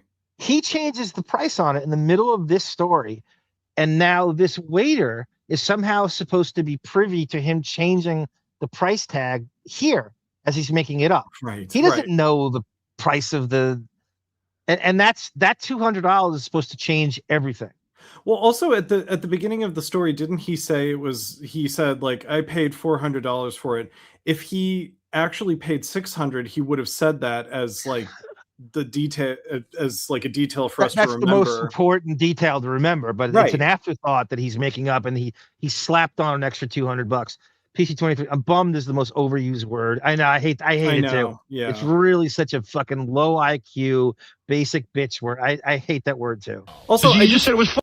I picture the manager of the restaurant, like, you know, holding Howard's hand and like petting it. Like, I'm bummed out. Like Howard's sitting there sulking. Like, I'm bummed out about the pocketbook. Just like, bummed out. Yeah. Just bummed out. It's like how we would talk with Buckwald. Right. I bet Howard and Beth are into daddy kink. They're into cuckold kink. She always has to be helpless and has to. That's part of the Bethstrionic personality disorder. But the kink has nothing to do with him having heterosexual sex. It's not a sex thing. I think it's an attention and PG thing. It's an attention thing. $400. And who just leaves your wallet on the table as white, right? As Telly Savalas says. That's stupid in itself as well. Of course. All these waiters would have gotten away with it if it wasn't for those pesky kids roll credits. I said, dude, taxes. Dude, I'm not in court. Right. I said, I'm just telling you. I'm just telling you I'm bummed out. Well, what do you want me to do? There's nothing I can do. You know, he goes, I'll do whatever I have to do. All right. And he comes over a few minutes later. He goes, people must spill things on you all the time. Makes a joke. I don't. Okay. Lies. That's such a. Now, harken back to the story before this. Now it's the exact same thing. He's turned the waiter into an asshole who, is saying, "Oh, you're used to this. People spill shit on you." No, when you're around celebrities, looking for the freebie ladies, right. Ridiculous. And now you can, oh my God. And I guess, is Benjy helping him write this at the same time too? Is there like additional writers that are adding layers to this? Giving that sizzling, spicy response of people must spill things on you all the time into I had the no script. idea that was coming. Now he's making a joke. I said, not only am I bummed out, but the guy's goofing on me. Now he's goofing on you. Now he's goofing on me. And the girls are looking at me like, what do you do? I said, I don't, some poor waiter did this. I don't want to see the guy get in trouble. Right, because he's definitely going to get it. If it costs the management something, he's the one who's going to pay. Then to boot, they don't even bring another glass of wine. Do you believe do you know how fast they would be capitulated to him, knowing who he was, knowing that the restaurant could be smeared? At the very least, they're going to get a free meal after this. They would in addition to a bottle of wine. In addition to, oh God, this is to start the story and to go to this. No one would believe this. This is just so bad. This kind of ties in with the whole, like, how are all of your high-priced, appliances breaking all the time? In the same way that how are all of your high-priced restaurants being the worst places anyone could go? Yeah. They're very discerning too, with hiring waiters and stuff. They're very competitive. It's harder to get a waiter job than it is like an acting job. Yeah, definitely. It's not easy. They're very competitive. They're always working their ass off for tips, and not even just the service, but the behavior. Yeah, nobody would say that. The restaurants that have like $4 signs on the Yelp page, restaurants like that, they're just like Beth purposely falls in his basement studio. She causes these accidents, and they're fake too, Nikki Dean's at the same time. If they're real at all, we heard her falling in that thing, but this stuff is just flat out fake. It is a script. The Skeleton Twins worked for Bethstrionic personality disorder to make her look like the victim, and he's the greatest guy, and every waiter in Hollywood and New York are conspiring against them. Yeah, and they wrote dialogue for the waiter that, sounds like a high school bully bullying you in a play that you wrote about yourself, breaking through to loving yourself or something. And the similarities to the beer story is, it's similar beats. Similar, right? Yeah. Pick up the tab for your dinner? Exactly. Wait a second. You should never see a check. There's always a white purse. There's always a white carpet. There's always right. Nikki Dean's. Then I get the check. Now I get the check, full check, nothing taken off. And I'm saying to myself, okay, I'm not, I'm a sport. I'll pay. I paid, and I gave the waiter a great tip. No discount. And then I said, and then the guy said to me, well, if there's a cleaning bill or anything, I said, okay. Now I'm running around. It's 10 o'clock at night. I'm looking for a drugstore that's got club soda or something. Everything. He's physically walking to drugstores in the area looking for club soda. Yeah. Okay. He can't even walk across the street to go to the club View. Soda in his own refrigerator. He can't walk to ABC without a limo and Ronnie directly across the street. Yeah. He's walking around Columbus Avenue looking for drugstores that are open to find club soda. He's doing this. He's looking for a Rite Aid so he can ask one of the attendants to unlock a Clorox speed stick for him. No one would ever say this. I've been to a hell of restaurants. I've never had one thing spilt on me ever, or family members ever. I haven't either. I might be the one spilling it, but it ain't fucking waitstaff. Yeah. My Jack Tripper antics. 3 more hours. Go Steelers. It's closed. CVS is closed everything. Everything's closed. I'm looking for club soda because everyone says we get club soda, it'll take out the stain. But when I say stain, the whole goddamn pocketbook. This is a brand new pocketbook. Dyed pocketbook. Right. It's purple. Howard's in his 50s here, and it's the first time he's ever heard the club soda thing. Right. And he probably learned it from that Curb Your Enthusiasm episode. Who'd just hears about the club soda thing in their 50s? I know. Right? It's someone who has lived a life or is having it written for them. He's in his they're at IHOP at Las Vegas at 3:30 in the morning. He had the Turn misfortune. purple. I find a gas station. I pull in. Oh, I get 2 bottles of club soda. Now he found a gas station. I've bought club soda. I pull in. So he's driving himself, and he pulls in. Yeah. And he's going in and buying the club soda. I got a full check. Lie, the wine, when they spilled the wine, they don't even bring over another glass of wine. They charge you for the glass they spilled. And charge me for the glass they spilled on the pocketbook. They didn't even give you dessert? Nothing. You should full bill. Just everything is a lie, Rooster. Absolutely. Yeah. You should have never seen a bill. Wait a second.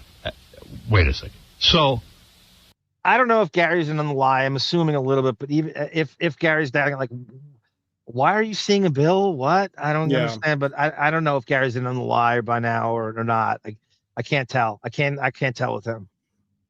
We get home, and Beth calls her mom, and her uncle's over. Beth's got a call. This is part of the histrionics thing. So everything that happens, Everyone has to know. every family member. Right. Oh, God.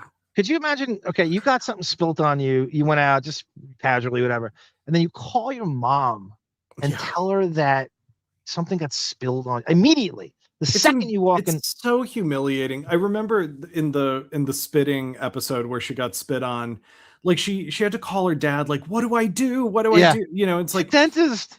It's is it on house arrest? Well, but also it's just like, Beth, you're an adult. Get Mr. Soap and Mrs. Water and wash your mouth out. Like, you know. I could have asked my dad what to do. Somebody's over. I don't know, but there's some cleaning thing they said. If you use that, it'll get rid of the stain. Sure. Yeah, really the whole point is we're supposed to feel sorry for a billionaire who spilled wine on $1,000 purse at an upscale restaurant, and we're supposed to either relate to this or, I mean, this is part of the histrionic thing that Dr. Curry is talking about. There is there's no situation where you're not supposed to feel sorry for the professional victims. Enough, we got it in the house. I don't even know where we got this stuff from. That wine away or something? It wasn't even wine away. It was some, I don't even, it starts. Now, he doesn't remember now where he got the stuff from. Oh, that detail is that. We put it on the pocketbook.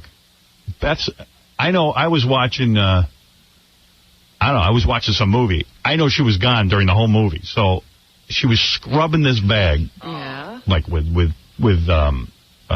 paper towels. Then the paper towel starts rubbing.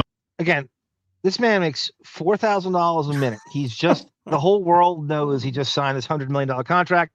He got a $240 million bonus. Yeah. Thanks to Artie.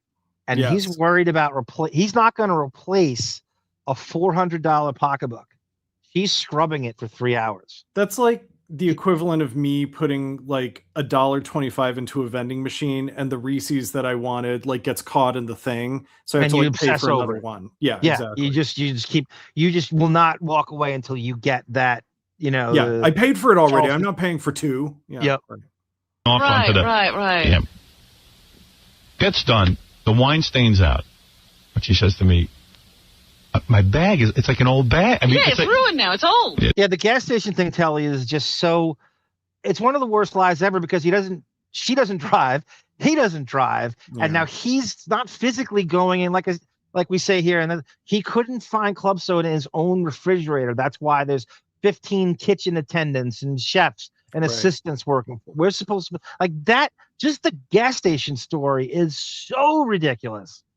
There's a couple of spots. Aged it. I mean, it looks like a piece of crap now. Yeah. It's not the brand. Picture this skulking goblin in Burton garb skulking into a gas station and asking for club soda. I would think I was having like a psychotic episode if he walked in. Yeah.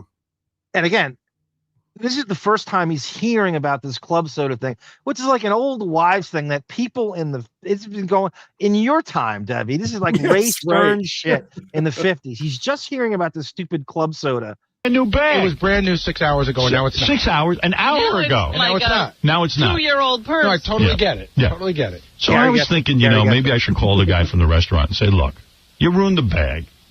You didn't even, you made. Now he's stewing at home watching a movie. Completely forgot. I can't think of what the movie is, but I'm going to call the restaurant back and say you ruined the bag, but I'm not going to say it there when it happened. Yeah, shadowboxing. I'd rather This say is when you're out of the room. 2005, Telly. This is May or June of 2005. A joke about it. Okay. You didn't even replace her glass of wine, and you charge her full. And you charge me full, but I'm not looking to. What's the bill? What's the bill? I want to hear what the bill is. Well, so what's full price? We'll afford another bag. Right, Telly's Smiles. Right, wouldn't we see this on TMZ? Right, all the waiters like tip them off. Right, don't they get these stories? How come we don't see this stuff? Well, also, I love that Howard's out for like, I'm not going to call the guy because I don't want to. I'm a good guy. I don't want to get him fired. That's his excuse for.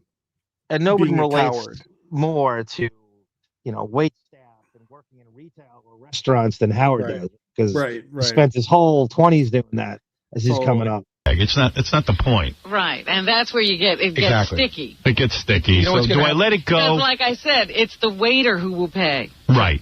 And I don't want to see him get, but it just kind of bummed me out that the guy was making jokes. And it's worse than that, he was awful. Yeah, he was really horrible. And it's worse than that, because even if you didn't tell the story today, should you have gone to the manager and gotten the new bag? It would have been in the paper that I'm a scumbag. By the time it gets to page 6, you were a scumbag. Right. Who made a big fuss. Right. Now, the media, which he has in his pocket, he has Mike Walker, he has AJ Benza, even Chauncey, a little before this, but Chauncey actually did the perfect thing. And no, I think Chauncey just falls out with him. So they're all in his pocket. He's nothing to worry about them reporting on. He's a whiner. Rich Howard Stern couldn't replace his own stupid bag. Yeah, right. Oh, Howard Stern's such a jerk. He really reamed out, and I'm not like that. I'm not. I don't care. So I guess I answered my own question. I'm just not. So he turns it into I'm so empathetic to this guy, and I don't want to get him in trouble. I know the media, and I'm so famous, and they want to get me, but I feel guilty at the same time, and I overpaid. And Beth is a princess, and she gets a new purse, and we are the skeleton twins, and we always are the victims. It's the perfect format to come off as a victim, come off as a martyr, come off as an empath, and have no one have a lead on the story. And just a straight humble brag all the way through, almost in every way. All right, I'm going to wrap it up. Sarah, I get the hint. It would be great to have the wig in the back of the limo for Grey Poupon asking, bring the purse back to the place you purchased it at. Chances are they'll have it repaired. Nope. He doesn't do that, Rooster. Yep. Howard has never been into a gas station, even seen I don't think he's seen a gas station. I don't think he knows how cars operate. Yeah. I don't think you realize how removed the Hamptons are from just like stores. And the most expensive gas station I've ever seen was I was refereeing a game in Bridgehampton, and I needed gas, and the gas was $2 more than every other gas station in the general part of Long Island. And I said, I'm not doing this. I don't care if I get stuck on the side of the road and my brother-in-law has to bring a fucking gas tank to help me. I'm not paying $2 more for this stupid Bridgehampton gas. It was crazy, David. It's like gas prices were reasonable then. It was like $2.50 normally, and this one was $4.25. And I'm like, I'm not doing it. I'm not playing their game. I don't care if I get stuck. Yeah. Jump Street. Yes, right, Sarah. Well, I'll believe it when I see it with you in Jump Street. This show needs to end before Saturday. Daddy, Nikki, homeless person spitting me. That's coming up next show, Tata Toothy. Believe me. Yeah. It's in the fucking folder. Now giggling at Dr. Sarah. He's never pumped his own gas once. Nope. I mean, you can go back to, I can't think of a time he hasn't ridden a subway, hasn't pumped his own gas. And either is Beth, by the way. No. He drove a car once. Oh, she's talking about the fucking Audi. He was complaining that he had Wayne Siegel. Yes, he spent like 3 weeks trying to find him, and he claims it's stalled I have that too. That's a fake story, Sarah. That if you think this is fake, where do you hear this one? He acted like this Hamptons tidal wave came on Squabble Lane, and the car in a 7-foot puddle. Where to think he drove through a 7-foot puddle? Right. Hear the story. I'm gonna get that for now. Thank you, Sarah, for reminding me. Thank you, Drink Savant. Great job in the chat, everyone. Like I said, if you could donate, please. Cash App, upper left, Venmo, upper right. Buy me a coffee in the middle. Because of a temporary loss of permanent, we should say. Yeah. Jump Street. Yeah, like I said, Patreon. The 90210 just dropped. Jump Street's coming out soon. David, anything to add? We will read Tamara Francois' serious survey. cancellation survey from next time. Sounds because good. I couldn't get into her. She sent me the survey. We need her specific survey. Yeah. David, anything on the way out? You want That's to all I promote got. maybe your Instagram, Facebook, Patreon, anything? I'm good. Yeah, just happy to be aboard. All right, everyone. This is Arm for David and Dr. Sarah saying no time is a good time for goodbyes. Oh, Terrific night. Great night of bowling, by the way. Yeah, we went out to a bowling alley. Yeah. And bowled. We had a fun time. Bowling can be fun.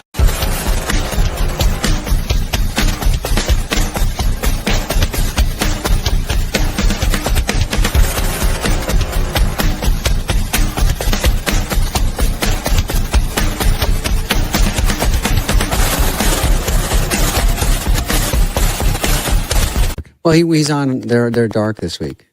Oh, they are. Oh, I didn't Can know you that. believe people don't come into work 5 days a week? When they have that fun job where they get to host the Tonight Show, you should never take a vacation if you have that fun job, right? Would that be harder for you, or what you do, which is walk down 7 stairs and mumble? But would that be harder for you to go? You can't say? What did you say about Sandra Bernhardt? I want to hear this. No, I already told you. Okay, all right. She was bad-mouthing Sandra during the commercial. You did? I saw her on TV. You did? Yeah. And What'd you say? What? What'd you say when you saw her on TV? She's ugly. Oh, stop it. Oh. That's what Emily So said. you thought that she had big lips, right? Yeah. And a big nose, too. Oh, but you said she had an obnoxious nose. Yeah. An annoying nose. Annoying. Sorry, histrionic personality disorder is sort of a overly dramatic presentation. We call this impressionistic speech. So it tends to be very flowery. It uses a lot of descriptive words like magical, wonderful, and it can go on for quite some time, and yet it really lacks any substance. So at the end, you're left wondering what was just said or what the answer is to the actual question. So there's a sense of shallowness to it. People who are observing them will feel like it's almost play act.